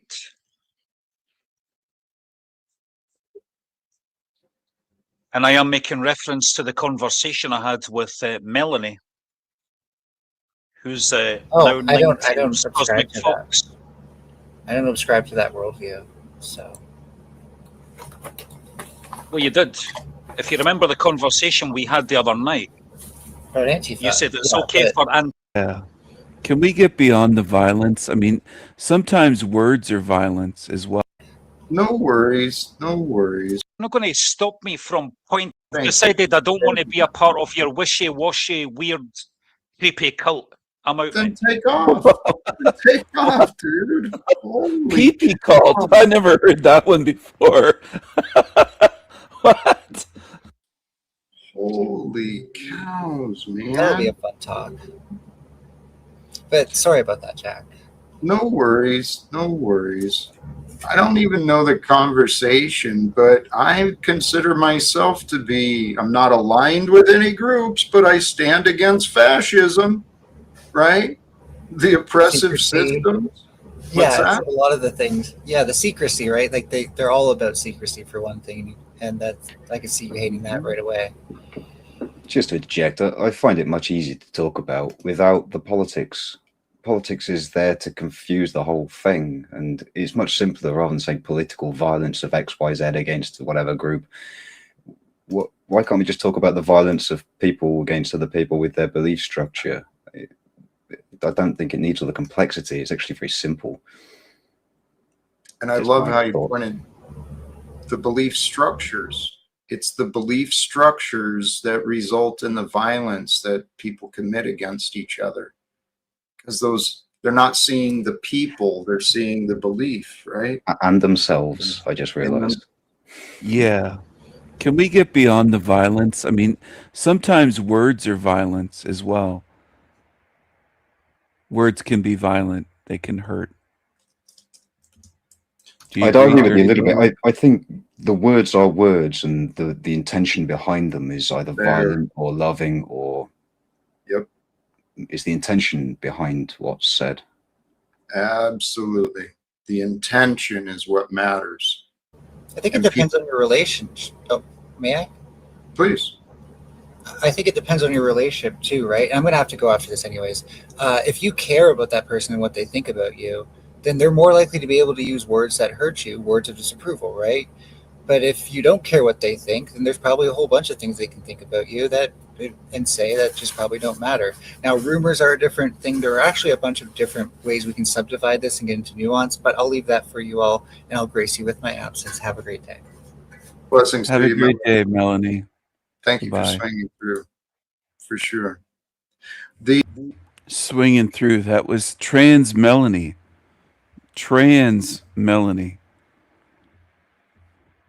The words we choose are critically important for the life experience we live. And there's a lot of people that are very sloppy and careless with the words they choose to share. And I believe there will be consequences eventually. It's Do part you of the mean game. Trump, or do you mean Trump? Sloppy with words? You too. Me too. Me? Yesterday I called Kenny a bellend because he triggered me. They're more likely to be able to use words that hurt you, words of disapproval, and I'll grace you with my absence. Have a great day. Blessings Have to a you, great Melanie. day, Melanie. Thank you Goodbye. for Goodbye. swinging. Trump, or do you mean Trump? Sloppy with words? You too. Me too. Me? Yesterday I called Kenny a bellend because he triggered me. It's very Oh, easy to wow. see. Jack, I don't think I'm sloppy with words. I think I'm very precise. And Mhm. Grazy Guru was saying some words that really had me laughing the other night. He's quite a character, that guy. Mhm. He's quite many characters, I think. Yes, and he's not a bellend. The He's words a- you choose, at least the Uh-huh. words I've heard you use directed in describing me, it makes me question your intention. I've been Your very intention- complimentary towards you, Jack. In which time frame are you referring to? In the past few days, if you ask Carl A few days. and Few Alyssa, days. Okay. yeah, I was. All right. Sure. yeah. The past few days. And before that? Well, let's not bring up the past. Let's live in the Oh, present. right. You don't want to take account for No, what No, it's just that you don't want to bring up the past. You say that all the time. That's your phrase. Let's not bring up the past. Let's live in the present moment. Are we in the past or are we in the present moment? Where are we? Jackie boy. I have admitted to the past. I've fired away at you and you fired at me, Jack. Stephen. Yes. See, Today's you're a new the one- day. You're the one who's playing these little games of scoring and attacking, and I'm I'm not waiting for playing you, games, Jack. Stephen. Oh, okay. Keep believing Jack, it. Keep saying that. You're not I'm playing here games. for. Sure, whatever, Oh dude. man. Whatever. I was praising you to the Grazy Guru and Alyssa I in don't front of my care. audience. I don't care. Thank you, but I don't Oh, care. you don't care? Stephen, after Jack. all the other things that you have said to your audience Uh-huh. and elsewhere, right? Uh-huh. Uh-huh. There's not a balance, dude, because you haven't accounted for your own intentions, right? You haven't been honest about what you've been trying to do. I mean, you're describing it. You're playing games, right? You feel slighted, so then you come up with these attacks, and then you come back and pretend like there's nothing wrong, and then you go away and you mock how stupid I am, and I'm tired of it. I really am. And Stephen, I'm unconvinced that you're being honest about any willingness to change. Hey, Frank. How you doing, brother? Actually, you know what? Golly geez, Jeeps. Yeah, I guess I am keeping score because I'm really sick and tired of being disrespected by someone so I'm not being disrespectful. I'm actually being very cordial.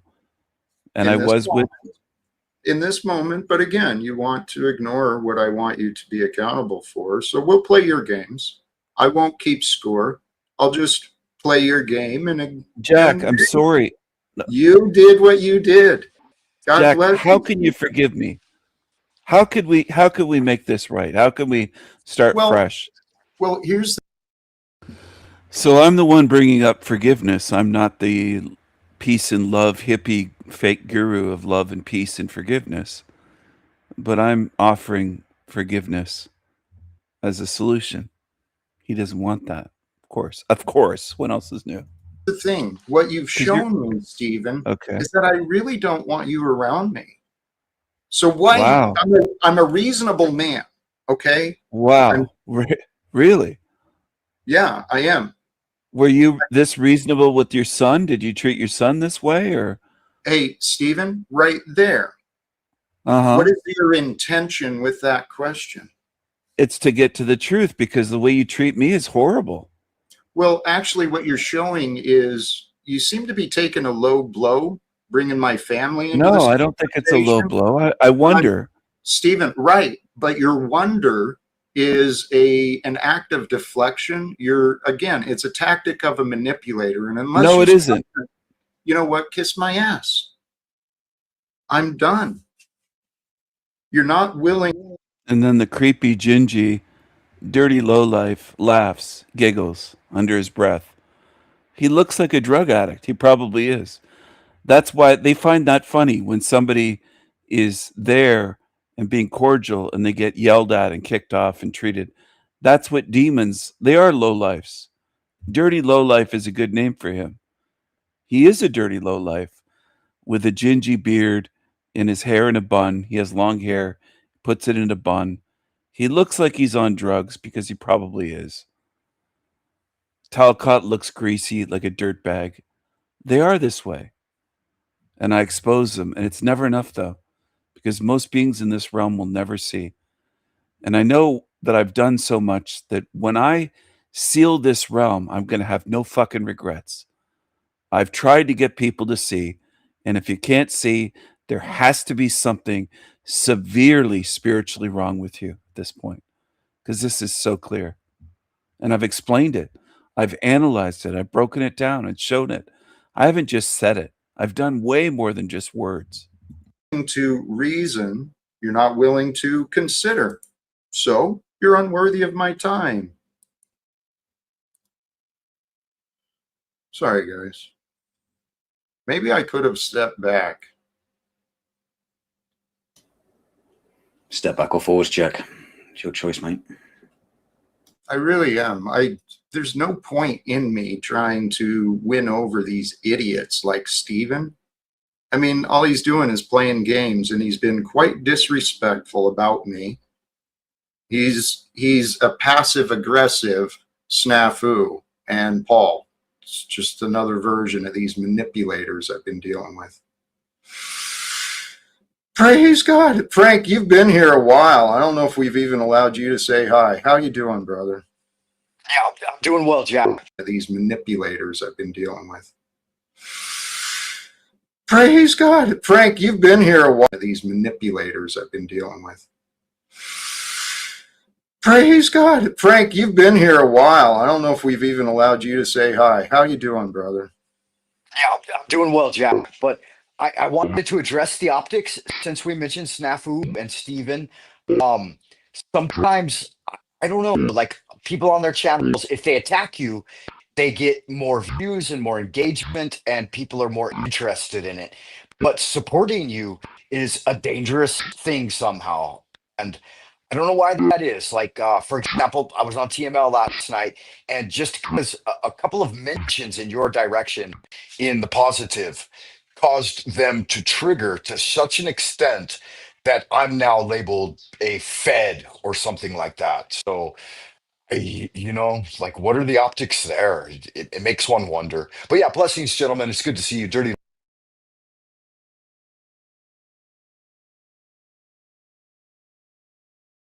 So here's my view, and I want to hear yours, which is that I did not own slaves, and you were not a slave. Correct. Right. So we are individuals, and therefore we cannot be held accountable or should receive something from something that didn't happen to us or something we did not do.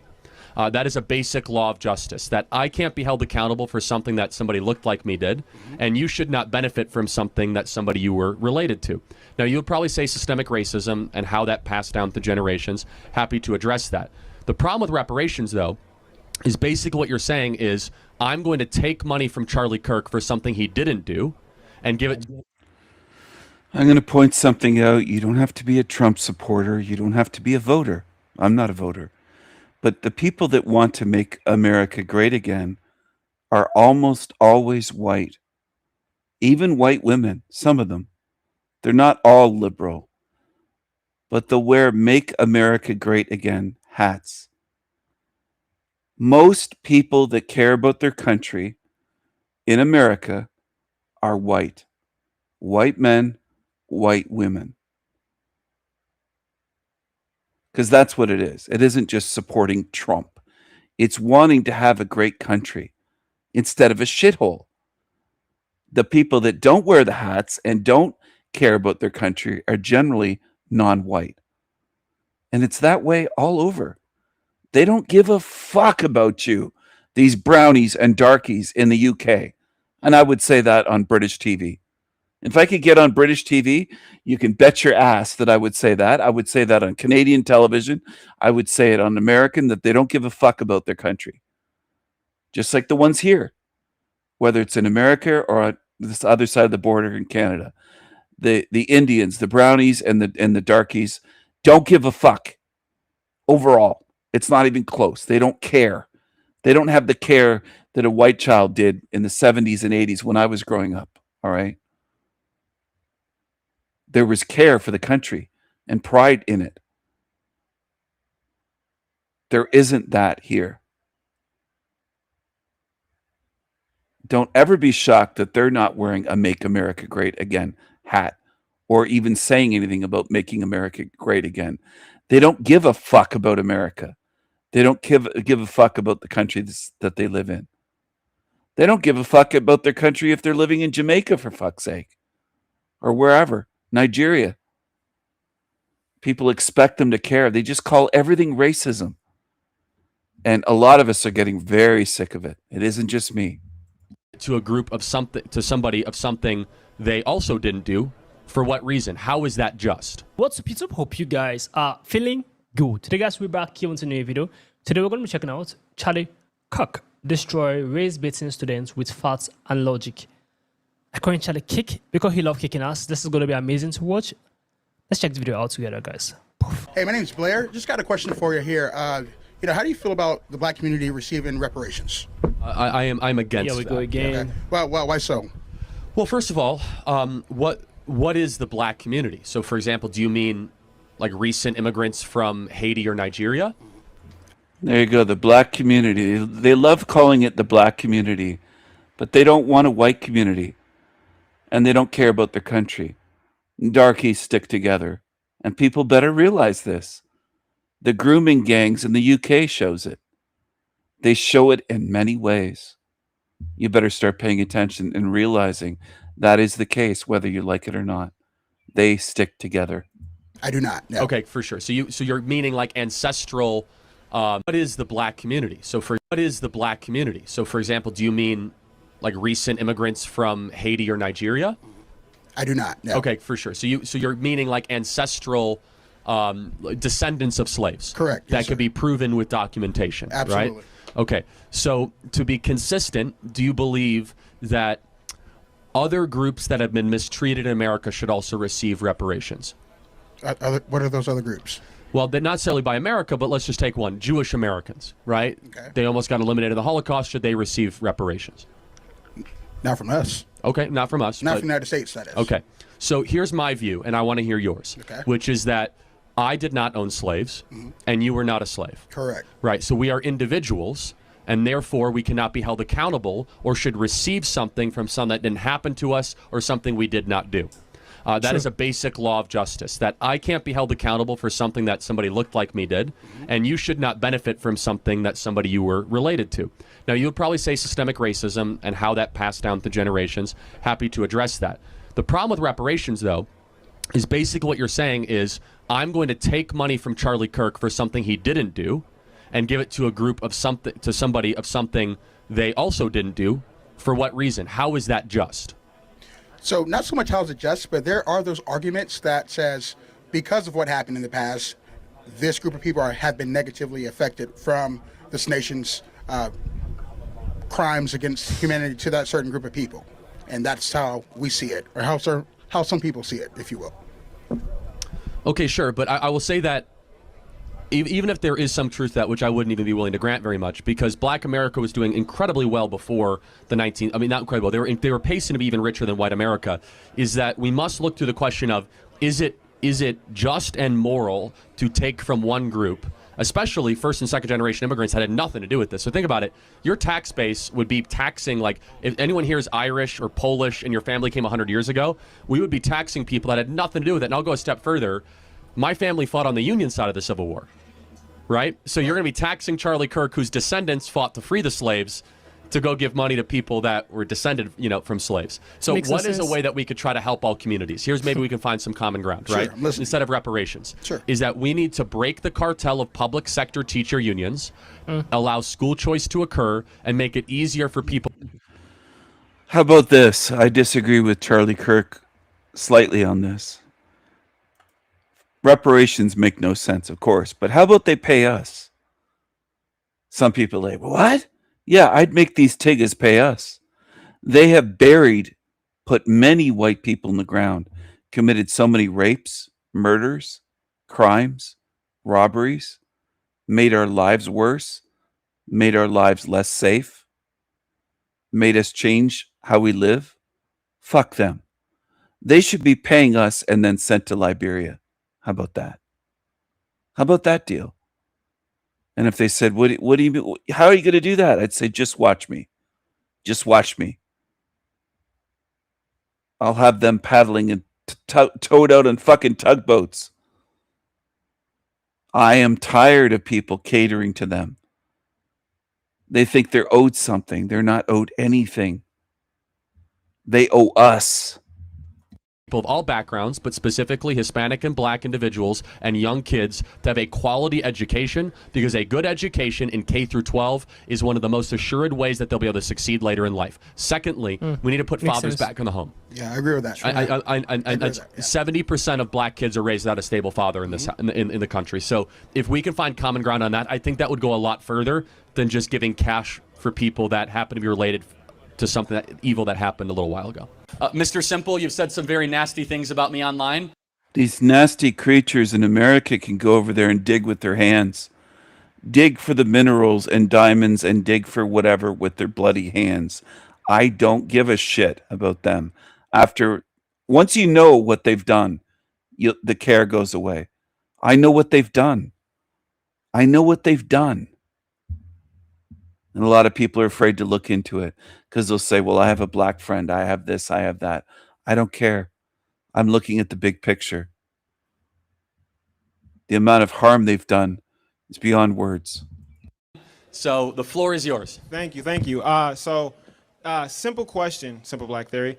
What do you think about blind hiring? Are you for blind hiring? No. No. So why not? Because blind hiring, for those you don't know, is based on merit, where you don't it's look. not.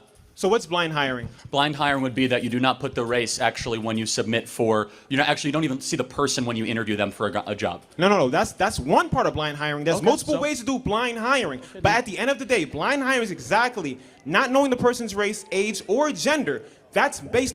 His voice sucks and he's getting emotional. Blind hiring. That's Tigga. Blind hiring.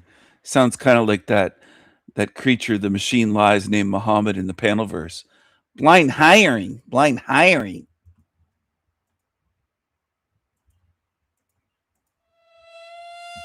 Tarantula hair. Tarantula hair. Spider legs. Hair. big hair. Don't care. Spider legs hair. Don't care. Shirtless Tigger. Spider legs hair. Tigger. Don't care. Tigger don't care. Tigger don't care. Dreads and watermelon felons. Don't call the feds!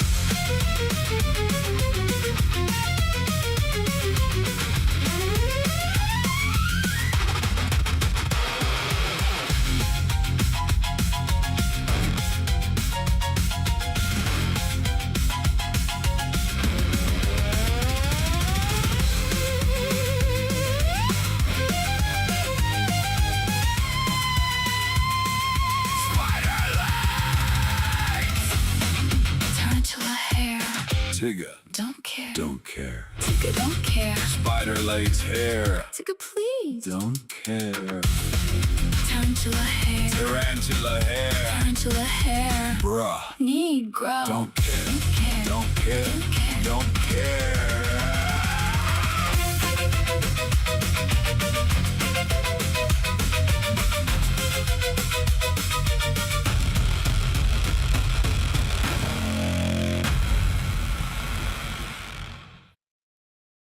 Based on merit, like you said, you want merit, correct? Well, hold. Where you No, don't it's look. not. So what's blind hiring? Blind hiring would be that you do not put the race actually when you submit for, actually you don't even see the person when you interview them for a job. No. That's one part of blind hiring. There's Okay, multiple so- ways to do blind hiring. But at the end of the day, blind hiring is exactly not knowing the person's race, age, or gender. That's based on merit. Like you said, you want merit, correct? Well, hold on. Those things can factor into merit as well. For example, if I'm trying to hire for an Amazon warehouse worker, and all of a sudden I find out that they're at 69 with 1 year left from retirement and the age is not disclosed, wouldn't I prefer to have a 24-year-old man than a 69-year-old woman who's overweight? You're moving the goalposts. Let's bring it back here. No, I'm not. The whole point was about blind hiring. No, right? you just said race, sex, and age is not incorporated. Correct. I think you should have a full picture of a human being is when you hire them. So you care about diversity? No, actually, I don't. Why? Because that's basically merit. You're focusing solely on merit. You said you want meritocracy. Just to be clear, if diversity happens naturally through meritocracy, great. If all of a sudden we have That's people DEI. that, well, no, it's not. DEI is by force. So let me DEI explain that. No. Go ahead. I got to interject. Go ahead. DEI is that we are going to forcibly make an institution more colorful. Right. We're going to forcibly make an institution more black. Where if all of a sudden, if half of Texas A&M was black because it was all on merit, praise God, that's an amazing thing. It doesn't matter. If all of a sudden, for example, if the NBA is 75% black because it's on merit, great. Terrific. If the NFL is half black because on merit, we don't want to force race. We want excellence and meritocracy over race in every possible circumstance. Right, my turn. Okay, so let's get into the NBA, for instance, right? Can we both agree at one point black people weren't allowed into the NBA, and then they allowed them to be in the NBA? Wouldn't that be considered diversity? Wouldn't that be DEI in itself? No. It's actually the opposite. You see, you're How mistaken, so? my friend. It's actually, we're getting rid of any racial stereotyping. What happened was actually a form. No, DEI is racial stereotyping. So what actually was before was a form of white preference DEI, which is white supremacy or whatever. And then we got rid of it. We said, we're not going to discriminate it. And the quality of play got better. Do you guys see the difference between the two? Tig is not listening. He doesn't understand. He's just arguing. He's emotional. See, it's very important. Well, no, actually, I'm talking to both you and the crowd, right? I'm talking to both, right? So what ended up, what you want is you actually want to bring back a form of how Major League Baseball and the NBA used to work before we desegregated. So we can agree that Executive Order 11246 is what basically brought in DEI, correct? I think that might be it. Is that the affirmative action one? I don't know. No, it's not the affirmative action. It's for DEI. So within that executive order, where does it say that they're solely focused on making people get into jobs? For instance, like United Airlines, right? You mentioned that, well, let's pause that. I'm going to get to here. So for an example of DEI is basically your daughter, right? She decides to get a job, right? And unfortunately, it's that time of the month. She goes into the bathroom. Calm down. She goes into the bathroom. Stop. She's going into the bathroom. You're losing the audience, man. I don't care. I'm talking to you. So she goes into the bathroom, right? And she goes into the bathroom and gets a tampon or a pad that's been given from the job. That is DEI. That is literally, yes. Yeah. Yeah, you don't know. You don't know. That's great. So if you don't know, DEI. Damn. Interrupt me It's so you fucked can win. up. Go ahead. You want to do that, right? Or be quiet and we can talk. Thank you. So, right.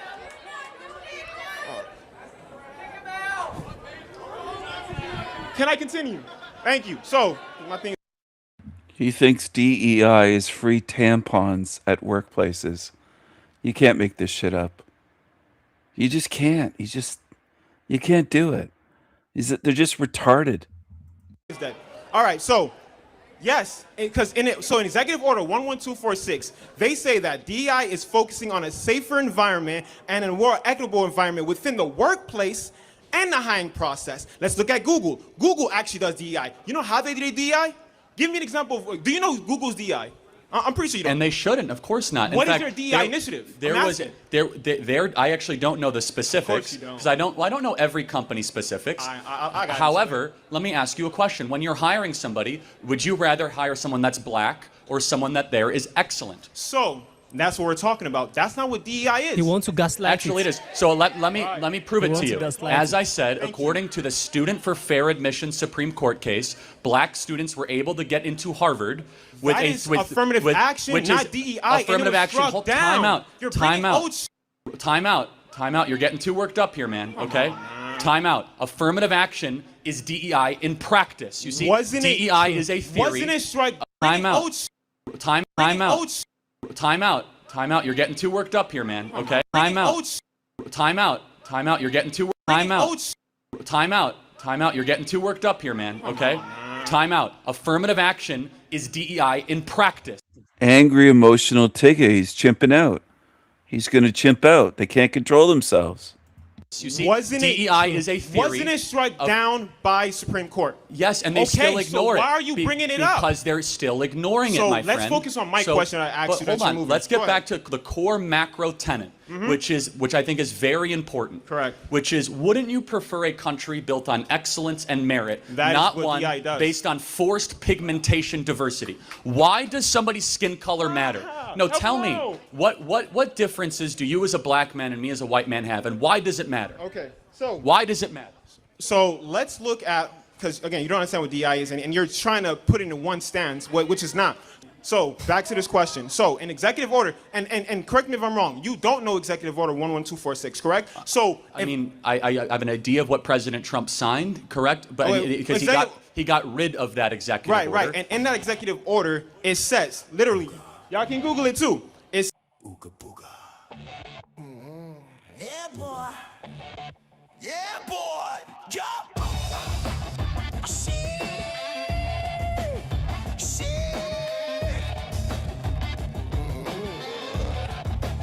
We in the doggy hood. In the doggy hood. Feeling good. Yo, my niggas, yo.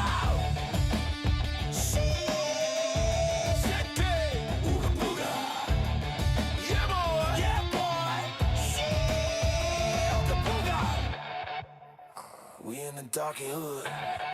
Hey, we feeling good. We feeling good. You feel me? You feel me? You know what I'm saying? You know? Sucker, sucker. We feeling good. In the darky hood. My niggas. Your boy. Ooga booga.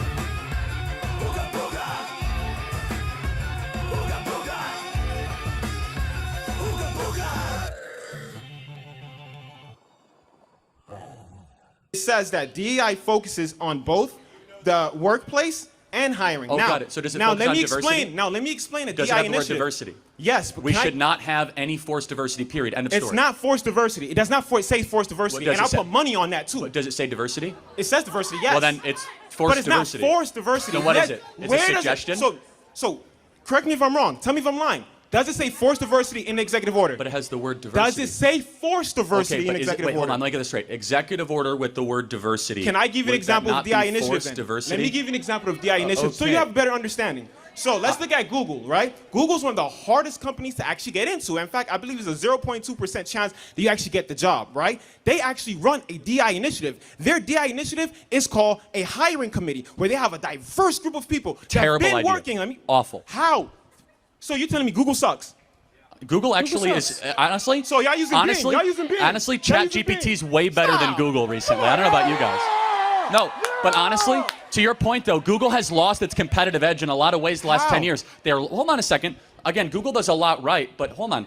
Google has lost the social media war. Google tried to launch a Facebook competitor, an Instagram competitor, failed. They tried to also launch a Zoom Let's and a Skype focus on the competitor. conversation. Failed. That has no proof Google's that was market DI. cap, You're- Google's market cap, otherwise known as Alphabet, has actually missed expectations over the last 2 years versus Netflix, Amazon, and Apple and Microsoft. In fact, there was a prediction 10 years ago that Google would be the first $3 trillion company. Right. Turns out that it was actually Microsoft that was the first $3 trillion company. Right, now, of right, course, Alphabet is a very good company in a lot of different ways. But if your argument right now is like, well, because one of the biggest companies on the planet has embraced a bad idea, what is your argument exactly? They're still one of the best companies in the Not world. because of that, because What they do were you- built by look, you merit, just and said- it's being destroyed by Exactly. diversity. And they use DEI to get that merit. and- Listen, if they're hiring people, yes, it makes sense. If you're doing a hiring process and you have a hiring committee that is DEI and they're hiring the people that's making the company as great as we just said, and hasn't, your though, argument, but your argument is that the point DEI is that takes away merit. it does. But if we see that Google is doing well and they're using DEI, how the hell are you Time saying out. that DEI is not making merit? First of all, Google guy's has not going had this crazy. hiring committee around since its inception. They have. Not since its inception, but they had Okay. it for a while. And Secondly- the people in the committee are Secondly- people who's been there for a while, Secondly, which is very diverse. Secondly,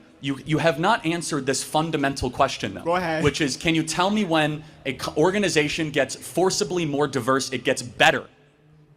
Google. Again, I just proved to you, Google is... Google. Okay. I just gave you Google. Again, They use DEI. Not only are they one of the best companies. Oh, yeah. I hate that argument. Great.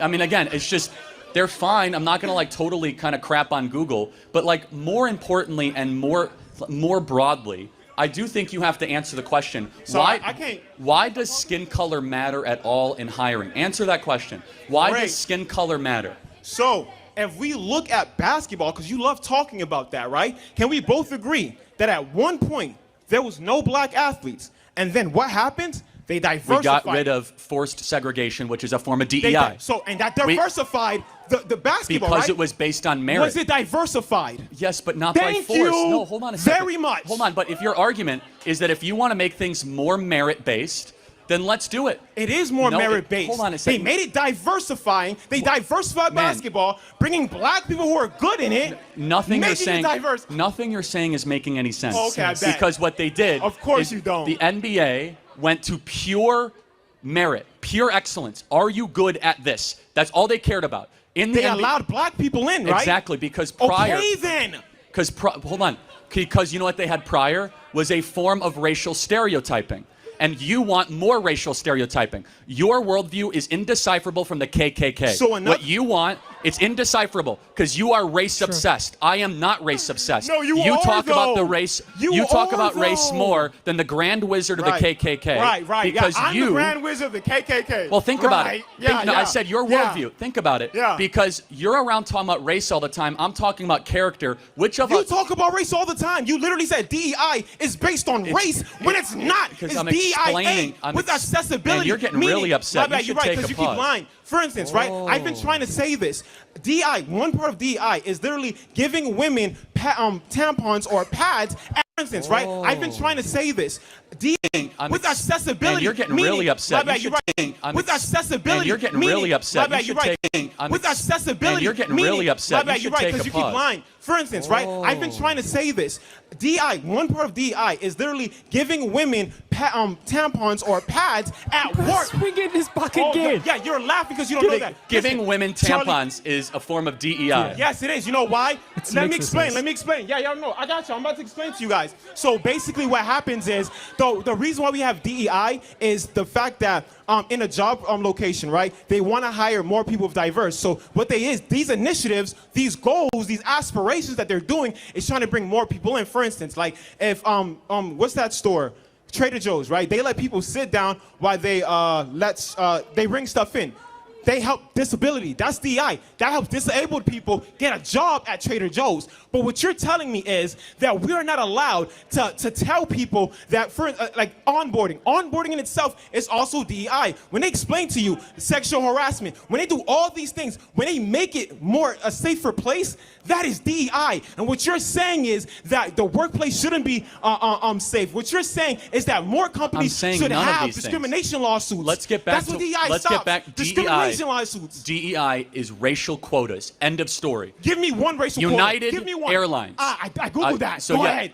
Oh, I you googled it. Okay, great. Yes. So go ahead. Go ahead. Continue. This guy's crazy. What did United Airlines announce? Because you know what I said about black pilots. What did they announce when it came to pilots? So- and why should skin color matter when you board an airplane? So just remind everybody, is Charlie Kirk's idea. He basically, yes, stop talking. So Charlie Kirk basically.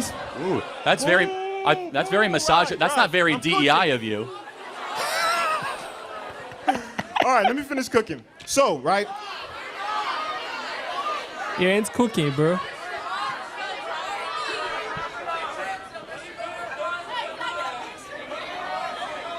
So, can I finish? So, Charlie Kirk said that they're basically hiring women of color to make 40 or 50%, right? But when you actually look into it, what happens is Women and people of color. right, women and people of color. What happens is they're creating a program that's allowing women to train to become pilots. If you actually look at the requirements for these programs, it's nothing different than any other program that trains pilots. But you told people that they're just hiring women when that's not true. First They of all, go I to- never said that. Yes, you did. I did a video on it, guy. Yes, I know what I said. Secondly, when you hire based on race and not on excellence, you end up compromising the standards you of mean? excellence. They're not hiring based Allow on me race, to though. finish without interrupting. All right, go ahead, When you Lai. hire based on race and not on excellence, you end up compromising excellence to be able to pursue race. We know this True. with Harvard, University of California. We know this with major companies. We Affirmative know this action with the again. government. Exactly. DEI. That is affirmative action is DEI Which philosophy been in struck down practice. already. You're bringing OG has been Allow struck me down. to finish That's my crazy. statement. Go They ahead. are actively defying the Supreme Court decision, or they are contorting their policies to try to fit their own DEI agenda. But let me ask you a question. If you were to board a United Airlines, I ain't get the finish. Go ahead. if you were to board a flight with United Airlines, would you rather have a pilot that is qualified or one that is diverse? Answer the question. Wait, that makes no sense. Why is there two different things? How is it different? When you go to American Airlines, Because in the pursuit of diversity, Yeah, you yeah. sacrifice excellence every time. We know this with Harvard. Right. We know this with Yale. So I got a We know question. this with the military. Right. Every time, Right. every Right. example that we pursue diversity, an institution becomes less excellent. so it becomes subpar. when you go on a plane, do you go to the pilot and ask for their credentials, or do you believe that the airline did the right thing No. and hired the right? So you ask No, for I their don't. credentials. Actually, you don't. I'm starting you don't. to. So well, so hold on. so I for start some to doubt reason, it. we That can was have my both statement. diversity and That was everything. my statement. My Right. statement was when you're going to if you're going to go from 4% of the pilots being black to 50% of the pilots to be black, it begs Right. the question: you are going to lower the standards. So my you are question going is- to, you're going to put a square peg through a round hole. You are going to force something that naturally is not happening, and you will all of a sudden be playing a very treacherous and dangerous game when you board a plane. When I get heart surgery or if I board a plane, I don't care about the color of the skin of Thank the you, person Babs. doing it. Right, I yeah. want excellence and I want meritocracy. That is it. Excellent. Yes. So stop talking. Are you talking? So right, let's get back to because you're talking a lot. Final point, then I'll get to the next question. Yeah, that's fair. Okay, so again, going back to what you said, because like I said earlier ago, you said, and I forgot this is ISU, you basically said that that women are being hired to become pilots, right? Now, first, that's a lie. That's based on a program. Second, correct me if I'm wrong. Becoming a pilot is based on skill, correct? It's not based on height, It's not based on physicality. That's not based on nothing. It's based on skill. Meaning Not that always. if you're being so what is it based on? Because based on a now public lawsuit with the Department of Transportation in 2016, 2017, air traffic controllers and pilot standards were lowered in pursuit of Not diversity true. I goals. looked at that too. Because of over They 15. added more Let me shit. finish. Because of 15 whistleblowers that said the standard of air traffic controllers and pilots were being sacrificed in the pursuit of diversity, lying equity, again. and inclusion. You're lying again. Okay, I mean, people can do their own independent research, and they I've also. done it, and you're lying. They okay. actually made it harder. They add more scenarios within the FAA. Again, everybody you here can Google can, it. Google it right now. Yeah, okay. Go ahead. Again, the documents bear out exactly. We now have Yeah, I'm fucking Max, we have air Max, traffic Max. controllers after air Max. traffic controllers have said in the pursuit of making air traffic controlling more diverse, we have then lowered the quality of air traffic controlling. So at the end of all this, what you basically told me is that if merit matters, it doesn't matter, because when we mentioned blind hiring, you said you're against that, which is based on merit. No, time out. They said that they want to prioritize a group above what is meritocratic. That didn't say that. That's what United If you Airlines want- said. They said I'm half. so confident. They Read said the half. executive order out loud We're talking about United right Airlines. We're now not talking about the in front of executive order. everybody. Again, they All right, said yeah, half next. of all their You got new cooked. hires. You got cooked. Again, Hey, thank you. we have clarity, and the clarity is very simple. We want a country based on content and merit. He wants a retribalization of America. Thank you. Hi, Charlie. How are you? Good. Why is it sounding like that? Okay, so I'm gonna give a little bit of a backstory on myself. I'm Jaden Clark. I'm a student here.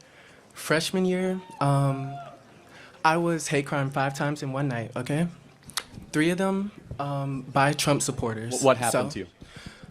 Okay, for one of them, I was just walking, and then I see this truck full of 4 white men pass by me, MAGA apparel, everything, you know. And then, Did they say this is MAGA country? anyways, they drove past me, and they were like, "F you, nigger, bend over, quick." Okay, so they said the N-word on campus to you.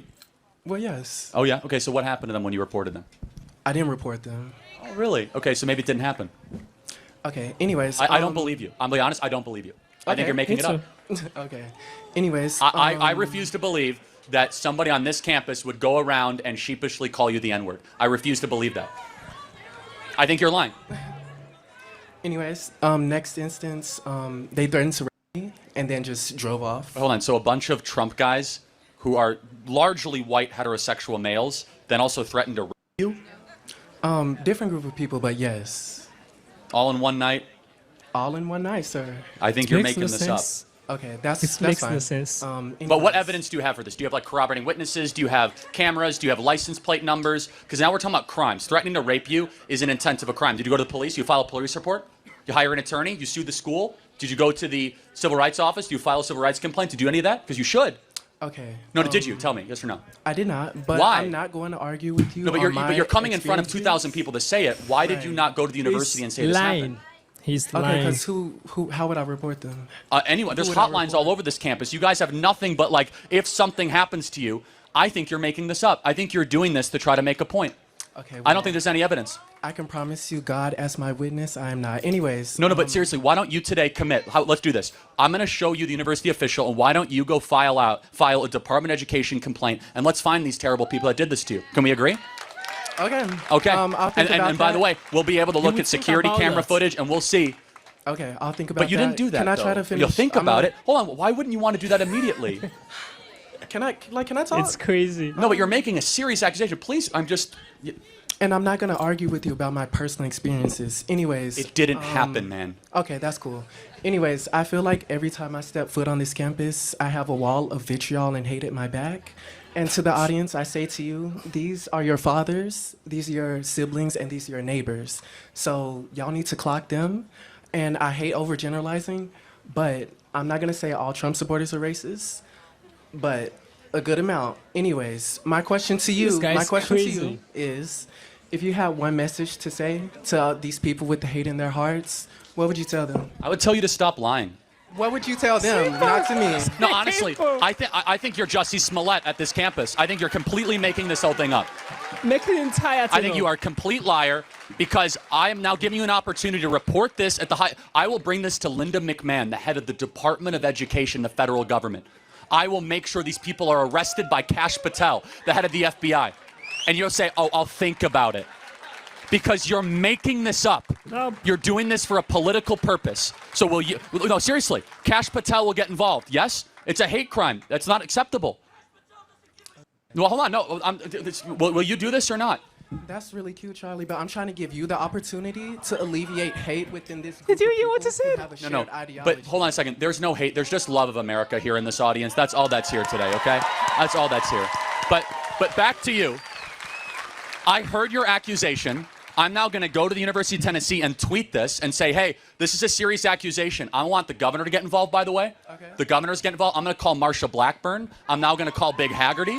I know all these people, and we're going to find out really quickly if you're telling the truth or not, because you just came in front of 2,000 people, and we're going to go bring in the police. We'll bring in the FBI, because what you just said is unacceptable. You said Trump supporters called you the N-word. That is no place in America, and they threatened to rape you. That is no place in America. But you know what else is no place in America?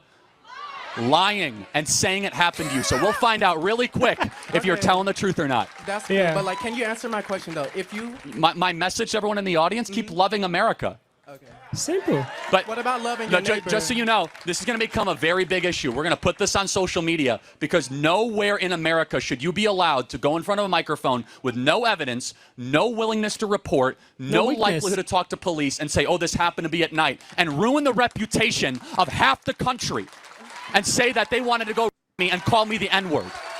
That is gross. Okay. Thank you for your time. Thank you. You'll be hearing from a lot of institutions, and if you did indeed lie, you will be civilly liable for smearing this university publicly for a very big number. We'll find out if you're telling the truth. Thank you. It's lying. It's obvious. Make sure you at me. It's obvious. I will. Thank you. Hope you have a good lawyer. Thank you. Hope you have a good lawyer. And I want you to understand the implications of this.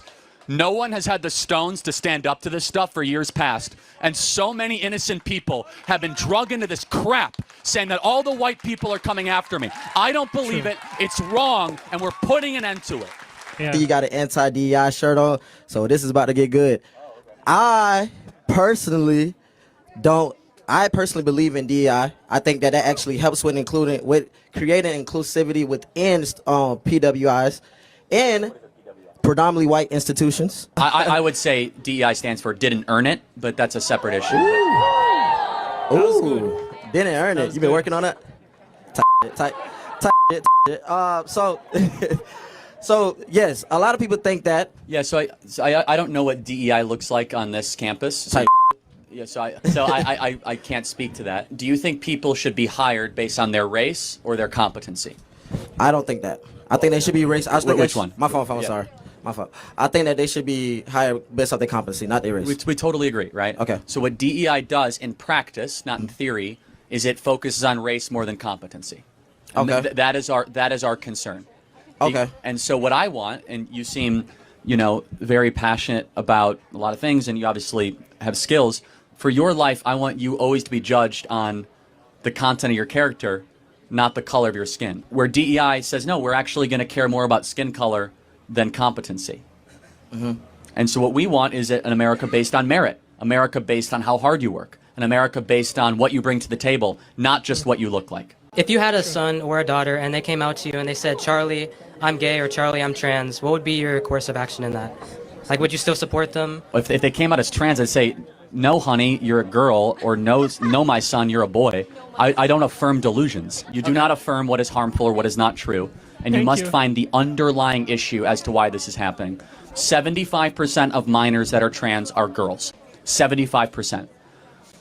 Largely found because of social contagions of young ladies that are on the autism spectrum that most times are having puberty anxiety and are being bullied or feel self-conscious for changes that are happening to their body. What we are told is that we must stop puberty, that puberty is the problem. In reality, 99% of the time, puberty is the solution to a lot of these trans issues. Yes. That you allow puberty to work its course, all of a sudden, the girl becomes a woman, and she feels a lot more at home and safe for how she is and comfortable how she is. That's the worst time to have psychological interventions at that time. Young women have always been more prone to social contagions. And transgenderism is a social contagion. A 5,000% increase in transgenderism is not normal. It wasn't like within everybody. Is an external force upon our nation's youth. This was very interesting to watch. Okay, let's start from the first guy. The first guy who came here and started talking bullshit about reparation. It makes no sense. Whenever people come out and talk about reparation, I'll be like, damn it, here we go again. Like, why in the world do you want reparation? You were never a slave. You were never enslaved. You are living in the greatest country in the entire world, America. You were never a slave. Even if your forefathers were actually slaves, they were enslaved, but you were never a slave. You might be a descendant of slave, but you're not actually a slave. There's a difference. You don't expect people, taxpayers' money, to be given to reparation, towards reparation. You guys deserve the money. For what? It makes no sense. If you ask me, that makes no sense. Because, number one, that is a victim mentality. I call that the victim mentality. People who feel like they're being oppressed because our four ancient fathers were actually oppressed. So they're passing that mentality into their own self. That they're the one that are the victim. They're the one that has been oppressed. They have always been treated poorly in America. Whereas you are not being treated poorly. There is no difference between you and Charlie. There's no difference. That victim mentality makes people stagnant. It makes people not to go ahead of where they are. I keep on saying this literally all my videos about this reparation bullshit, this DEI bullshit. Every single time I'm understanding that people who are waiting for reparation, some people up to now, they're still waiting for reparation. They are still feeling like one day there will be a reparation for what your ancient fathers did, which makes no sense. You don't want to live your own life. You are waiting for reparation from your ancient fathers. So America will give you reparation, taxpayers' money. They will give it to you because your forefathers were actually enslaved. Do you know if my own forefathers also fight for this freedom? Let's say, for instance, not Charlie. Charlie's forefathers fought for America so that this racism of a thing will stop. So do you expect Charlie now from his own taxpayer money to bring up money for reparation? It makes no sense. It makes no sense. Absolutely no sense. It's a goddamn bullshit mentality. There's this second guy who was talking about DEI, tampons is part of DEI. Is just blabbing. He's looking for attention. Like people like this are people who want attention, who feels like they're doing the right thing, whereas they're saying goddamn bullshit every single time. This guy is just saying crap. He's just saying crap. His entire statement is just bullshit because he makes no sense. He was just making a fool of himself. Bringing Charlie's daughter into the conversation, at first, I was like, nah, that is bad. Talking about tampons, DEI being tampons, it makes no sense. This black man right here with the dread, he will not want to be flown or flew. He will not want someone who is underqualified to perform surgery on him. The same person who is speaking, who feels like he's speaking for the entire black people, he will not want someone who is underqualified as a pilot to fly an aircraft, whereas he's inside. What Charlie's talking about is that you don't cut the line just because of your skin color. You don't cut the line. Affirmative action and DEI, they're twin, they're brothers. Like, they're together. Do you understand? They're together. Even if you take off affirmative action, that DEI too and affirmative action, they speak hand in hand. Do you understand? You don't cut that line because of your skin color. Companies don't cut that line because they want it to be more diverse. No, it should not be done like that. You hire people based on their merits, based on their credential, based on how good they are, based on their scores, based on how efficient they will be in your business, not because of your skin color. You hire people in because they are able to push the company or the business forward because they are credible. Basketball hired people because basketball brought in people because of their skill, because of their strengths, because of their height. Do you understand? Because of their skill, they are really good at it, not because of skin color.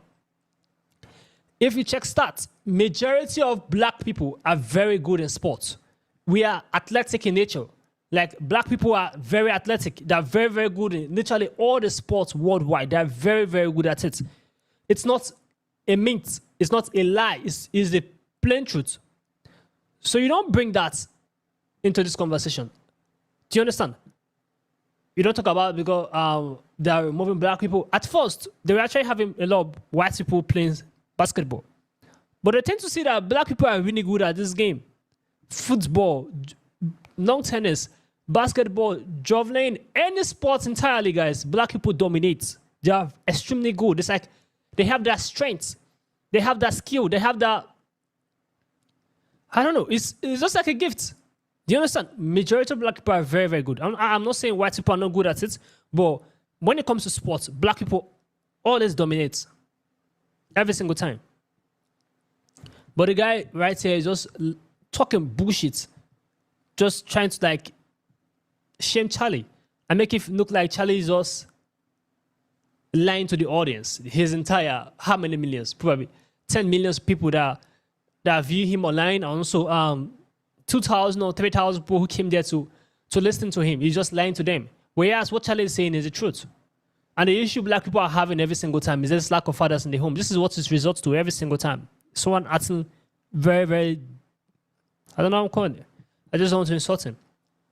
Then this other guy with the, I am my ancestors' wildest dream. He was lying. Like, I've never seen someone who lied like this guy before. He is goddamn lying. He's lying. It's obvious he's lying. Charlie said he's going to bring your case to the FBI and you want to report to the school authorities. You say you would think about it. They called you the N-word. They also attempted to rape you and you say you would think about it. The number one biggest mistake is you saying you do not report to the authorities. You do not carry it to the police. You didn't report to the police. You kept quiet. You are lying. That is a very, very dangerous accusation this black man just made. He's acting like he's a victim. You see this victim mentality? This pisses me off about black people every single time. They keep on playing this game. They think they're smart, but they're dumb. Because you can't keep on playing this victim mentality that you're oppressed. See the stupid statement he told Charlie to tell the audience. Very stupid statement. That's feeling like the victim. This white people, the entire white people are all racist. MAGA are racist. Which makes no sense. You came to the mic and lie about you being raped and then calling you the N-word. And you have the guts to say, literally almost everybody in this audience are all racist. This is the issue in America. Like people who are partially mad already. They're just walking the streets of America. They're actually mad. Because he's talking like a crazy man. Came to the mic to lie. Millions of people have seen this video. And you are lying. So you feel like you are spreading the news that racism is happening. People who in college are actually racist. In his mind right now, he's a saint. Following, he felt them. There's a saint. For him, in his mind, he's a saint. I love how Charlie handled him, dismantled him, straightened his entire lie, exposed him for who he really is, because he's a goddamn big liar. He's a liar. Then the next guy who was talking about DEI bullshit is actually the same thing. These guys come in with the victim mentality every single time. You guys come in with the victim mentality feeling like you're the one oppressed. You are not goddamn oppressed. You're not oppressed. You're not oppressed. Your forefathers, maybe, they might be oppressed. They were actually oppressed during the era, which is bad. I do not console racism in any way. And what happened during my ancestral period, my forefathers, when they were being enslaved, carried out from Africa outside to US, UK, it was bad. It was terrible. I felt pain when I watched this story, when I read the books. It's very, very painful to listen to. But at the same time, you don't claim that victimhood, that you are the one who is oppressed. You're the one who is, they're taking years away from your life, whereas you're just starting life. No, that's bullshit. The last guy talked about if Charlie has a child who is a gay, we accept it. You say the truth. It's either white or it's black. You choose the right path. Is it right or wrong? It's as simple as that. If my child come and tell me I'm a gay. I just to be a gay. I want to be a transgender. I want to be a man now, and I can see she's a woman. I'll tell you, you were born as a woman. It's as simple as that. I will tell you the right path. If you choose to go the wrong path, that is your life. Do you understand? But as a father, I will not condone to bullshit. I will not condone to lie. I will not condone just because I want my child to feel good. I will lie to him or her. No. I'll tell you exactly as it is. You are being brainwashed. And that brainwash is coming from somewhere, probably your school or your friends you are hanging around with. Those are the people who are filling your head with bullshit. Do you understand? The entire video was actually beautiful to watch. I was actually getting upset because the victim game these guys are playing, which is pissing me off. But it's okay. It's okay. This video was actually interesting to watch. I enjoyed the entire conversation. Comment down below what you think about this video. Give us a thumbs up, share this video as many as can. Subscribe to our channel, guys. And we'll see you guys in the next video. Make sure you stay safe.